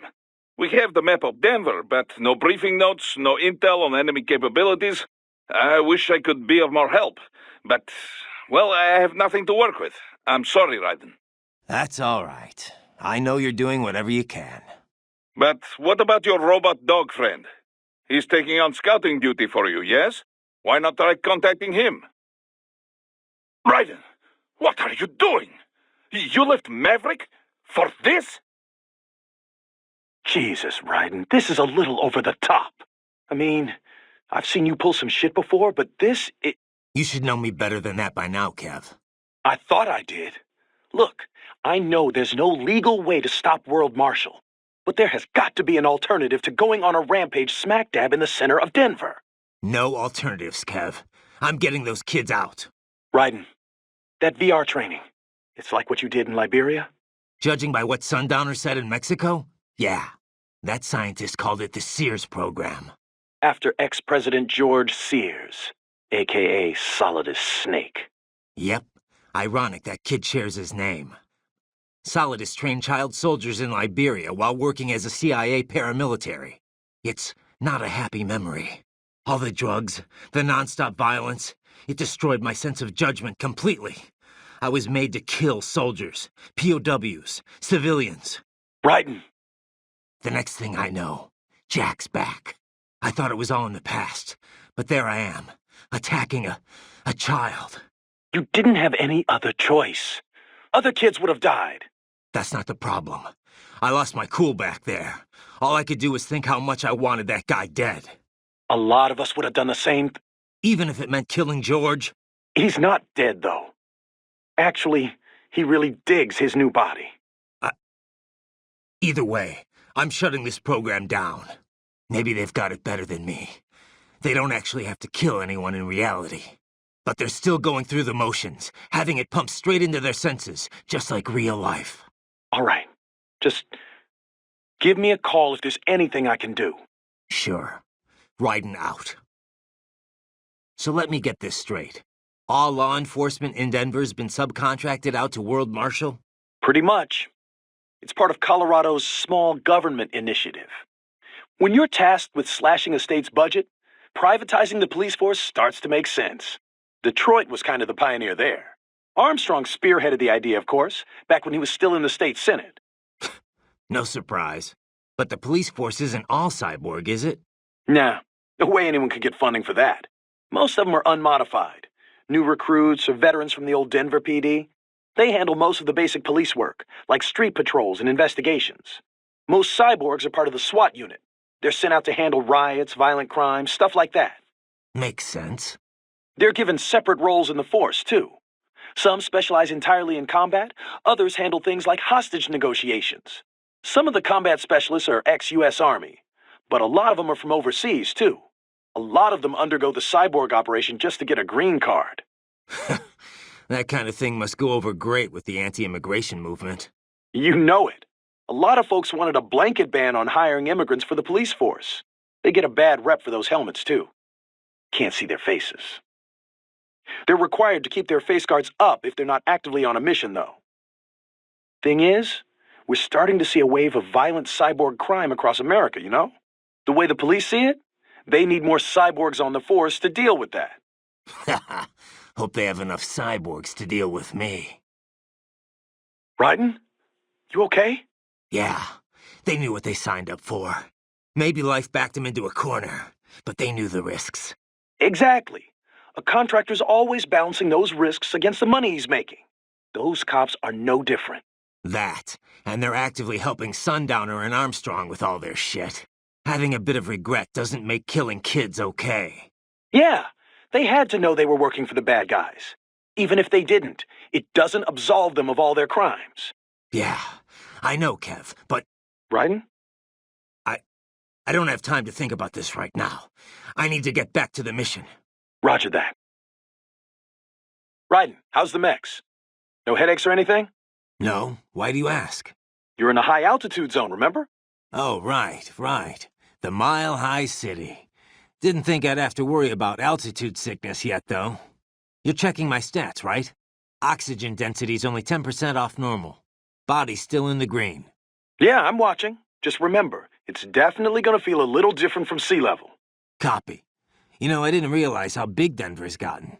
It was never exactly small, I know, but it looks like it's really blown up these past few years. It's a good place to live. The tech sector's booming, people are moving in, and unemployment's low too. I always figured Colorado's more about military than anything else. Originally, yeah. Denver, like Colorado in general, is filled with federal agencies and defense contractors. And NORAD and Peterson Air Force Base are just a short drive away, right? Over in Colorado Springs. And then there's all the nuclear facilities too. Right. I remember hearing about the Rocky Flats plant. Yeah, they manufactured the plutonium triggers that detonate nuclear bombs. It was shut down late last century for illegal pollution offenses. Of course, there's still a ton of military manufacturing activity going on in Colorado. PMCs too, right? Yep. PMCs like World Marshal. They've been on a buying frenzy, gobbling up a whole bunch of smaller outfits. That growth is what's enabled them to expand into the public sector. Their work in private policing has really boosted their profile. I'm not necessarily against small government, but when you mix the public authority with private firms... It never works out, yeah. This is probably obvious, but this police force is basically a full-on army. Don't go easy on them. Don't intend to. You okay, buddy? Looks like Wolf's posted some guidance data to your Soliton radar. Try following those markers. Ryden, he's using RP grenades. You can't see through that smoke, even with enhanced AR. Be careful. Ryden? You okay? Never better, Kev. This guy was a wake-up call is all. But you... We'll talk later. Right now it's time for Monsoon and Jack the Ripper to get acquainted. So there's one more of the Winds, right? Besides Sundowner and Mistral. Yeah, Monsoon. That is, You can skip the part about the name. I know monsoons are seasonal winds in Asia. The word actually refers to seasonal winds anywhere, but yeah, it's usually used to describe the winds that bring Southeast Asia most of its rain. Safe to assume he's Asian then, right? Yep. His roots are with a Cambodian organized crime syndicate. Not ex-military for a change. He's fluent in Khmer, Chinese, and English. Rumored to have been involved in drug and human trafficking. So what's he doing with a PMC? Apparently, he converted to a cyborg body after being wounded in a gang shootout. I don't know the full story, though. Maybe he just decided PMC works better than the mob. The two worlds are closer than you might think. Boris has got a lot of ex-military buds that now work for the Russian mafia. I guess either profession guarantees plenty of excitement, if that's your thing. Monsoon's no ordinary street thug, though. That much is clear from his record.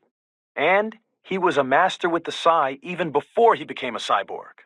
You think he's in Denver? Probably, given that Desperado and World Marshal are basically one and the same. Careful down there. Ryden? Once you get those brains back, what are we gonna do with them? I still gotta discuss that with Doc. He's still got the brains from Mexico, but the human rights group wouldn't take them in. It didn't sound like it was going too smoothly. Yeah, that's what he told me too. I can understand the NGO's position, but these kids, they're completely helpless in all this. I know. We don't have nearly enough cyborg bodies for all of them. And if we want to give them child-sized bodies, they'd have to be almost entirely custom-made. For now, Doc's sending virtual environment data to their brains, just like their VR training. At least that should help cut down on their stress levels. Yeah, but that only works up to a point, doesn't it? Doc said he can't simulate realistic human interaction with the tech we have right now. They must be lonely. And they know lonely. None of them had families. That, or they were abandoned by them. For some of them, the real world might not be a whole lot different. You know what my childhood was like. I'd take life in an empty room by myself over that any day. Raiden. It's a work in progress, for sure. But Doc will work something out. I heard what happened, Raiden. I don't know if I can offer much help, but at least I'm still here to save your data, okay? Thanks. If things get bad, go ahead and delete it. If worse comes to worse, I'll do it. But we're on an encrypted line, so we should be okay. Did you want to save? By the way, what did Boris mean when he said those brains were for medical purposes? They're not just spare parts. Legally, they have human rights. They just don't have bodies. They aren't covered under the Arms Trade Treaty. They can even be legally adopted. Adopted? They're brains. Not as the law sees it. These are street kids, after all. Most of them have no ID or papers whatsoever. Local mobs gather these kids up, declare them for adoption, and then send them off to a U.S. medical facility for treatment. So you're saying Desperado didn't actually buy those kids? Directly, at least? They're not stupid. Just evil. The basic idea is that the Mafia has these orphaned kids, and Desperado pulled their brains, right? Now they need treatment, so the Mafia sends them to the medical facility to get them new bodies. A World Marshal medical facility. One that only exists on paper. Once the brains cross the border, next stop is World Marshal HQ. The plan is to put them into factory bodies and assemble the cyborgs here in Denver. Pretty convoluted process. If there's a silver lining to all this, it's that the first brains only shipped a month ago. Doc confirmed that in the data he's collected. You can speed up the VR training process for AIs, but not with human beings. So it's likely none of the kids have completed training yet. Thank God. That training, though. Sorry, I should get back. We can talk later. So there's really no legal recourse to stop World Marshal here? We couldn't leak that video of Armstrong or something? Boris, Kevin, and I talked this over already. Not gonna work. The media would never show it. I guess not. That's why PMC started advertising so heavily all of a sudden, isn't it? So they could influence the media. Yeah. PMCs don't have anything to sell to regular people, but that's not what those ads were for. It's a part of the aftermath of the Patriots' plan for manipulating the public. Restricting press access, allowing cross-ownership between media conglomerates. A media empire as iron-fisted as any other dictatorship. So much for freedom of speech, huh? Yeah. The Patriots are gone, but their effect still lingers. It's just too good a scheme for the government to get rid of. All right, so we can't go to the news. How about uploading it to some video site? It'd get buried in the noise. People fabricate videos all the time to discredit other groups and companies. But when it's bullshit the public wants to believe, then it spreads like wildfire. If they don't care, it doesn't get noticed, even when it's the truth. Yeah. I guess videos aren't permissible as evidence in court either.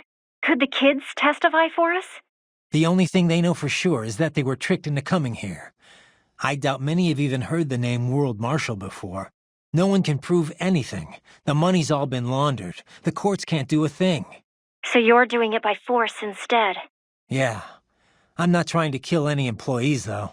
Working for a company like this one's a crime, whether you know it or not. But I'm only after two groups here. The guys in charge and their contractors. I hear you. Beyond that, whatever it takes to unplug that VR program permanently. Raiden, are you okay? Oh, Sam sure plays dirty. No, he's right. The cyborgs who signed on with Desperado and World Marshal, most of them had no other choice. No one put a gun to their heads, but they were screwed to begin with. Their contracts worked completely against them. Still... I knew all that, but hearing those voices, it hit me hard. I guess I was just kidding myself the whole time. Still, there's nothing you could have done for them. But those children... I'll get them back. Raiden, I just wish I could do more from here. It's all right, Courtney. Sometimes just having someone to talk to is good enough. I'm happy to help. I should probably save your data. All right, save complete. I'll talk to you later. Okay, check back if you change your mind. Yeah, riding out. Raiden? Are you alright? Not now, Courtney. You're about to see the Ripper in action. Okay. But you called me. On the Codec? Did you want to save, or...? Alright, save complete. No turning back now. Just how I like it. I'm gonna enjoy this. So then, what did you want? I forgot. I trust you do not mind my telling George about you, Raiden. Could have done without that, Doc. He didn't need to know I was here. Well, there was no reason to conceal that from him. My intention was not to impugn you. He has a right to know. It's not as if he can simply fly over there and meddle in your affairs. It's throwing off my emotional balance, Doc. Things like that can negatively impact the mission, you know? However do you mean? You did the right thing, did you not? There's nothing to be ashamed of. George has the best body we can give him right now. And the rest of the children are also safe. And quite content, too, I should add. It was your quick decision-making that saved them, Raiden. George's body will require regular maintenance, not to mention a replacement upon reaching adult age. But the expense is more than worth it. You planning on signing him up with a PMC? Because that's the only job we're good for, far as I can tell. Oh, you are quite mistaken there. Just consider it. The power of a machine matched with the nimbleness and creativity of a human. The construction and public works possibilities alone are endless. I saw a news piece on German TV just the other day about a cyborg plumber, in fact. Let's not forget about elder care either. One needs great strength to bathe and care for the bedridden. But it's also very delicate work, if you follow. Not the sort of thing you'd leave to a machine. Sounds great. So long as we don't start replacing the old folks' bodies, too, just 'cause they're old. A valid concern, yes. I recall reading a comic like that once. An old farmer created a cybernetic body to fight evil military scientists and so on. Yeah. But can't George do anything besides physical labor, though? Oh, he has every right to choose another path. If he opts not to take advantage of his body's physical strength, he's free to pursue academia instead. His body provides a completely ideal chemical environment for his brain, after all. I can certainly see how that would prove handy in the realm of higher education. The only problem would be how to cover the costs. The issue of student loan debt in the US is thorny enough already, even for normal students. Yeah. All this stuff's not just George's problem, though. All the other brains I'm gonna rescue will have to deal with it, too. Giving them bodies won't be the end of their problems. It'll be the beginning. Indeed. On a happier note, though, excellent work in bringing George's lower body back. Now he'll very likely be able to produce children in the future. Bravo! So how long can George use that medical body he's in right now? Well, the body's full shelf life has yet to be proven, but with regular maintenance, I would imagine 10 years or more. However, this is also a child's model. It will need to be replaced as he grows mentally and emotionally. But things have come together pretty well overall. Guess that's gonna be a problem, huh? It will. Also, this is the only body of its type I could procure on such short notice. I'm afraid the other brains will have to make do with their VR environment for now. Yeah. It just doesn't feel right that George gets the only body, though. Well, it was you who implored I do something for him, no? I assumed prioritizing him was called for. Yeah, and I appreciate it, Doc. It was a pretty stressful moment. We will have many more brains to watch over before long, I fear. Something I don't entirely mind, I should note. The more research subjects I have, the better. Still, some sort of decision regarding their long-term care shall have to be made soon. It will be some time before we're able to monetize any of this research, after all. As much as I might like to, I can't run this lab on good intentions alone, you know. Yeah. We need to come up with something, and soon, for all our sakes. We should be able to mass-produce child bodies in very short order, at least. By the way, I have a helicopter crew on standby to bring the brains back here should the need arise. I, too, will be departing in a little while. Much appreciated, Doc. Consider it an angel investment. Who knows what sort of new business I may be soon pioneering here. Doc, what did Sam do to them? Well, many cyborg soldiers' emotions are regulated by nanomachine-controlled drug doses and electric stimuli. It sustains the subject's confidence while suppressing fear, anxiety, any emotions detrimental to mission performance, really. I suspect that Desperado also uses it to boost the aggressiveness of their employees. Once, SOP nanomachines were used to control all PMC contractors, not just cyborgs in this way. These days, you can control cyborgs with far more accuracy than ever before. You are connecting directly to their central nervous and control systems, after all.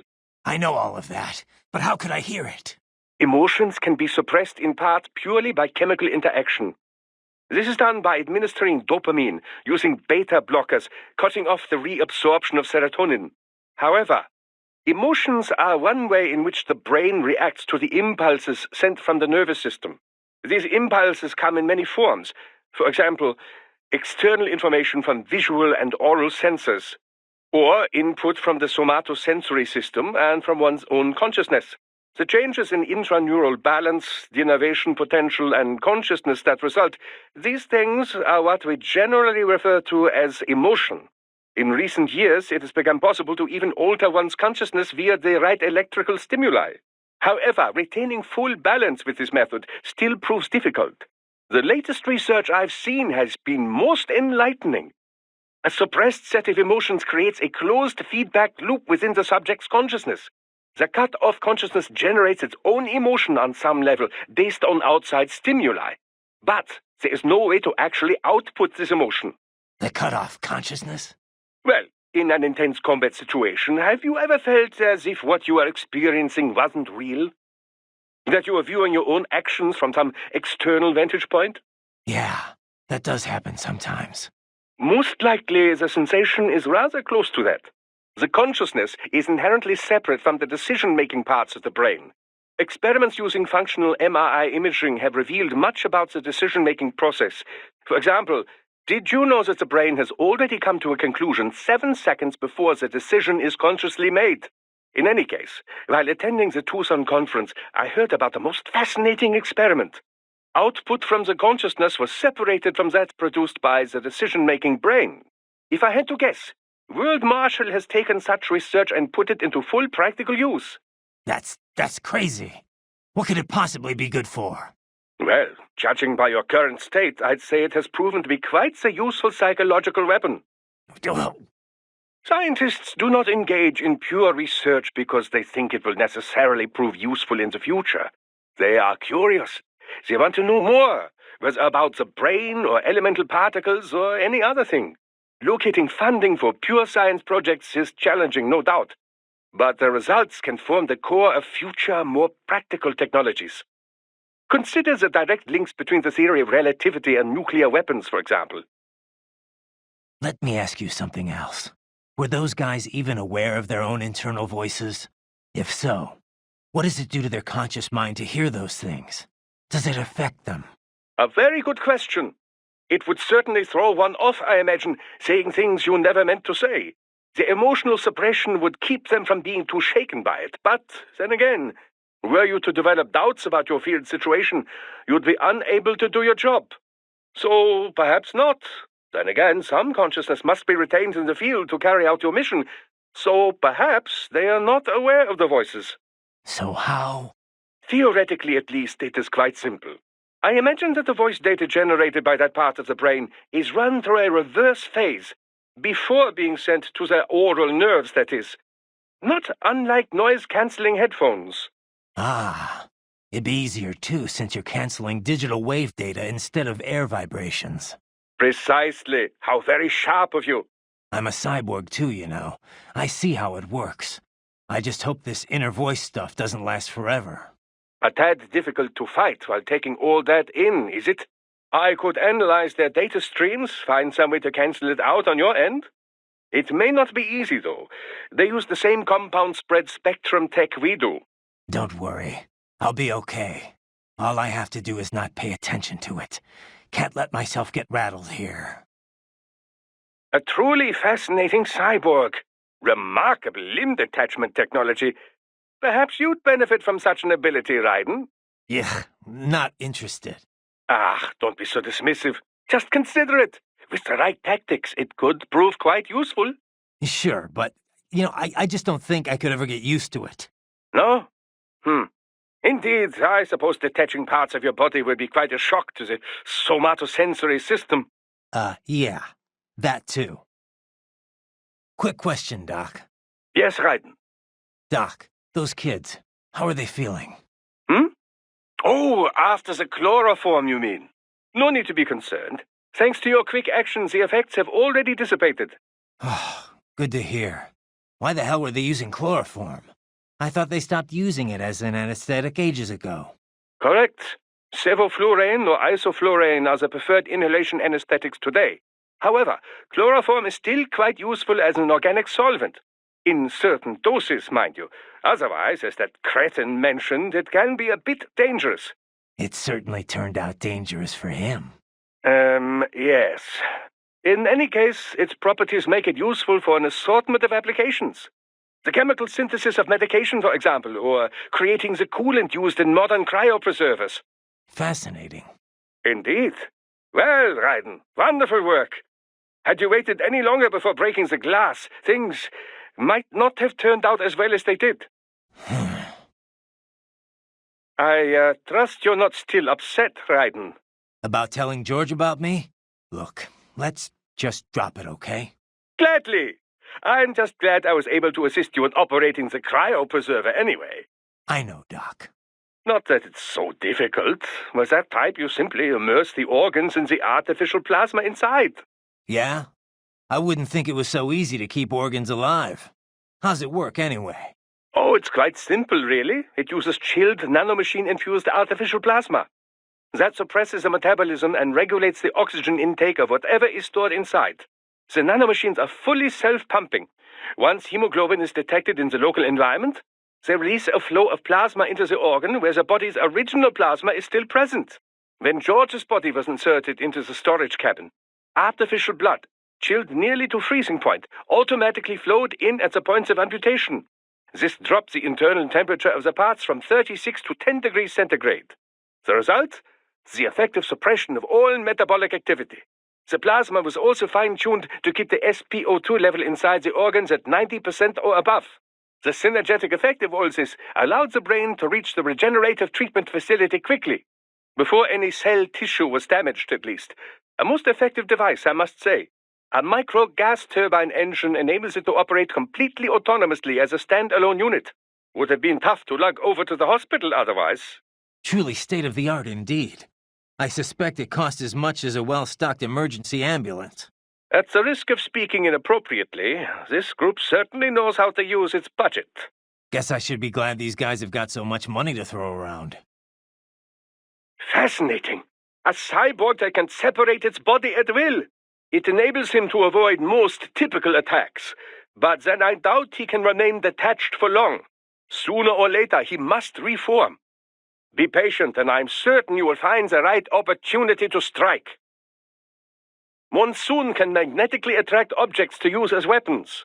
But do not panic. Simply activate blade mode and cut through whatever he throws your way. How's it going with the brain units, Doc? Any problems? Oh, they could not be better. They're being kept at exactly 36 degrees Celsius with a steady, uninterrupted supply of oxygen and glucose. Synchronizing them with our equipment posed some difficulty, but everything's perfectly stable now. That's good to hear. What kind of VR are they getting? I prepared very comfortable rooms for each and every one. It's not quite Schloss Neuschwanstein, but each one enjoys the equivalent of a 4-star hotel suite. Every room includes an attached pool and an extensive library of on-demand video programming. 3 meals are delivered daily, and while we're only able to do so much vis-a-vis taste sensation, it should satisfy the psychological need for food, at least. Doesn't sound too bad. I wouldn't mind a little VR training like that for a change. Oh, be my guest. I'd like to experience it for myself, you know, but for now it is available to cyborgs only. Exciting work is being done in the realm of invasive brain-machine interfaces, but there simply isn't much demand for it at the moment. I guess not too many folks are willing to stick electrodes in their brains just for a taste of VR. Perhaps, but the sense of reality is considerably improved over nanomachine-based non-invasive methods. If prices were kept low enough, I imagine the video game industry at least would clamor for it. Who coded the virtual hotel? An assistant. He used to write VR programs for UGs, but now specializes in cyborg software. A bit of a niche right now, yes, but when brain-machine interfaces take off, it will be a big business. The children's accommodation is a reworked version of the original Beta software he built. The room's 3D models are all made using free libraries. It couldn't have been easier. I wish everyone loved their work as much as you do, Doc. They don't go stir-crazy, though? Cooped up in their rooms? There's little I can do about that. Creating an open world would take orders of magnitude more resources. What about communication? Another weak spot, yes. The NPCs available to us are all for military training purposes. It will be some time until we see VR characters capable of convincingly human interaction.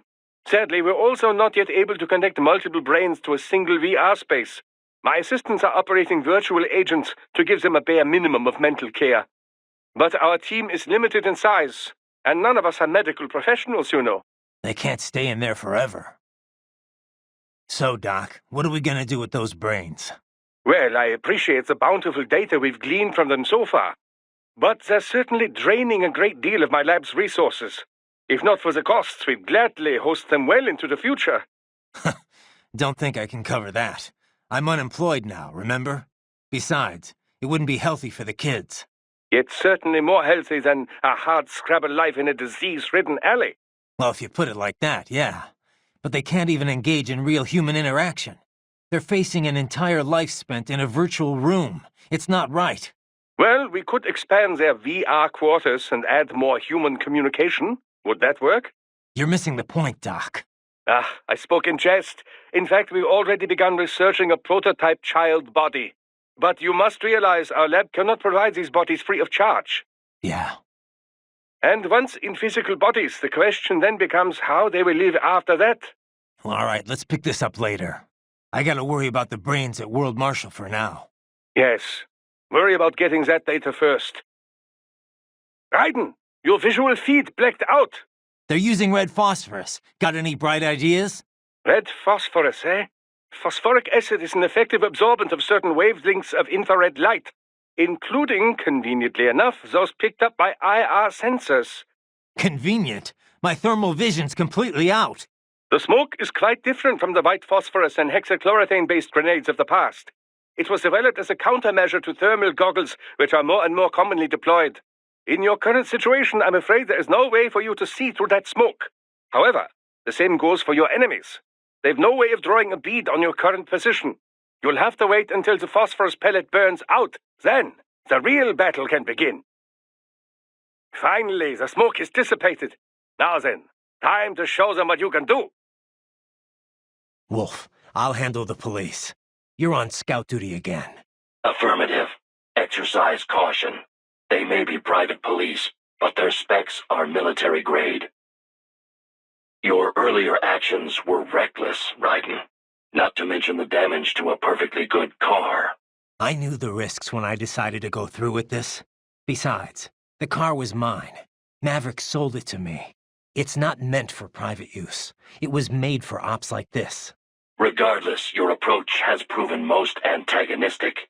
You are now a criminal, a public enemy, a police-killing vigilante. Even if your actions reveal World Marshal's designs, you will be unable to avoid legal punishment. Probably not. But that's a price I'll have to pay. I gotta stop that VR program and get those kids back. I sealed my fate the second I attacked George. But George is not dead.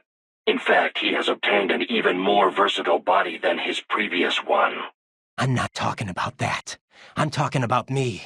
I was a child soldier in Liberia, like Miss Trawl said. I was a mentally deranged child. People feared me, called me Jack the Ripper. A result of the so-called Sears program. I thought I'd left it all in the past. But just like that, Jack came roaring back.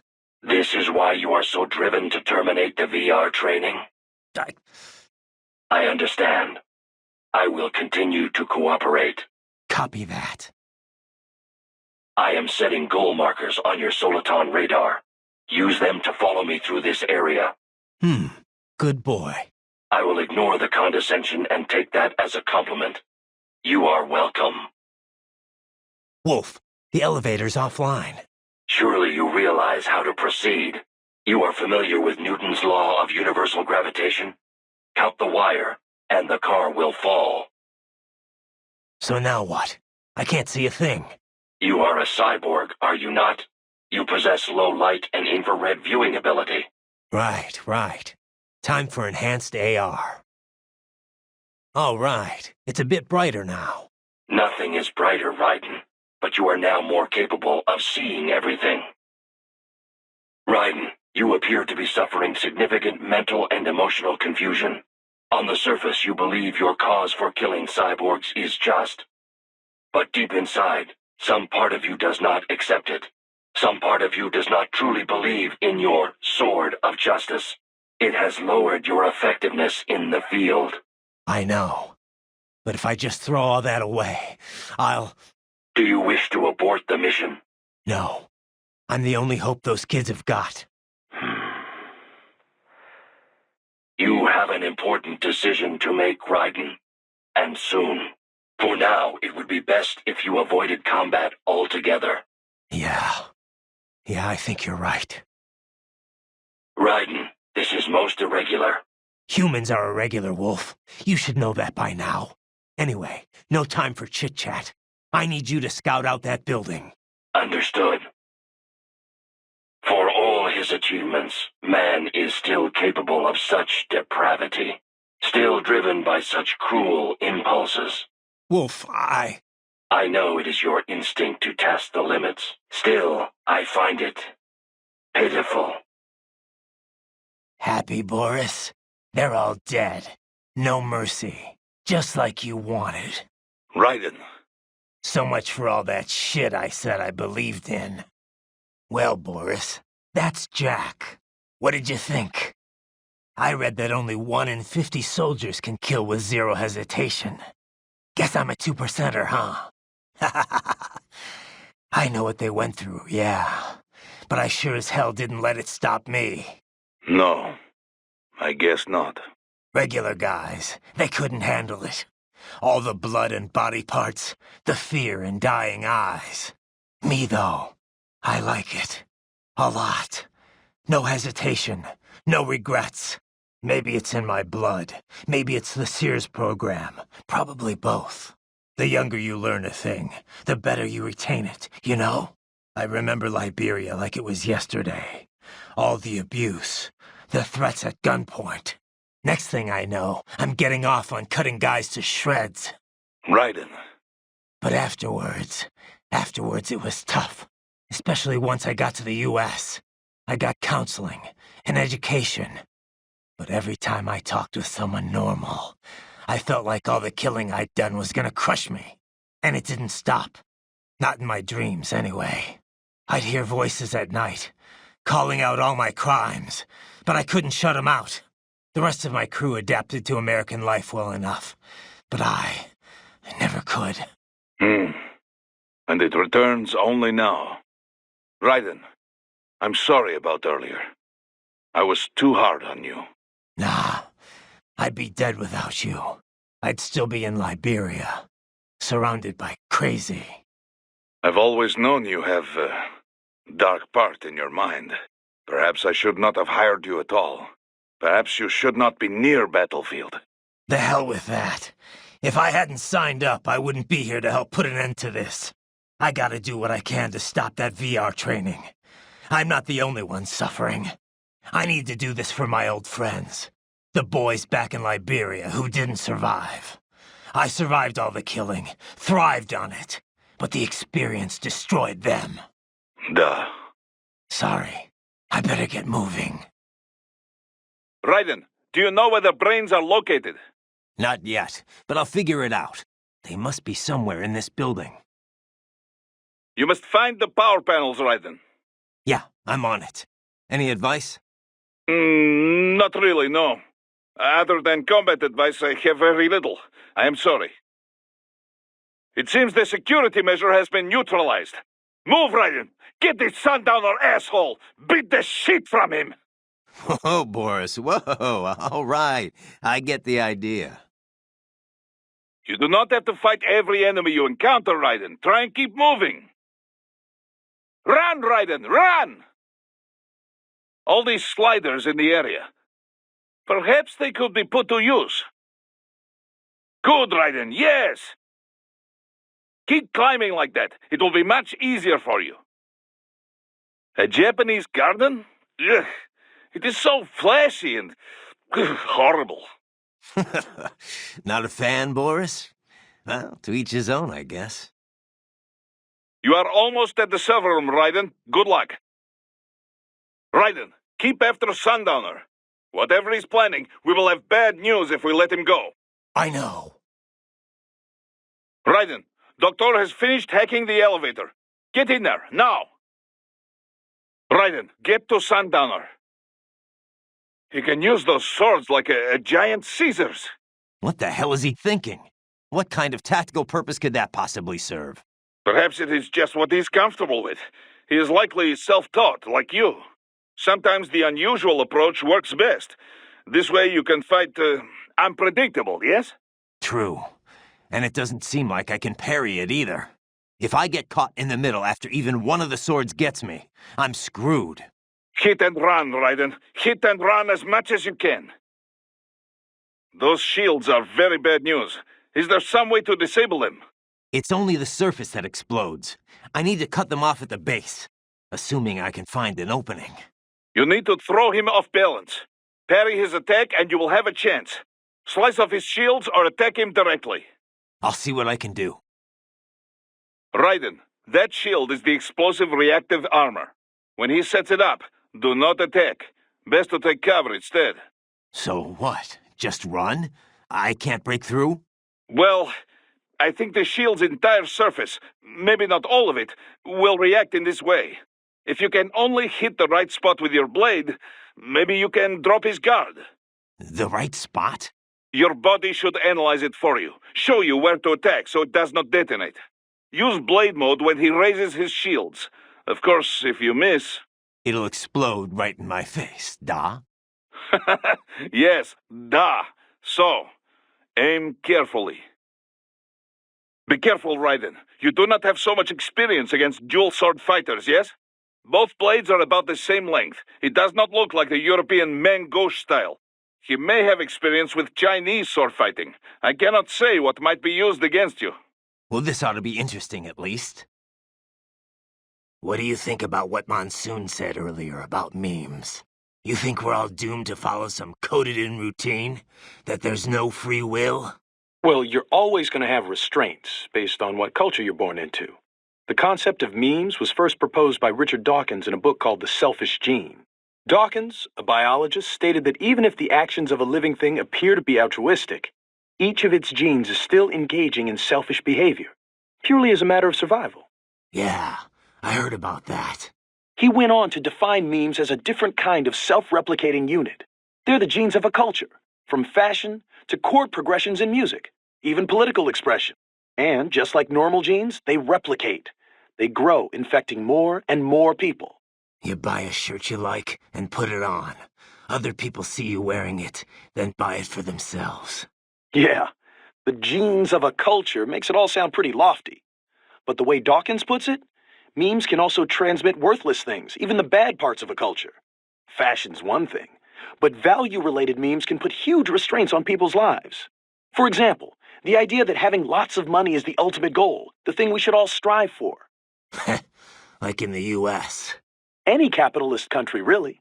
But anyway, you catch this money worship meme, then not only are you trying to get rich, you're also spreading that idea to other people. You have to. If that meme isn't the cultural norm, then what are you working for? So you start spreading the word about how important it is to succeed, earn status. Right. And the really contagious memes can be even worse. For example, revenge. A guy sees his countrymen killed by terrorism, so he becomes a terrorist and retaliates. It's an infinite loop. I think it's the same thing with child soldiers. Kids' parents are killed by other kids, so they join the war next and start killing other people's parents. There's gotta be a way to break the cycle, though. Dawkins wrote about that, too. How we can rebel against our genes and memes. Once you're aware of your own memes, you can train yourself to identify and replicate the good ones. And kill the bad ones. Right. Well, that starts with me stopping this VR shit. The Sears program's one hell of a bad meme machine. Guess all the staff's already gotten out. Probably. There's an evacuation notice for the entire neighborhood, in case you hadn't noticed. Can't exactly have civvies running about with cyborgs blowing the place up all around. I'm not complaining. This way I won't have to hold back. Too bad the cyborgs didn't go with them. I'm not even here to fight them. Yeah, but if you're expecting to find the guys behind all this, you're probably too late. I know. I'm just here to get the brains back. Anyone who ran this operation, worked on it, stood by and let it happen, I'll deal with them later. Smart plan. Wouldn't be much of a warrior if you started hacking up helpless non-cyborgs anyway. Those guys, we'll get them another way. Such as? Well, I mean, just getting the brains on our side could change a lot. World Marshal's got an iron grip on the government. Wall Street, too. Legal action's not gonna work. But you can bet the media's gonna descend on Denver like flies once you're done here. Once you've rescued those brains, they can start talking about VR training. If nothing else, it'll definitely change public opinion, and quickly. World Marshal's stock will plunge, giving them less influence in Washington. We could see a managerial change. And, you know, the guy running the project would probably be demoted. Reassigned at least. Demoted? For cutting up kids? That's punishment? It's gotta be Armstrong running all this. A guy who publicly has nothing to do with World Marshal. Yeah. Anyway, he'll have to wait. The way Monsoon was talking, Sam and Sundowner are in here somewhere. Taking them out's a start, at least. Man, their headquarters are massive. I wouldn't even know where to begin looking for the server room. You need to keep those guards busy while Doc finishes reprogramming the elevator. Get in there and mix it up. Raiden, the elevator's ready for you. Get over there now! Sounds like Monsoon was a victim of the Khmer Rouge. Yeah, Pol Pot's regime. They killed nearly the entire intellectual class of Cambodia, all in an attempt to create a communist agrarian society. Some reports claim they wiped out a third of the entire population. Just insane. Even without knowing exactly what happened to him there, you can start to see why he thinks the world is diseased. Yeah, I'm sure that's what gave him his whole survival of the fittest worldview. Just one long series of traumatic events. Well, directly or otherwise, the Khmer Rouge messed up a whole lot of lives. But all their victims didn't start thinking like Monsoon. People have to stop the cycle of violence somewhere. Stop the bad meme, I guess you could say. Of course, that's easy for me to say, having grown up in a nice, stable first world country. Nah, I get it. Growing up in bad circumstances, it's no excuse for the crimes you commit. Yeah. That's some serious security they got there, huh? Pretty far cry from what we got at Maverick. You know, I visited a garden like that once, in Japan. The Kairakuen, in a city called Mito. Really nice. Taxi ride there was murder, though. I figured the cabbie wouldn't be able to speak English, so I gave him a map, but he still got totally lost. I think he probably got confused because the map was in English. I didn't think that'd be a problem, since it's not like the place names are any different. But apparently, the guy couldn't even read the English alphabet. You gotta be close to the server room now. Hang in there, okay? Raiden, Sundowner's in on something going down in the next 3 hours. We need to find out what that is. Don't worry, he's a cyborg. He won't die right away. I'll spare a piece or two of him to interrogate. 3 hours. What could he be up to? I don't know, but you better track him down. Whatever it is, it can't be anything good. I'll find him. Courtney. Yeah? You caught all that. Guess I was Jack the Ripper all along. All that talk about justice, and here I am. Just another killer. Raiden. Listen, I want you off this mission. You don't have to go through this. Kev or Doc can handle saving for me. Raiden, I don't want... It's my responsibility to stop them before they make another Jack. It's my duty, no one else's. That's the way it is. Live by the battlefield, die by the battlefield. Raiden, listen. Courtney, this isn't the place for you. Keep working with me, and you're gonna wind up someplace dark. I'm fine with that. What? They're kidnapping kids. They're ripping their bodies, tearing up their souls to make soldiers. I feel like they have to pay for this. If I just quit here, how would I live with myself? Courtney. I mean, maybe I'd be happier going back to school, getting my MBA, making 6 figures. But now I know. I've seen the truth. And I can't just forget it. Maybe I can't do what you can, but come on. At least I can handle your data. So do you want to save or not? All right, we're set. No? If you say so. If you change your mind, just say the word. You're sure about this? Positive. Look, you know you aren't Jack the Ripper. I mean, sure, you don't exactly hate every minute of your job out there, but the Raiden I'm talking to right now, he's the same one I've always known. The one who'd put his life on the line to protect the innocent, not just some maniac with a knife. Who knows? Maybe I'm just out for revenge against everyone who made me this way. It's more than that, Raiden. That much I know. In any case, I'm going to stop this VR training. All right. Good luck, Raiden. Sundowner. Just unbelievable. Yeah. This guy's an animal. There's no reasoning with him. And you're going after him? That's the plan. This'll be better anyway. I didn't want to fight in that server room. Well, watch out. It might be a trap. You want to save just in case? Crazy to think they've been conducting VR training right at their corporate headquarters. Right under everyone's noses. Save complete. Better get to that elevator. You sure? Okay then. Better get to that elevator. Ever eaten Cambodian, Courtney? What? That's a little random. Apparently that's where Monsoon's from, originally. Just trying to cover all the bases. Not sure how this could be important, but... Well, the 2 Cambodian dishes I know best are amok and something called pong ti con. Amok is fish covered in coconut milk and other flavorings and wrapped in banana leaves. I had it once. It's really exotic, both in looks and taste. Definitely recommended, if you like fish. And the other? Pong ti con?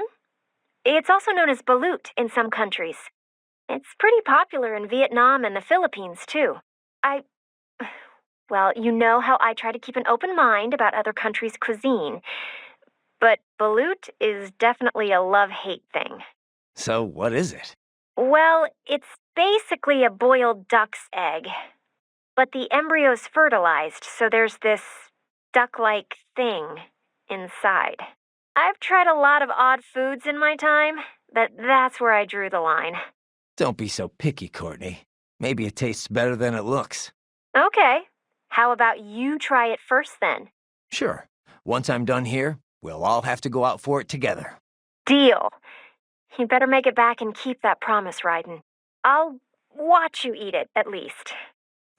Wimp. I am looking forward to ending this, though. Wouldn't mind getting my old jaw back. Would be a little hard to eat normal food without it, you know. You could always use a straw. Okay, save complete. Okay, next time then. If you ask me, no Japanese garden's complete without cherry blossoms. I hear a lot of towns in Japan are full of cherry blossoms in the springtime. They have picnics under them, drink sake and stuff. Sounds like a lot of fun, right? Food culture is about a lot more than just what you eat, you know. Hey, how about we all go to Japan for cherry blossom season? You know, once you're done there. Sounds good to me. Once I'm done. Raiden, are you... Is everything okay? Oh yeah. Now there's nowhere for him to run. I'm gonna rip him to pieces. Raiden... What's wrong? You gonna save my data or what? Oh, right. Sure. All set. Copy. Actually, never mind. No way I'm gonna lose. All right. Raiden? Did you want to save? All right. All set. Be careful, Raiden. Are you sure? Check in soon, okay? Have you taken the building yet, Raiden? Negative. Aren't you monitoring me? Not while piloting an aircraft. I have to take my eyes off of you sometimes. You don't have it on autopilot? Well, functions such as attitude control are largely automatic on this craft, but I am wary of leaving everything to the computer. I feel safer handling speed and altitude changes myself. Huh. Well, suit yourself. Anyway, I found the brains, but Sundowner got away. I'm pursuing him right now. Roger that. I'm about to enter Denver airspace. You'd best take care of that hammerhead on the roof if you expect me to get anywhere close. Working on it. Just give me some time. You tracked down those brains yet, Doc? Well, I'm afraid that would be quite difficult to do remotely. If you or Wolf can secure a priority connection on a terminal there, that would be another story. The security forces are storming the building. I need you to buy me more time to work on the elevator. The elevator is ready. Hurry! Forget about the guards. There's no time. Quickly now. Where are these electrical panels? I believe they are hidden in the walls. Use your enhanced AR to search for any unusual heat sources. The system is offline, Raiden. Hurry and get through that gate. So those were spare bodies, Doc? Indeed. Sometimes backups are built for custom-made frames like Mistral and the others. They can be used for spare parts in case of damage, or if the original body is completely destroyed. The brain can be transplanted over for a quick recovery. But these are all AI-controlled. Yes, most likely a standard UG AI. It may look like Mistral, but it would behave more like a UG. The same attack patterns, perhaps, but the AI will not perform up to the organic original in many respects. Such things as speed, agility, accuracy, how it responds to damage. These differences are usually quite obvious once the AI engages in combat. So I've got nothing to worry about. Well, bear in mind that the spares retain all the original body's abilities. I would still exercise caution if I were you. If they already went through all this trouble, why not just mass-produce Mistral's body? Cost. Yes, I would imagine money to be the biggest obstacle. Mass production would certainly lower costs, but likely not enough to be competitive with general-use cyborgs. Plus, any user would need extensive training to make use of all those arms, you know. Ah, 2 swords and several shields, eh? These winds of destruction are certainly unique. Compared to Mistral and Monsoon, though, he seems to employ a much more straightforward approach. Hopefully. He could still be hiding something. I'll just have to see for myself. That shield is Explosive Reactive Armor, ERA. It was developed as a deterrent to the metal jet structure of heat missiles. But the technology has evolved for use in close-range cyborg combat. Bastard's got 6 of them, Doc. Well, it is a rather effective strategy, He stays protected while damaging his foe. You will want to avoid slashing when he has those shields at the ready. Swords that double as scissors. Interesting, but not especially applicable in most situations. I doubt you would see much demand for such a weapon in the open market. No. Gimmicky shit like that has no place in a real fight. Watch, and I'll prove it. Keep going, Raiden. Whatever you do, do not fall off. Guess I owe you one, Wolf. I would have been a goner if it wasn't for you. Acknowledgement unnecessary.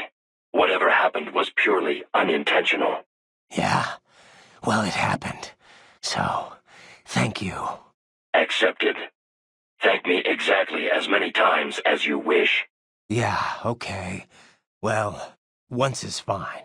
This is your true nature, then? More or less. Still interested? I find no reason to alter my objectives. No?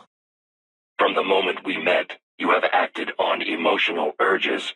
You speak of protecting those weaker than you. Such people number in the billions. It is impossible.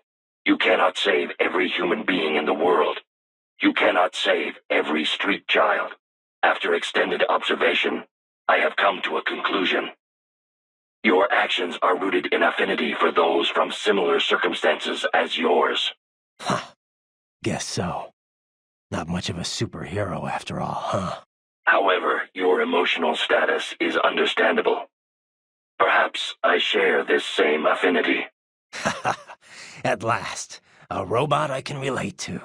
We have already discussed this topic. I am not a robot. Optical neural AIs are closer in structure to the human brain than standard von Neumann model computers. Well, if that's what you feel, then glad to have you along. Roger. Can you tell me more about the learning program you mentioned before?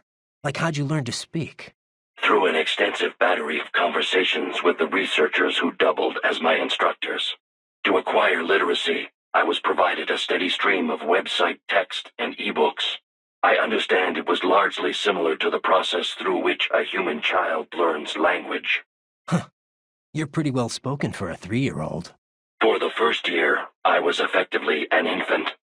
Rapid progress occurred only after I received text reading capability. With digital data, there is no need to read text one letter at a time.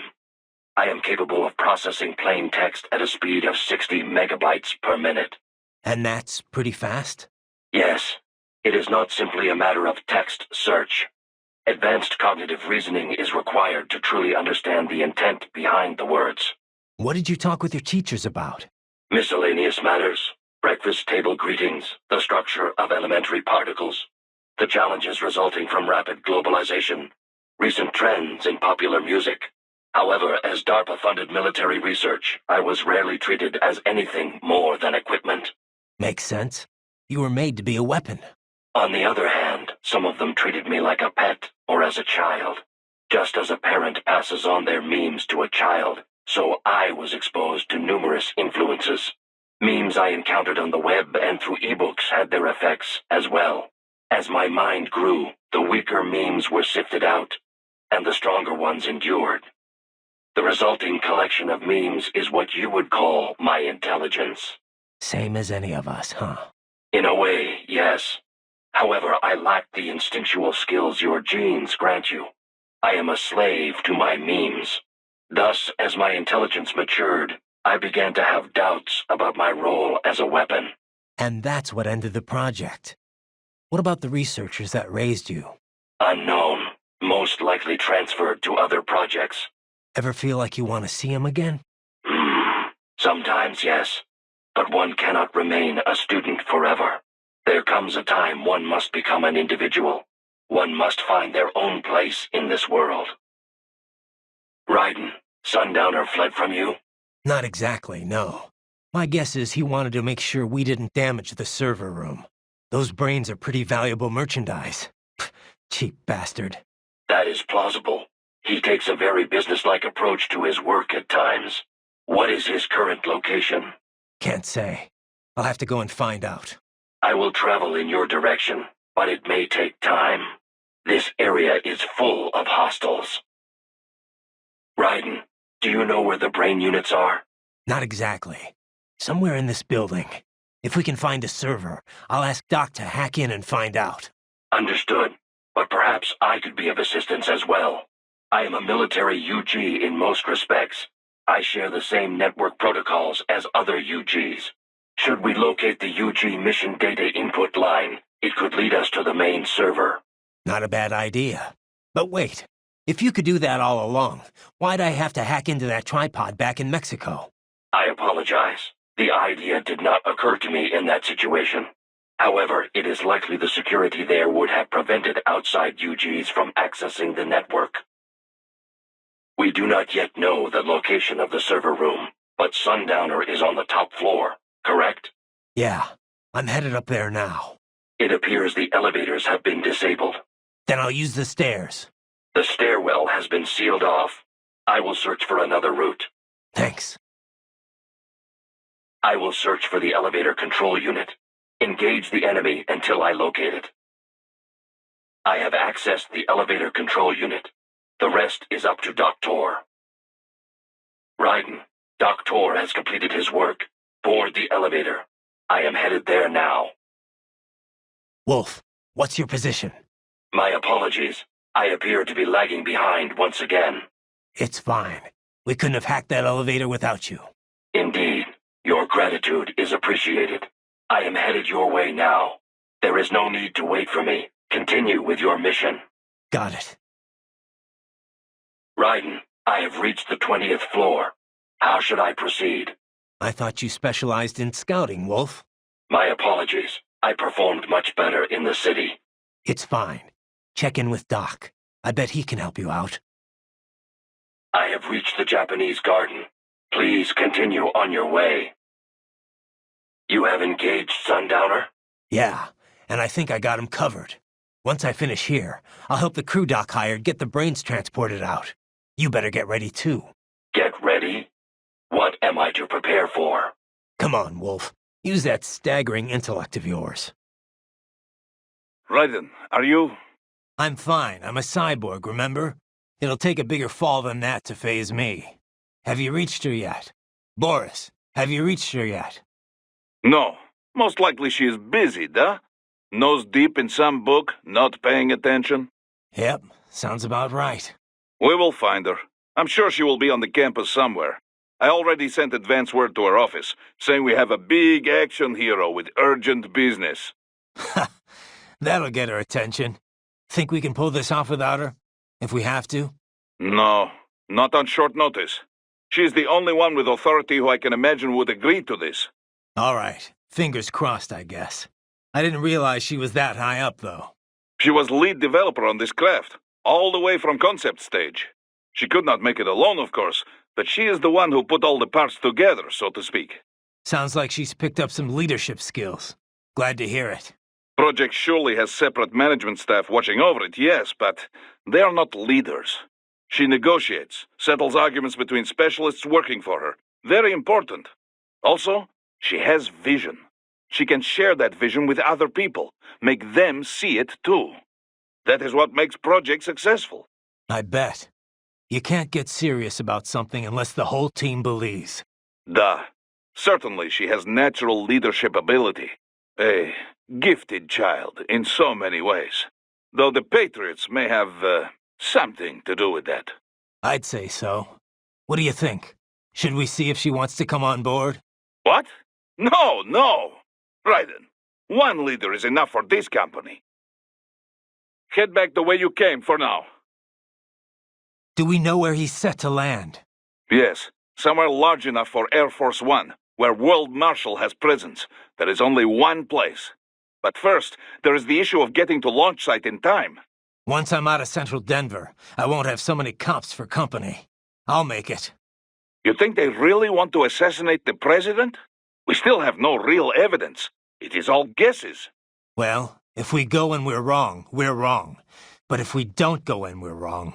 Besides, this is my fight, not a Maverick job. Well, yes, but... Save your breath, Boris. You're not gonna stop me. Raiden, we have contact. So we're good to go? Duh. They're canceling the original flight and prepping RLV craft for launch. Great. Now we just have to figure out what I'm gonna do in Pakistan. Do we know where he's set to land? Yes, somewhere large enough for Air Force One, where World Marshal has presence. There is only one place. But first, there is the issue of getting to launch site in time. Once I'm out of central Denver, I won't have so many cops for company. I'll make it. You think they really want to assassinate the president? We still have no real evidence. It is all guesses. Well, if we go and we're wrong, we're wrong. But if we don't go and we're wrong... Besides, this is my fight, not a Maverick job. Well, yes, but... Save your breath, Boris. You're not gonna stop me. You all right, buddy? That was one hell of a drop. Yeah, I'm good. This body's even tougher than I realized. That was some in-flight entertainment. Yeah, no shit. Sliders or hammerheads are one thing, but the MQ-320's a full-fledged warplane. Only the USAF's supposed to have them. Someone should tell World Marshal that. UAV tech's grown a lot, but not that much. Fully equipped battle planes would cost a fortune. Everything in them is cutting-edge tech. The military might let a PMC operate one, but I can't think of many who could bankroll one for themselves. Yeah, can't see the U.S. being keen on sharing its toys, especially with World Marshal. The military might have loaned it out, but only for overseas ops in major hotspots. They wouldn't outsource the defense of American airspace. That's their job. Imagine the headlines. Any warplane within U.S. airspace, manned or not, it's military or nothing. That's part of the reason private UAV tech hasn't advanced as much as it could have. If I had to guess, they were probably trainers from Peterson Air Force Base. And if World Marshal's got access to equipment like that... Yeah. Either the Army gave them permission, or they somehow scrambled without using military channels. Either way, they're in deeper with the military than we thought. I know I just leveled World Marshal HQ, but I don't understand why the military would get involved. I'm not an enemy combatant or anything. I can see why the police would want me, but the Air Force? Well, you did kind of kill a bunch of police officers. Now, I know they were more World Marshal security guards than anything else, but they still had badges. And when the police can't catch you, that's when they call in the guard. This is blowing up pretty quickly. Pretty much full-on warfare, yeah. Asymmetric warfare, that is. Well, we better wrap this up quick then. Any more warplanes and I could be in trouble. I doubt Peterson's got any more MQs ready to go. You'd have seen them by now. My hunch is, someone at World Marshal probably panicked and had it dispatched after Sundowner died. There won't be another sortie. Once you're out of Denver, things won't seem so urgent for them anymore. The military can't just go around willy-nilly shooting down civilian helicopters. Maybe. But if we're dealing with guys who can commandeer U.S. military planes without Army approval... Well, then we'd really be screwed. But I doubt it's that easy for them. Army make any more moves? No. Looks like my hunch was right. Whoever gave the UAV scramble order was probably way out of line. You might be suspected of property damage, theft, and the murder of a police officer, but you are not yet a threat to the general public. Sure, the police have got every reason to kill you guys, but as far as the military's concerned, you're nobody. Well, God bless America. Glad to see at least the Army's not corrupt. Yet. I wouldn't rest easy. They're probably having an emergency meeting all about you as we speak.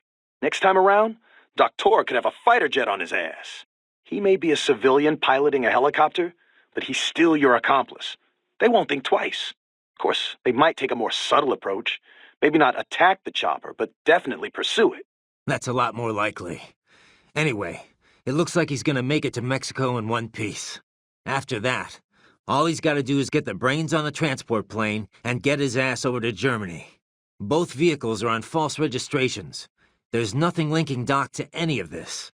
And, as long as they don't want the public to know about the brains, there won't be an official investigation. Man, you're just as tricky as they are. But, well, who's to say they won't conduct some not-so-official action, too? Oh, they can try. But those brains are gonna help us either way. It's too late to brush this under the rug. They're gonna try and dump all the evidence, but the kids will talk about the VR training. Yeah. Far as scandals go, this one's gonna be huge. We got a lot to bargain with. If we need it. Right now, though, I gotta think about Pakistan and Tecumseh.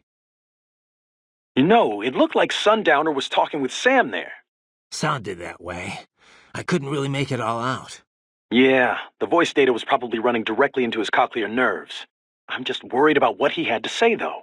It's like Sam was setting all of this up just so you'd make a tougher opponent. Ah, come on. I mean, sure, that shit he pulled with those guys' voices. That opened my eyes a little, yeah. But why make me stronger? That makes no sense. Maybe not. But you said it yourself. He could have killed you easy in Africa, if he wanted to. I know that, but... Maybe it's got something to do with your sword style. You know, he said you deny your weapon its purpose. I think maybe that guy wants to meet Jack the Ripper. You know, like in the movies. The Wild West gunslingers or whatever, they never want to fight guys who aren't on their level. They need someone as good as they are, or better. Otherwise, there's no thrill, no satisfaction. Seen that story play out 1,000,000 times. That's not real life, Kev. But I guess I can understand the idea of enjoying a fight. Jack, that Jack, he doesn't want to kill just anybody. He wants the excitement, the thrill, the pain, the adrenaline rush. But what does Sam fight for? For Tecumseh? Whatever that is. Or does he care why he's fighting at all, so long as he's got a worthy opponent? That's impossible for me to say. Either way, he's still alive. And wherever he is, he's definitely got something nasty up his sleeve. Well, I'm ready for it. Monsoon interrupted us before, but this time, I'm ending it. Damn, 2 fighter planes downed? Pretty impressive, Raiden. Even for you. It's not me, really. It's this body. Well, sure, it helps, but it would be nothing without your tactics and reactions. Maybe. I wouldn't even dare take them on if I wasn't in this frame, though. You never could take a compliment. I admit, the tech is pretty hot. Makes you wonder what'll happen once cyborgs become more common. It'd mess with sports, that's for sure. I doubt we'll get to that point. A lot of groups have already explicitly banned cyborg athletes. Even the ones that haven't, well, they're not gonna let them on the field. Well, sure. But what happens once folks get used to seeing cyborgs perform all these superhuman feats? For a lot of folks, the regular stuff just wouldn't cut it after that. In fact, I bet they'd welcome you guys in stuff like extreme sports. Where the show's half the contest? You see that video with the cyborg skater? That's got like 100 million hits. Novelty, Kev. Nothing more. What excites people is seeing regular folks doing superhuman things. If there's no training, no sacrifice beyond I paid for the operation, that'll get real old real quick. Well, it's more than just the operation, though. You need brains to drive that body, right? A lot of people just like to see the limits of how far the human body can be pushed.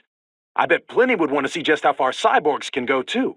Like, a cyborg pro wrestling league could be pretty interesting, or football. I guess it could happen.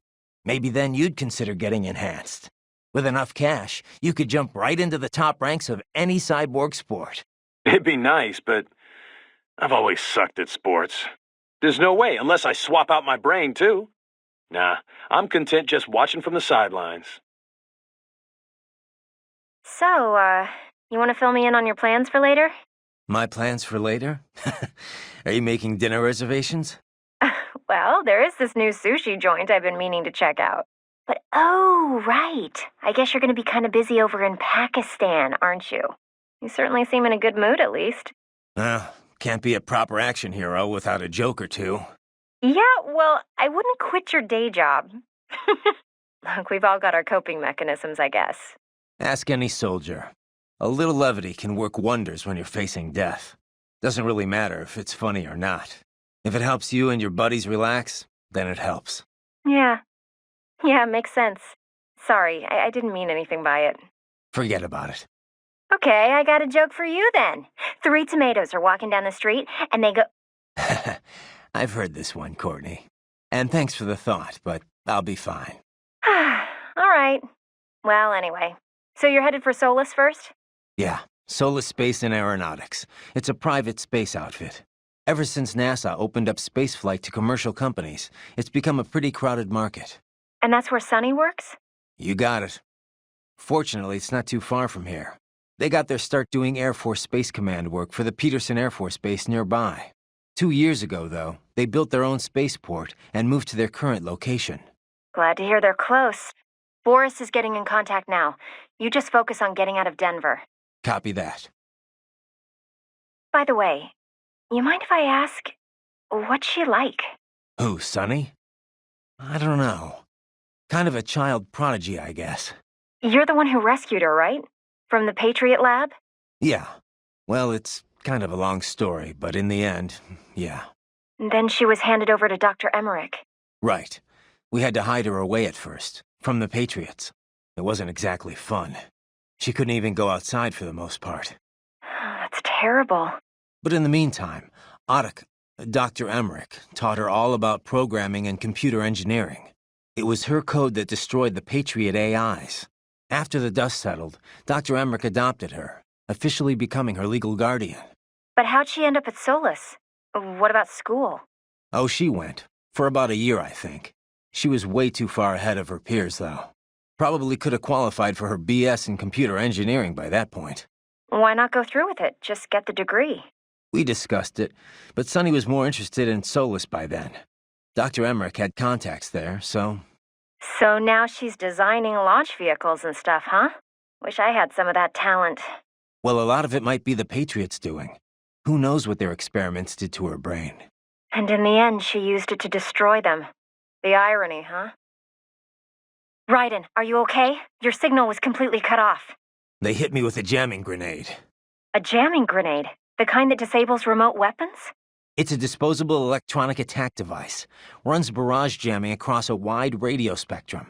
It's really good against remote-controlled electronics. The magnetic waves it sends out block any form of communication, even if you switch frequencies. Yikes. Doesn't that require a lot of power, though? Yeah. I guess these ones don't run very long. Can't put that big a battery in, after all. Why not just, plug it in somewhere? There are fixed location devices out there, yeah. But a grenade's more versatile, plain and simple. Even if it's just for a little while, that shutdown time can be critical. By the way, I gotta say, I missed hearing your voice out there. Yeah. Tell it to your wife. Only kidding, only kidding. Raiden, are you all right? Raiden! Raiden, if you hear me, come in. What is your situation? Are you still there? Yeah. Gotta hand it to you, Doc. This is one hell of a body. Fell that far and didn't even dent the thing. Ah, wunderbar, wunderbar. You are going to need it where you are going. I bet. The cops are probably going nuts trying to figure out where I, landed. I should say so, and you'd be wise to steer clear of them. You're a rather large bounty to score. Maybe, but I won't make it easy. That said, this would probably be a lot easier if I wasn't also on the run. We are beggars, not choosers, Raiden. Guess so. What's your status? The helicopter is safe, but I have SAMs targeting me from below.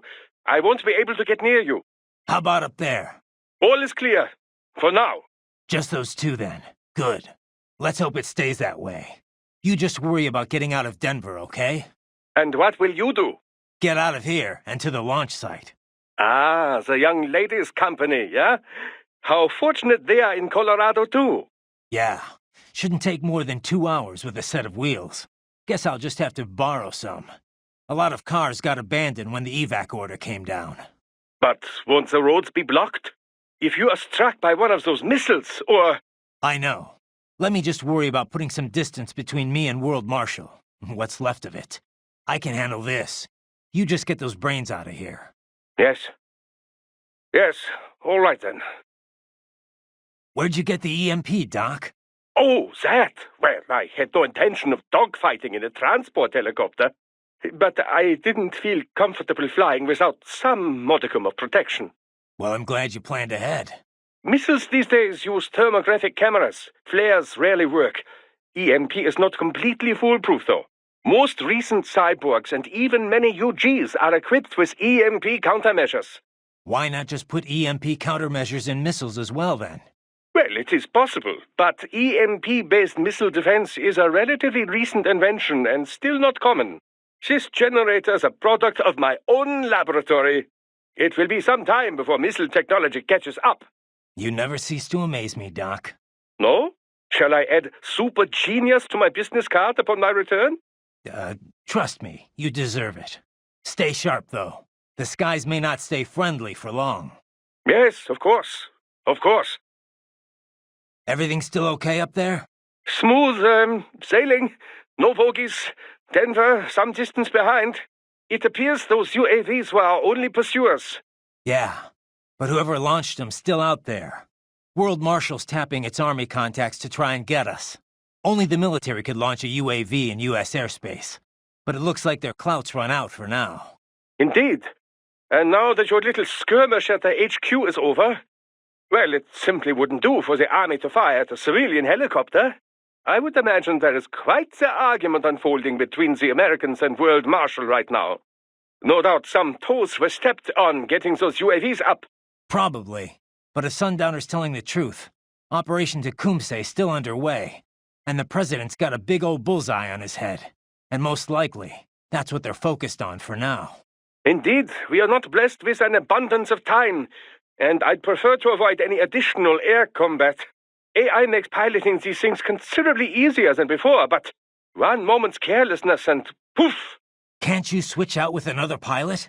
We've no licensed pilots on hand, and for this task at least, I find it difficult to trust anyone but myself. Of course, I would not have taken this route had I known this would happen. I was far too careless, too preoccupied with all the things I could do with these brains. Yeah, I bet. Still glad you're here, though. I wouldn't have a clue how to get the brains out of that system. Without you, I could have killed them all. Oh, yes. I will be collecting more than a few favors after this. There are several experiments I'd still like to conduct on your body. Let's talk about that later, Doc. Raiden, I have reached the ground. Copy that. Where are you at? Raiden, I will join you in Pakistan. What? Why? I anticipate your mission will be challenging. I have a bad feeling about it. You have a bad feeling? I have already exited the helicopter. I am in a part of Denver not under evacuation orders. Doktor reduced altitude enough for me to exit. Where's he headed? To Mexico, as planned. No one is pursuing him at the moment. Even if they were, they would not have the clearance to shoot down a civilian craft. Yeah. Sounds like those MQ-320s were all of them. The military probably only authorized them because World Marshal was under attack.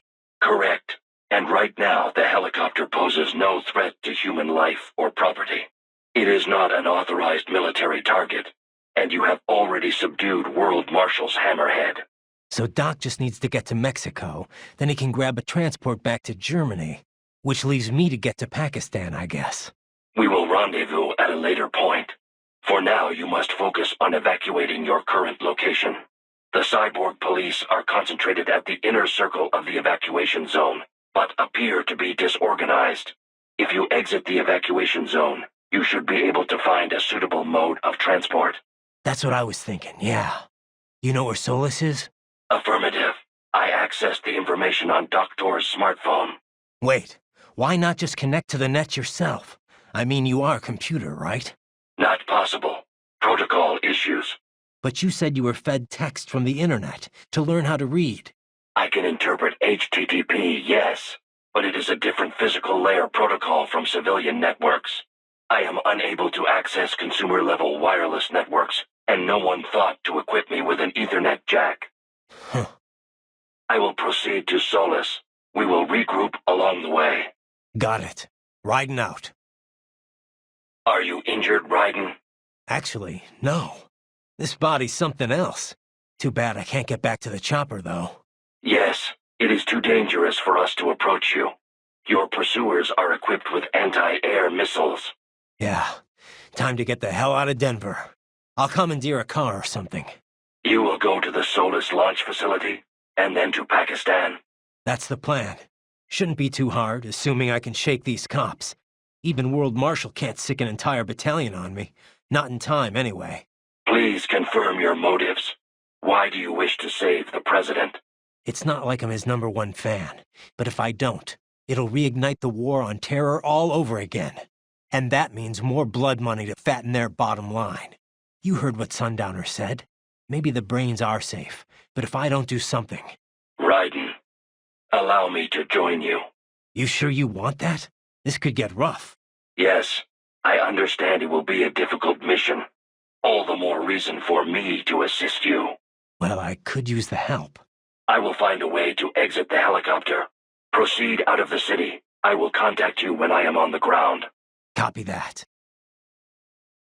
He's a tough one, no doubt. Yeah, I'm going to enjoy this.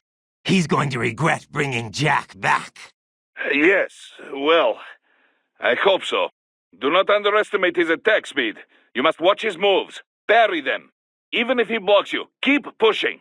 Break his guard and you will have chance to attack.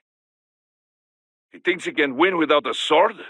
His fighting style uses a good amount of blunt strikes and throws, too. But sooner or later, that won't be enough to stop me. In any case, you cannot parry a throw. Do not let him grab you.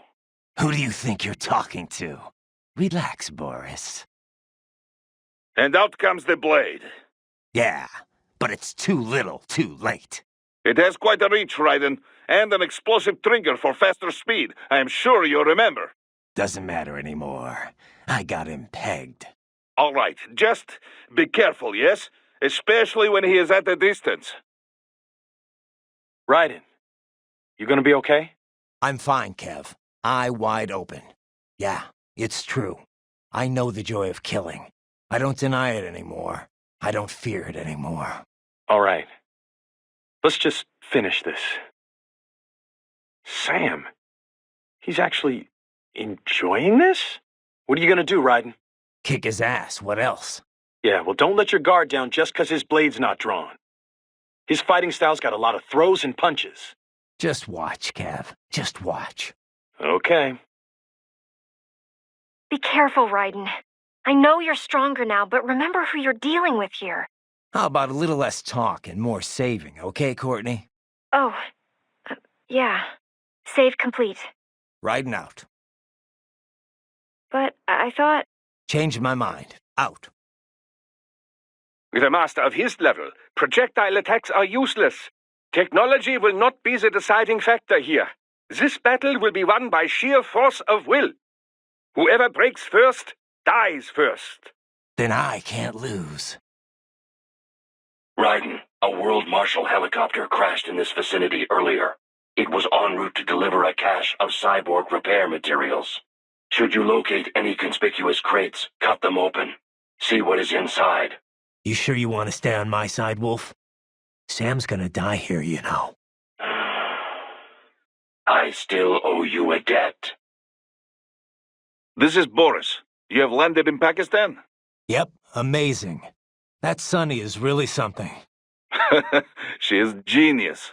I've not seen her for quite some time. She is well? Pretty good.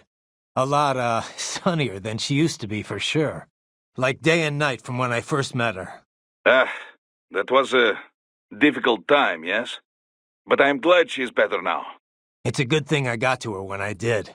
I used to not like thinking about all the stuff that was going on then. But now I kinda miss those days. Sadness is not like the ocean. Someday you can drink it all up. It's a Russian saying. People, they always try to beautify the past as a way to cope, yes? But I know it was not easy for you. I'm sorry for all the trouble. Nah, I wouldn't have gotten her out without your help. Pretty wild to think that was my first job with you, huh? Duh. Certainly I was not expecting to work with you for so long. I remember how surprised I was hearing about you starting Maverick.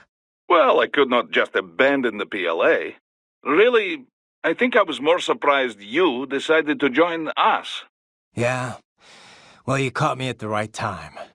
I didn't exactly know what to do with myself. You know, Boris, I think Sundowner was right in a way. Killing the Patriots wasn't enough to end war. It didn't create this big, happy utopia. But you know what? Seeing Sonny doing so well makes me damn happy the Patriots are gone. Yes, I can imagine. You saved many lives. But now here we are, all over again, huh? Indeed. My apologies for putting you through all this. I knew what I was in for. Riding out. Raiden, what is the status at the base? Overrun with desperado cyborgs, as expected. Security's still pretty lax, though. Yes, I don't think they're anticipating another cyborg to show up. They are, after all the way out in Pakistan. Doubtful there will be any cyborgs here, except at the base, forces hired by the US. And more doubtful they are expecting a cyborg to drop in at Mach 23. Yeah. Still, they've got to know I'm here. Sam was smart enough to figure out that I'd take that launch vehicle. Yes, but they couldn't have sent backup to this base within 3 hours after Sundowner died. Perhaps they could have arranged it so the plane was scrapped if Sam died. But if they already occupied the base, then there is no longer any canceling out. Probably not. Which means we've pretty much already won. Sam's dead. The Winds of Destruction, too. And none of their standard cyborgs or UGs have a chance against me. No, certainly not. Though I wonder who is behind this operation anyway. Not Armstrong? Well, yes, but who is running things at the base? The Senator would never be there himself. But this is too elaborate an operation to direct remotely. Yeah. No amount of network tech could take the place of a command structure on the ground. Gotta be someone else from World Marshal, I guess. A cyborg, perhaps. One with specialized combat body, like Sundowner and the others. I do not mean to alarm you, but use caution. Yeah. Copy that. Raiden, there is no time to worry about the soldiers. Get to the control tower. Raiden, that tank is from AT Corp, codename Metal Gear Excelsis. Metal Gear. It's not nuclear equipped, but Metal Gear is still in the product name. Fancy. That's just a PR thing then, huh? Perhaps. The term was coined because they were meant to serve as gears. Gears linking infantry with weaponry, duh? I guess Ray didn't have any nukes either. Duh. It will be useless as a tactical weapon with that sort of equipment. Once we entered the era of asymmetrical warfare after the Cold War, The idea of a deterrent force fell out of fashion. Right, because people preferred weapons that could actually be used to kill people. Yes, I would guess they call it Metal Gear to separate it from smaller Walker-type UGs. Excelsis means high or lofty. It is also the species name of Apatosaurus, the dinosaur.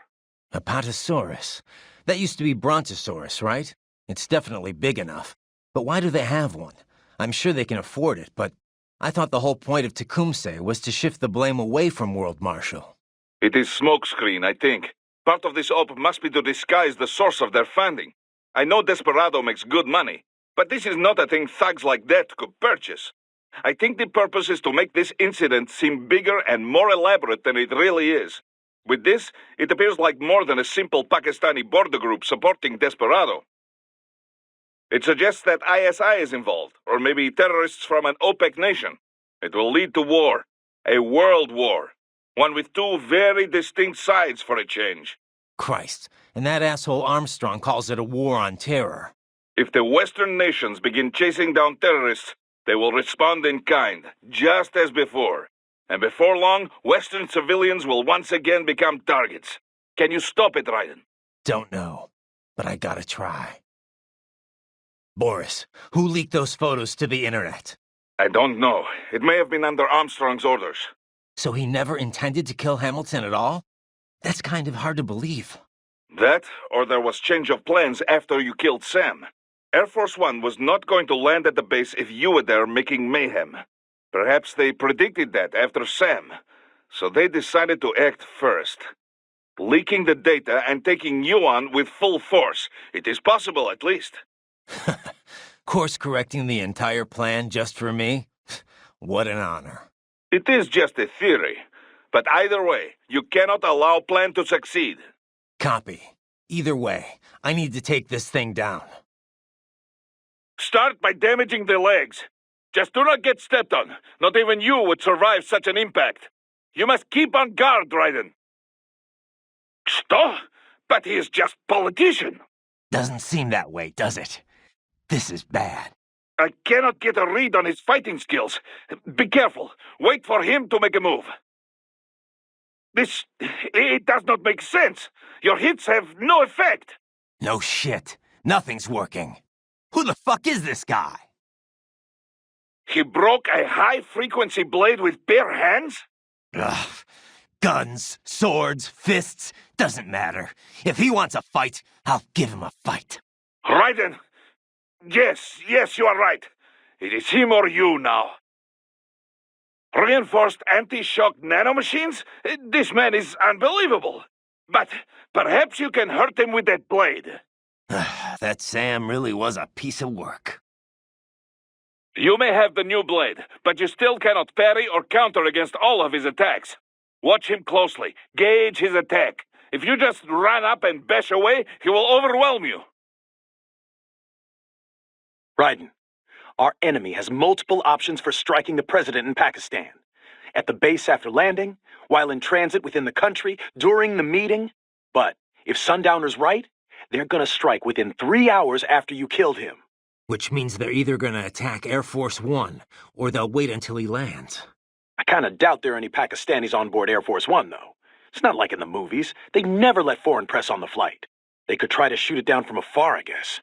But anything the Pakistan Air Force could deploy would show up on U.S. radar instantly. Which means their best bet at kickstarting another war on terror would be post-landing. They're probably set up for the assassination over at the base. You better get moving. So the president's visit to Pakistan, it's meant to build government ties, right? Right. You probably know this, but there's a region on their northwest border called FATA. Stands for Federally Administered Tribal Areas. The central government is, well, let's just say they're not entirely in control of that part of the country. Right.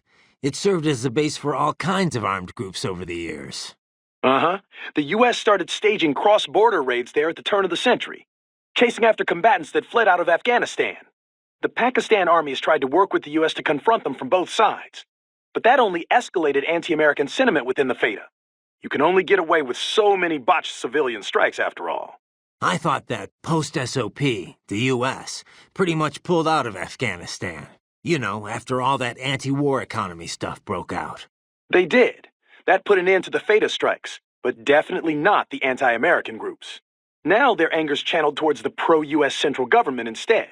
Wouldn't this visit just enrage the Theta groups even more, though? I know President Salam's pretty much on the American side. Yeah, but Salam doesn't care. He's got no interest in dealing with them. He wants to get the Theta back under control, and I guess he wants America's help doing it. And how do his people feel about that? It's pretty much 50-50. A lot of people hate the US, for sure. But a lot of others have been directly affected by the anti-government suicide bombings, too. There's definitely some deep-seated support for helping the US, but only if it means ending the violence once and for all. Sounds like we could see civil war here any moment.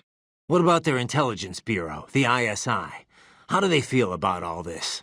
They haven't commented, publicly. People are always saying how much bad blood there is between the ISI and the civilian government. Oh yeah, there are stories all the time about their involvement with insurgents or terror groups. Depending on how the ISI acts, things over there could change pretty damn quickly. No wonder Armstrong chose this place.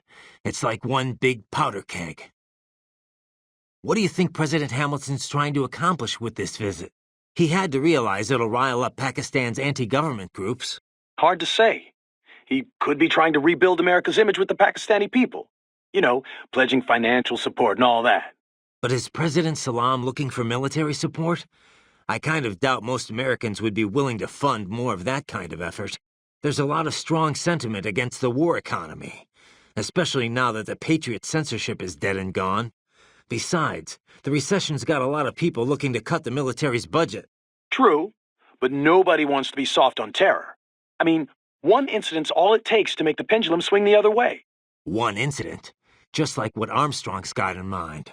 Another possibility is that Hamilton's visiting just to test the waters. You know, see how the American and Pakistani people respond. Hamilton is a pragmatic guy, to put it nicely. To put it not so nicely, he'd strip naked and dance on his desk in the Oval Office if he thought it would boost his poll numbers. Ryden, you okay? Yeah. Just wasn't expecting that, that's all. They didn't need to kill Hamilton at all for Tecumseh to work. Fabricating an assassination attempt was all they really needed to do. Yeah, I should have guessed considering the political climate in the U.S. Ever since the Occupy movement, Wall Street's been manipulating the media. You know, scapegoating foreign interests in order to divert the public's attention. Which played a part in the Patriot memes, just like he was saying. Probably. If being an American's the only thing you've got to be proud of, it's easy to just start blaming non-Americans for all the problems you have to deal with. And it's not just a U.S. thing, either. You've seen how anti-immigration all the first world nations are these days. The whole "they took our jobs" bit. It's an easy story to swallow. The Patriots spreading their memes worldwide. That's how Armstrong had probably put it. And, just like he said, materialism runs rampant among the financial elite. They see exploiting the poor as a sign of their success. They entered businesses that accomplish nothing for anyone besides themselves. I mean, it's a fact that manufacturing jobs have been drained from first world countries, immigration or not. That's not the immigrants' fault. It's the fault of the bankers and the financiers. The folks who pressed for globalization so they could pad their quarterly figures. Yeah, pretty obvious if you take a sec to think about it. Well, that's harder than you think, you know. Getting an objective picture of what's really going on? Hell of a lot easier to passively accept other people's opinions and standards. Still, the memes that get spread around can be good and bad in equal measures. It's our job to pick the good ones and spread those around a little more. Sure is. But before that... Yeah. Think you can stop him? No matter what. Hey, Ryden? You know, Sam, he looked... almost happy. Yeah, crazy bastard. He put everything he had into that fight. Wanted to kill me so bad. But once he saw how the fight would turn out, it was like... the thought made him smile. Of course, I guess if he didn't mess with you in Denver, you wouldn't have... well, you know. Monsoon would have killed me. I would have never lived to fight Sam. So why'd he do it? Did he think he'd break you for good? Who knows? Maybe waking me up was his plan all along. Yeah, I don't know. But there was definitely something going on. He had plans for you. Guess now we'll never know. Yeah, he's gone. But I'm not. And there's still work to do. Armstrong used to play football? Apparently. Quarterback for the University of Texas, so he must have been pretty good, too. So the star quarterback turns big-time politician, huh? Guess he'd have no problem dodging shoes from angry protesters. Well, it shows he's always been a leader, one way or another. He's obviously not some dumb jock, or this would be a lot easier. Yeah. Too bad he didn't go pro, right? We wouldn't even be having this conversation. They would have chewed him up and spit him out. He looks strong, for a politician, but nothing too serious. Definitely no wind of destruction. Well, sure. He's not exactly a seasoned fighter, either. Didn't see any action with the Navy, and you know he can't be a cyborg. A public figure couldn't hide that for long, not with current tech. Yeah, he may be an asshole, but he shouldn't be much of a threat. Well, he wouldn't be in Pakistan, in any case. I'm sure it's all being run by underlings and cronies. No trail to lead back to him. Too bad. I was looking forward to killing him with my own 2 hands. We can't go around killing civilians just for being evil, Raiden. We're not even at war here. Just stop the assassination attempt, Raiden. One thing I've been thinking? Sam and the rest of the Winds were all in the U.S. Maybe they didn't expect any major resistance over there. Or maybe they left security up to someone else. Maybe so. If it's a cyborg, I hope his insurance is paid off. You gotta stop that thing, Raiden. If Armstrong becomes president, he's gonna make the U.S., hell, the whole world, a living nightmare. Damn, what the hell is that guy on? He sent you flying with one punch. There's no way he's 100% human. If you've got any more intel on him, Kev, now'd be a good time to share it. The only stuff in his file even slightly related is his background in college football and the Navy. Nothing here to suggest any kind of cyborg augmentation, but his body has to have been modified somehow. That much I guessed. Raiden, you there? Look, don't listen to him, okay? He's nuts! Yeah, maybe. Either way, I know what I have to do. Cut him, Raiden! It's the only option! So there's one thing I still don't get. If World Marshal's making it look like Desperado hacked their cyborgs, wouldn't that damage their reputation? Maybe they can hide the fact that they're involved in terrorism that way, but wouldn't they still be liable for the fact that they, got hacked? They probably would, yeah. But the only thing they're looking for here is a profit. Maybe they need to demonstrate neglect if they're going to make any money off of this. How so? Well, Kevin dug up some intel. Half of the contractors stationed here didn't get their contracts renewed at the end of March. The U.S. government rewrote their contract with Marshall earlier. Had to cut military spending after all, with the recession going on. And so they'll say the contractors were spread too thin to prevent the hacking. Exactly. And that'll only encourage the Army to boost their Marshall headcount. I can't say if the military's directly involved in this assassination attempt or not, but... Well, what happened to the contractors they laid off?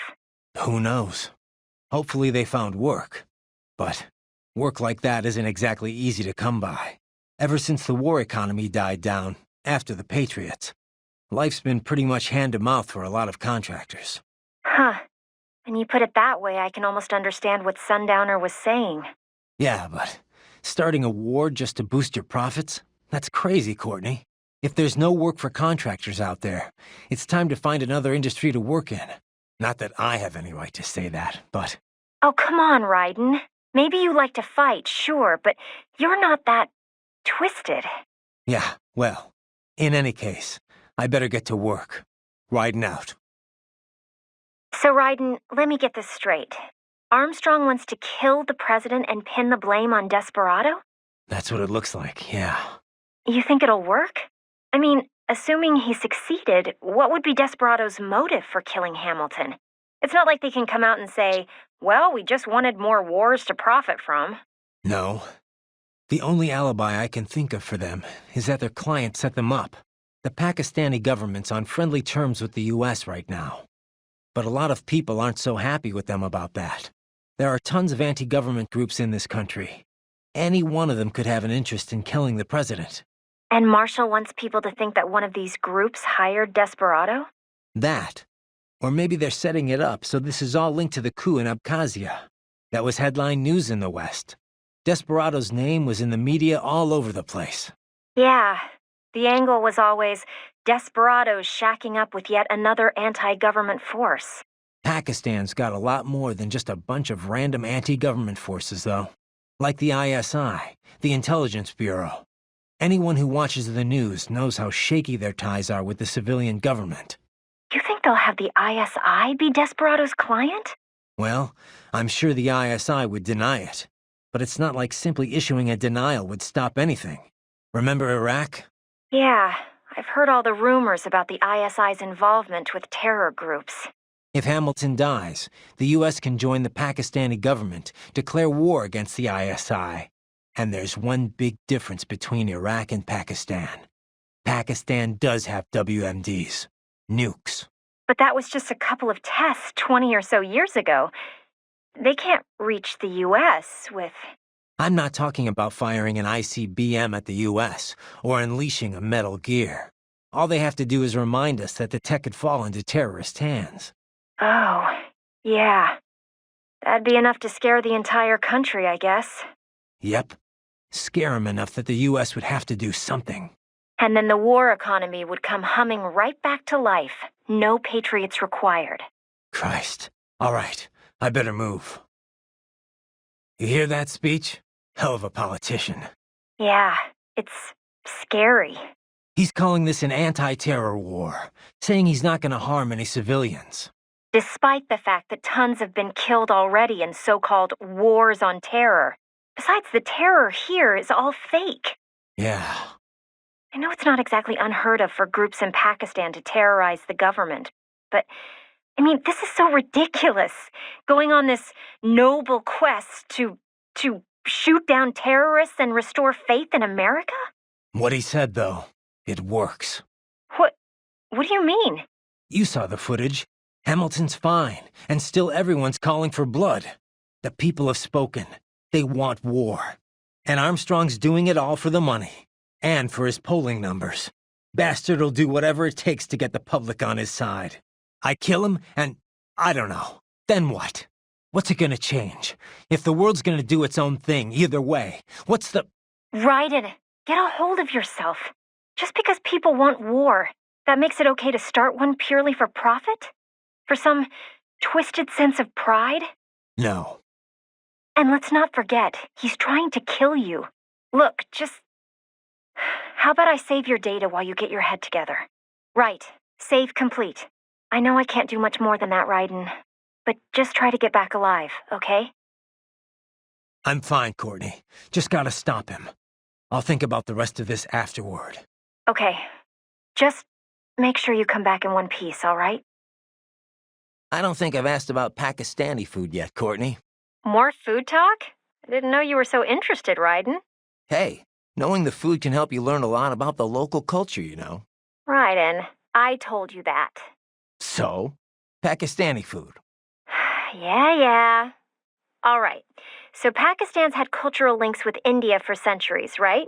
They're neighbors, after all. And as a result, the two countries share a lot of culinary traditions. You've got your curries, your naan, samosas, pakoras. For the most part, that's all the same. The locals might be able to spot the difference. But a lot of American restaurants put India and Pakistan pretty much in the same bowl, so to speak. What are samosas? Spiced potatoes and other yummy stuff, fried in a flour shell. Sometimes they're spiced with curry. That's the kind I like best. But I thought India and Pakistan didn't really get along. They had at least 3 armed clashes in the 20th century alone. They did. I mean, that's why they have nukes in the subcontinent now. It's a shame. You see how similar their taste in food is. It just seems like they should get along better. Yeah, well, not too rare for neighboring countries to have problems. If nothing else, they have to compete for the same common resources.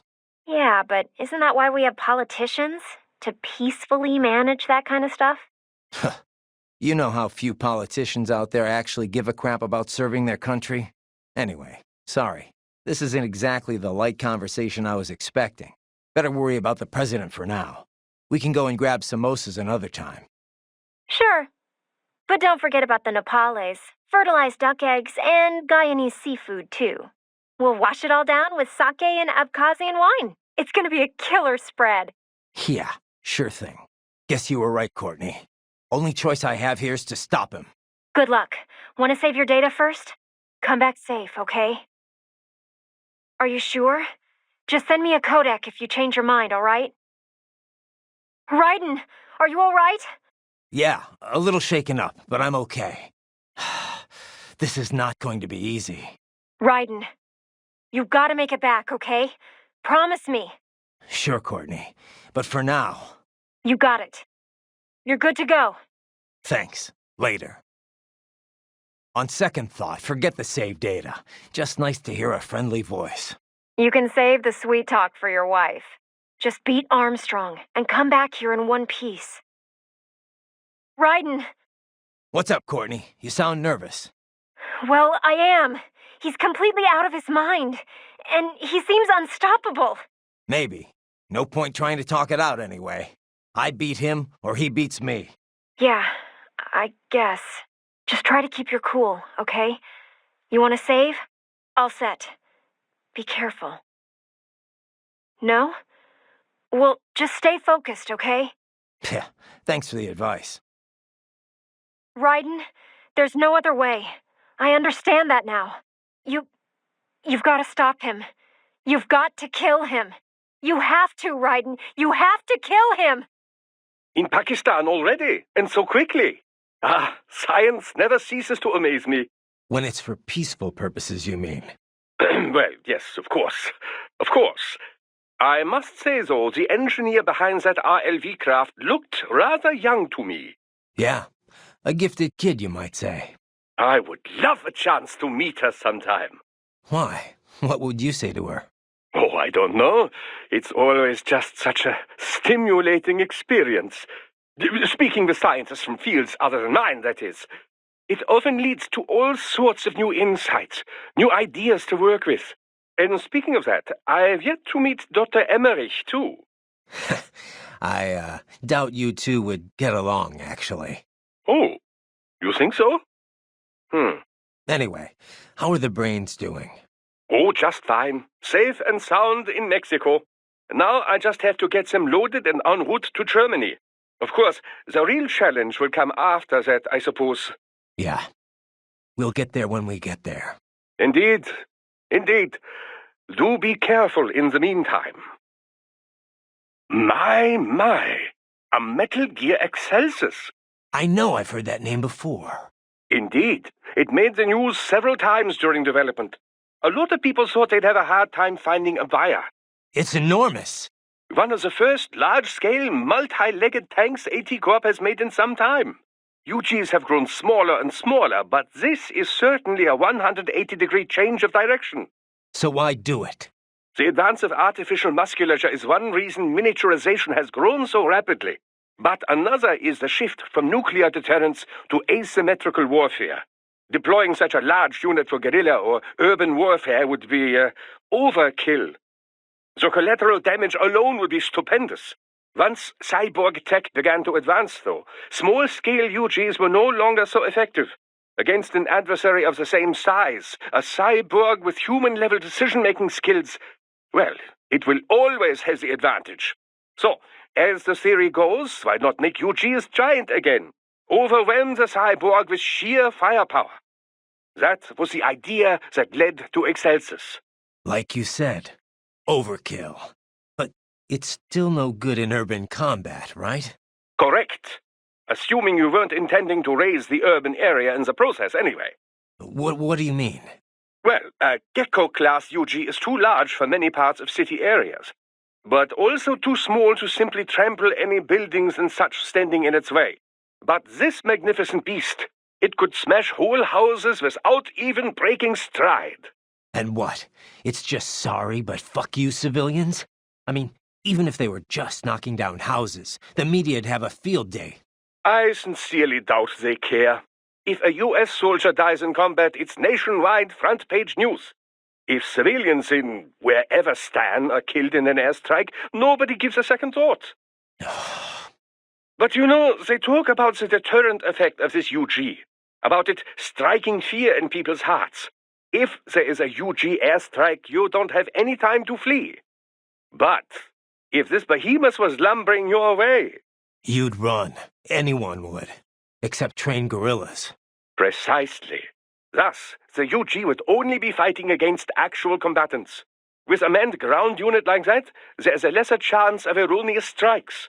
Plus, the legs make navigating rugged terrain a veritable walk in the park. And it would take much more than a rocket launcher to take it down. The crew couldn't be safer. Is there really that much demand, though? Ah, that is the question, yes. Of course, we would seem to have our answer now. If things go the way Armstrong wants them to, before too long, we could see whole herds of Excelsior trampling across Pakistan's Fatah. I think it is best to destroy the head, but on such a large adversary, I doubt you could reach it. So, first destroy the armor on the legs, then strike once it is down. The standard tactic against ambulatory UGs, basically. Yes. Needless to say, getting stomped on would be extremely painful. Beware the legs and front arms. Multi-leg metal gears are quite a difficult battle. The legs give it a wider defense range, you know. So first, destroy the armor on the legs. Then, cut them off once the legs are exposed. Needless to say, getting stomped on would be extremely painful. Beware the legs and front arms. Destroy the armor on the other front leg, but beware of attacks from the arms. That strength is simply astounding. He is at least your match, if not more. You appear to have a speed advantage, but even a single blow from him could prove fatal. What the hell is he, Doc? Cyborg? I cannot say. I assume it would be impossible for a politician to conceal enhancements from the public, and as far as I can see from here, he does not appear to be a cyborg. So, what then? Some kind of new technology, perhaps. It is certainly nothing I am familiar with. Patriot censorship is gone, but I'm still not privy to everything. Classified DARPA research, for example. In any case, against such force, I should think that parrying is the best you can hope for. However, this could make counter-attacking even more difficult. For now, all you can do is fend him off. Do not venture too close. Watch for him to act. Damn it. Now I am sure of it. His body cannot be entirely natural. Destroying a high-frequency blade with your bare hands defies every core tenet of modern physics. Well, whatever the hell he is, he won't be it for long. He broke an HF blade with his bare hands. I was barely scratching him anyway. Whenever my blade landed, it was like hitting a cyborg. What the hell's going on here, Doc? Difficult to say for certain. Claytronics, perhaps? Claytronics? Yes, clay, like molding clay. Picture a great number of nanomachines formed into a block. These nanomachines are capable of changing position relative to the others on command. They move how they are instructed, and so the block can take on any number of forms. Imagine clay which you do not alter with your hands. You simply think of a shape and it becomes that. What's the connection, Doc? Well, what if you built a human form out of this clay? A form that can freely bend its arms and legs however it pleases. In other words, a completely free-moving nanomachine body. That's impossible. Not impossible, just extremely difficult. I thought it was only theoretical before now.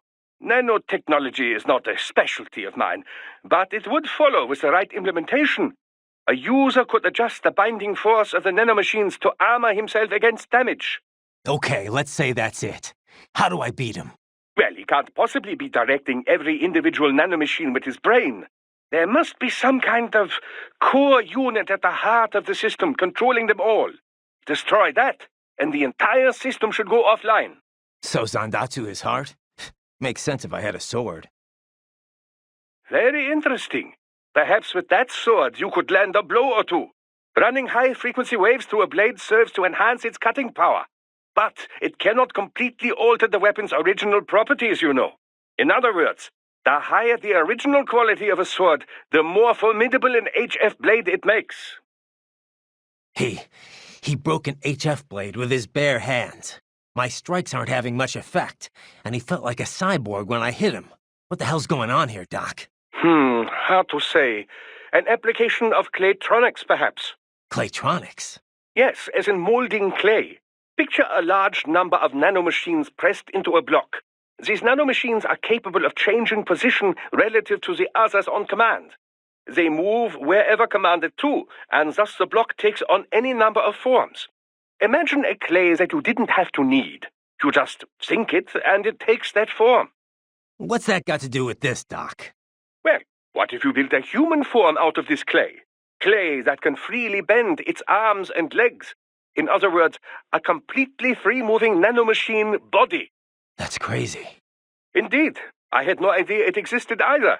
Nanotechnology is not a specialty of mine. But it seems with the right implementation, the user could adjust the binding force of the nanomachines to armor himself against strikes. Okay, so how do I beat him? Well, he can't possibly be directing every individual nanomachine with his brain. There has to be some kind of heart or core unit controlling them all. Destroy that, and it should all go offline.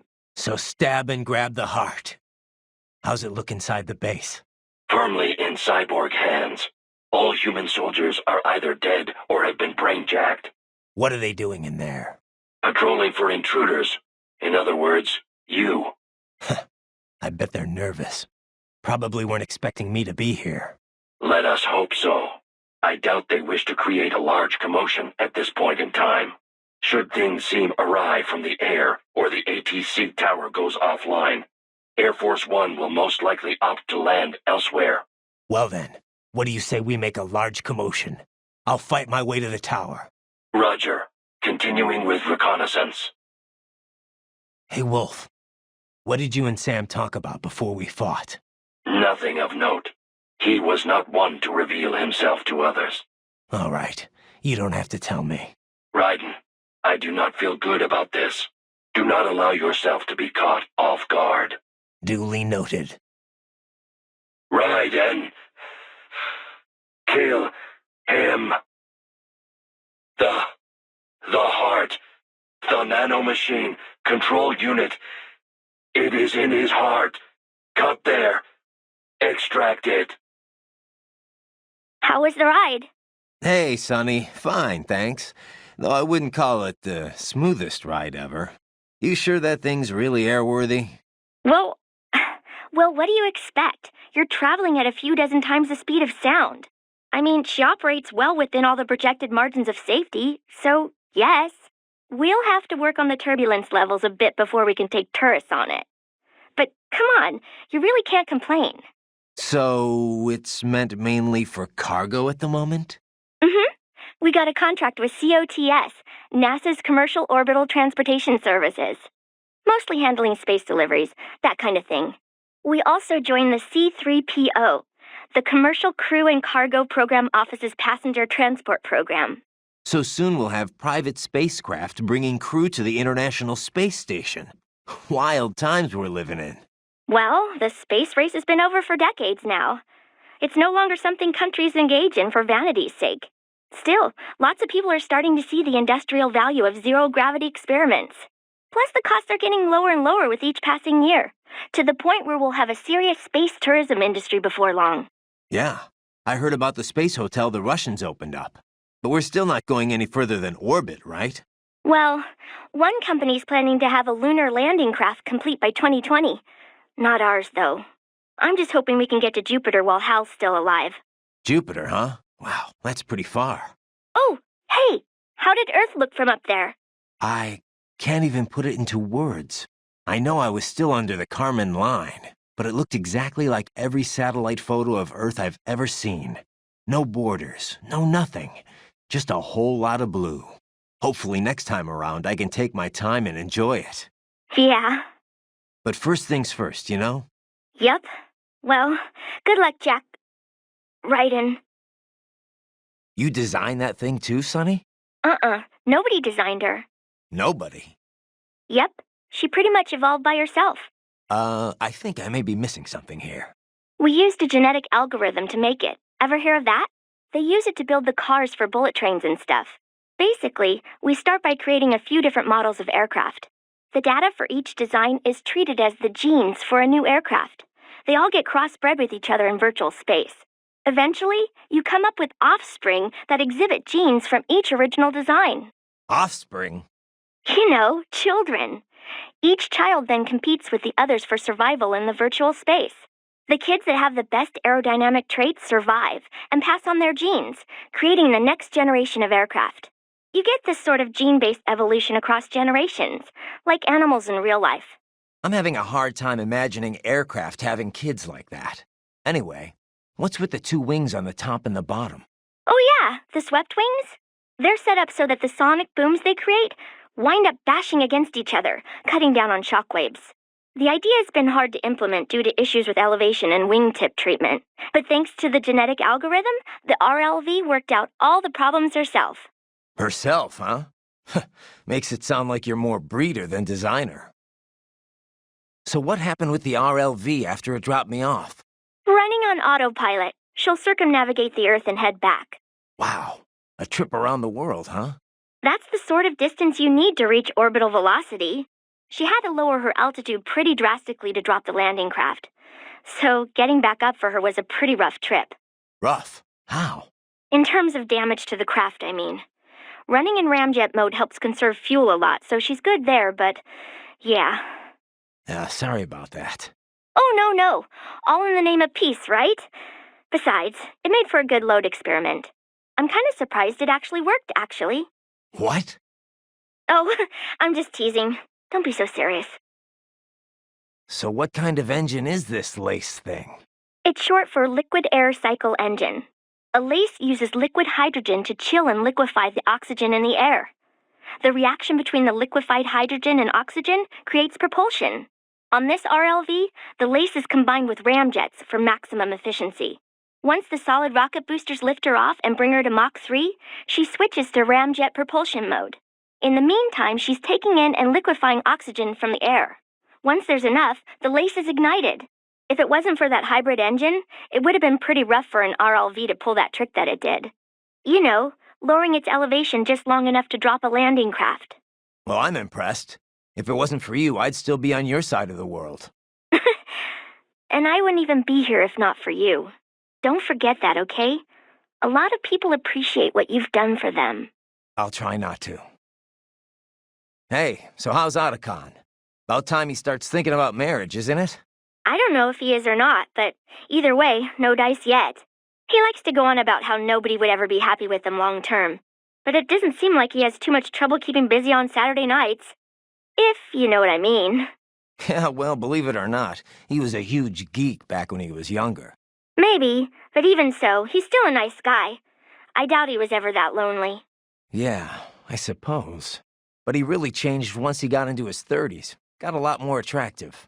Yeah, but he still has this really bad habit of keeping the ladies at arm's length. It winds up making him look really awkward sometimes. I really wish he'd just pick someone and settle down already. Easier said than done, I guess. So what about you, Sonny?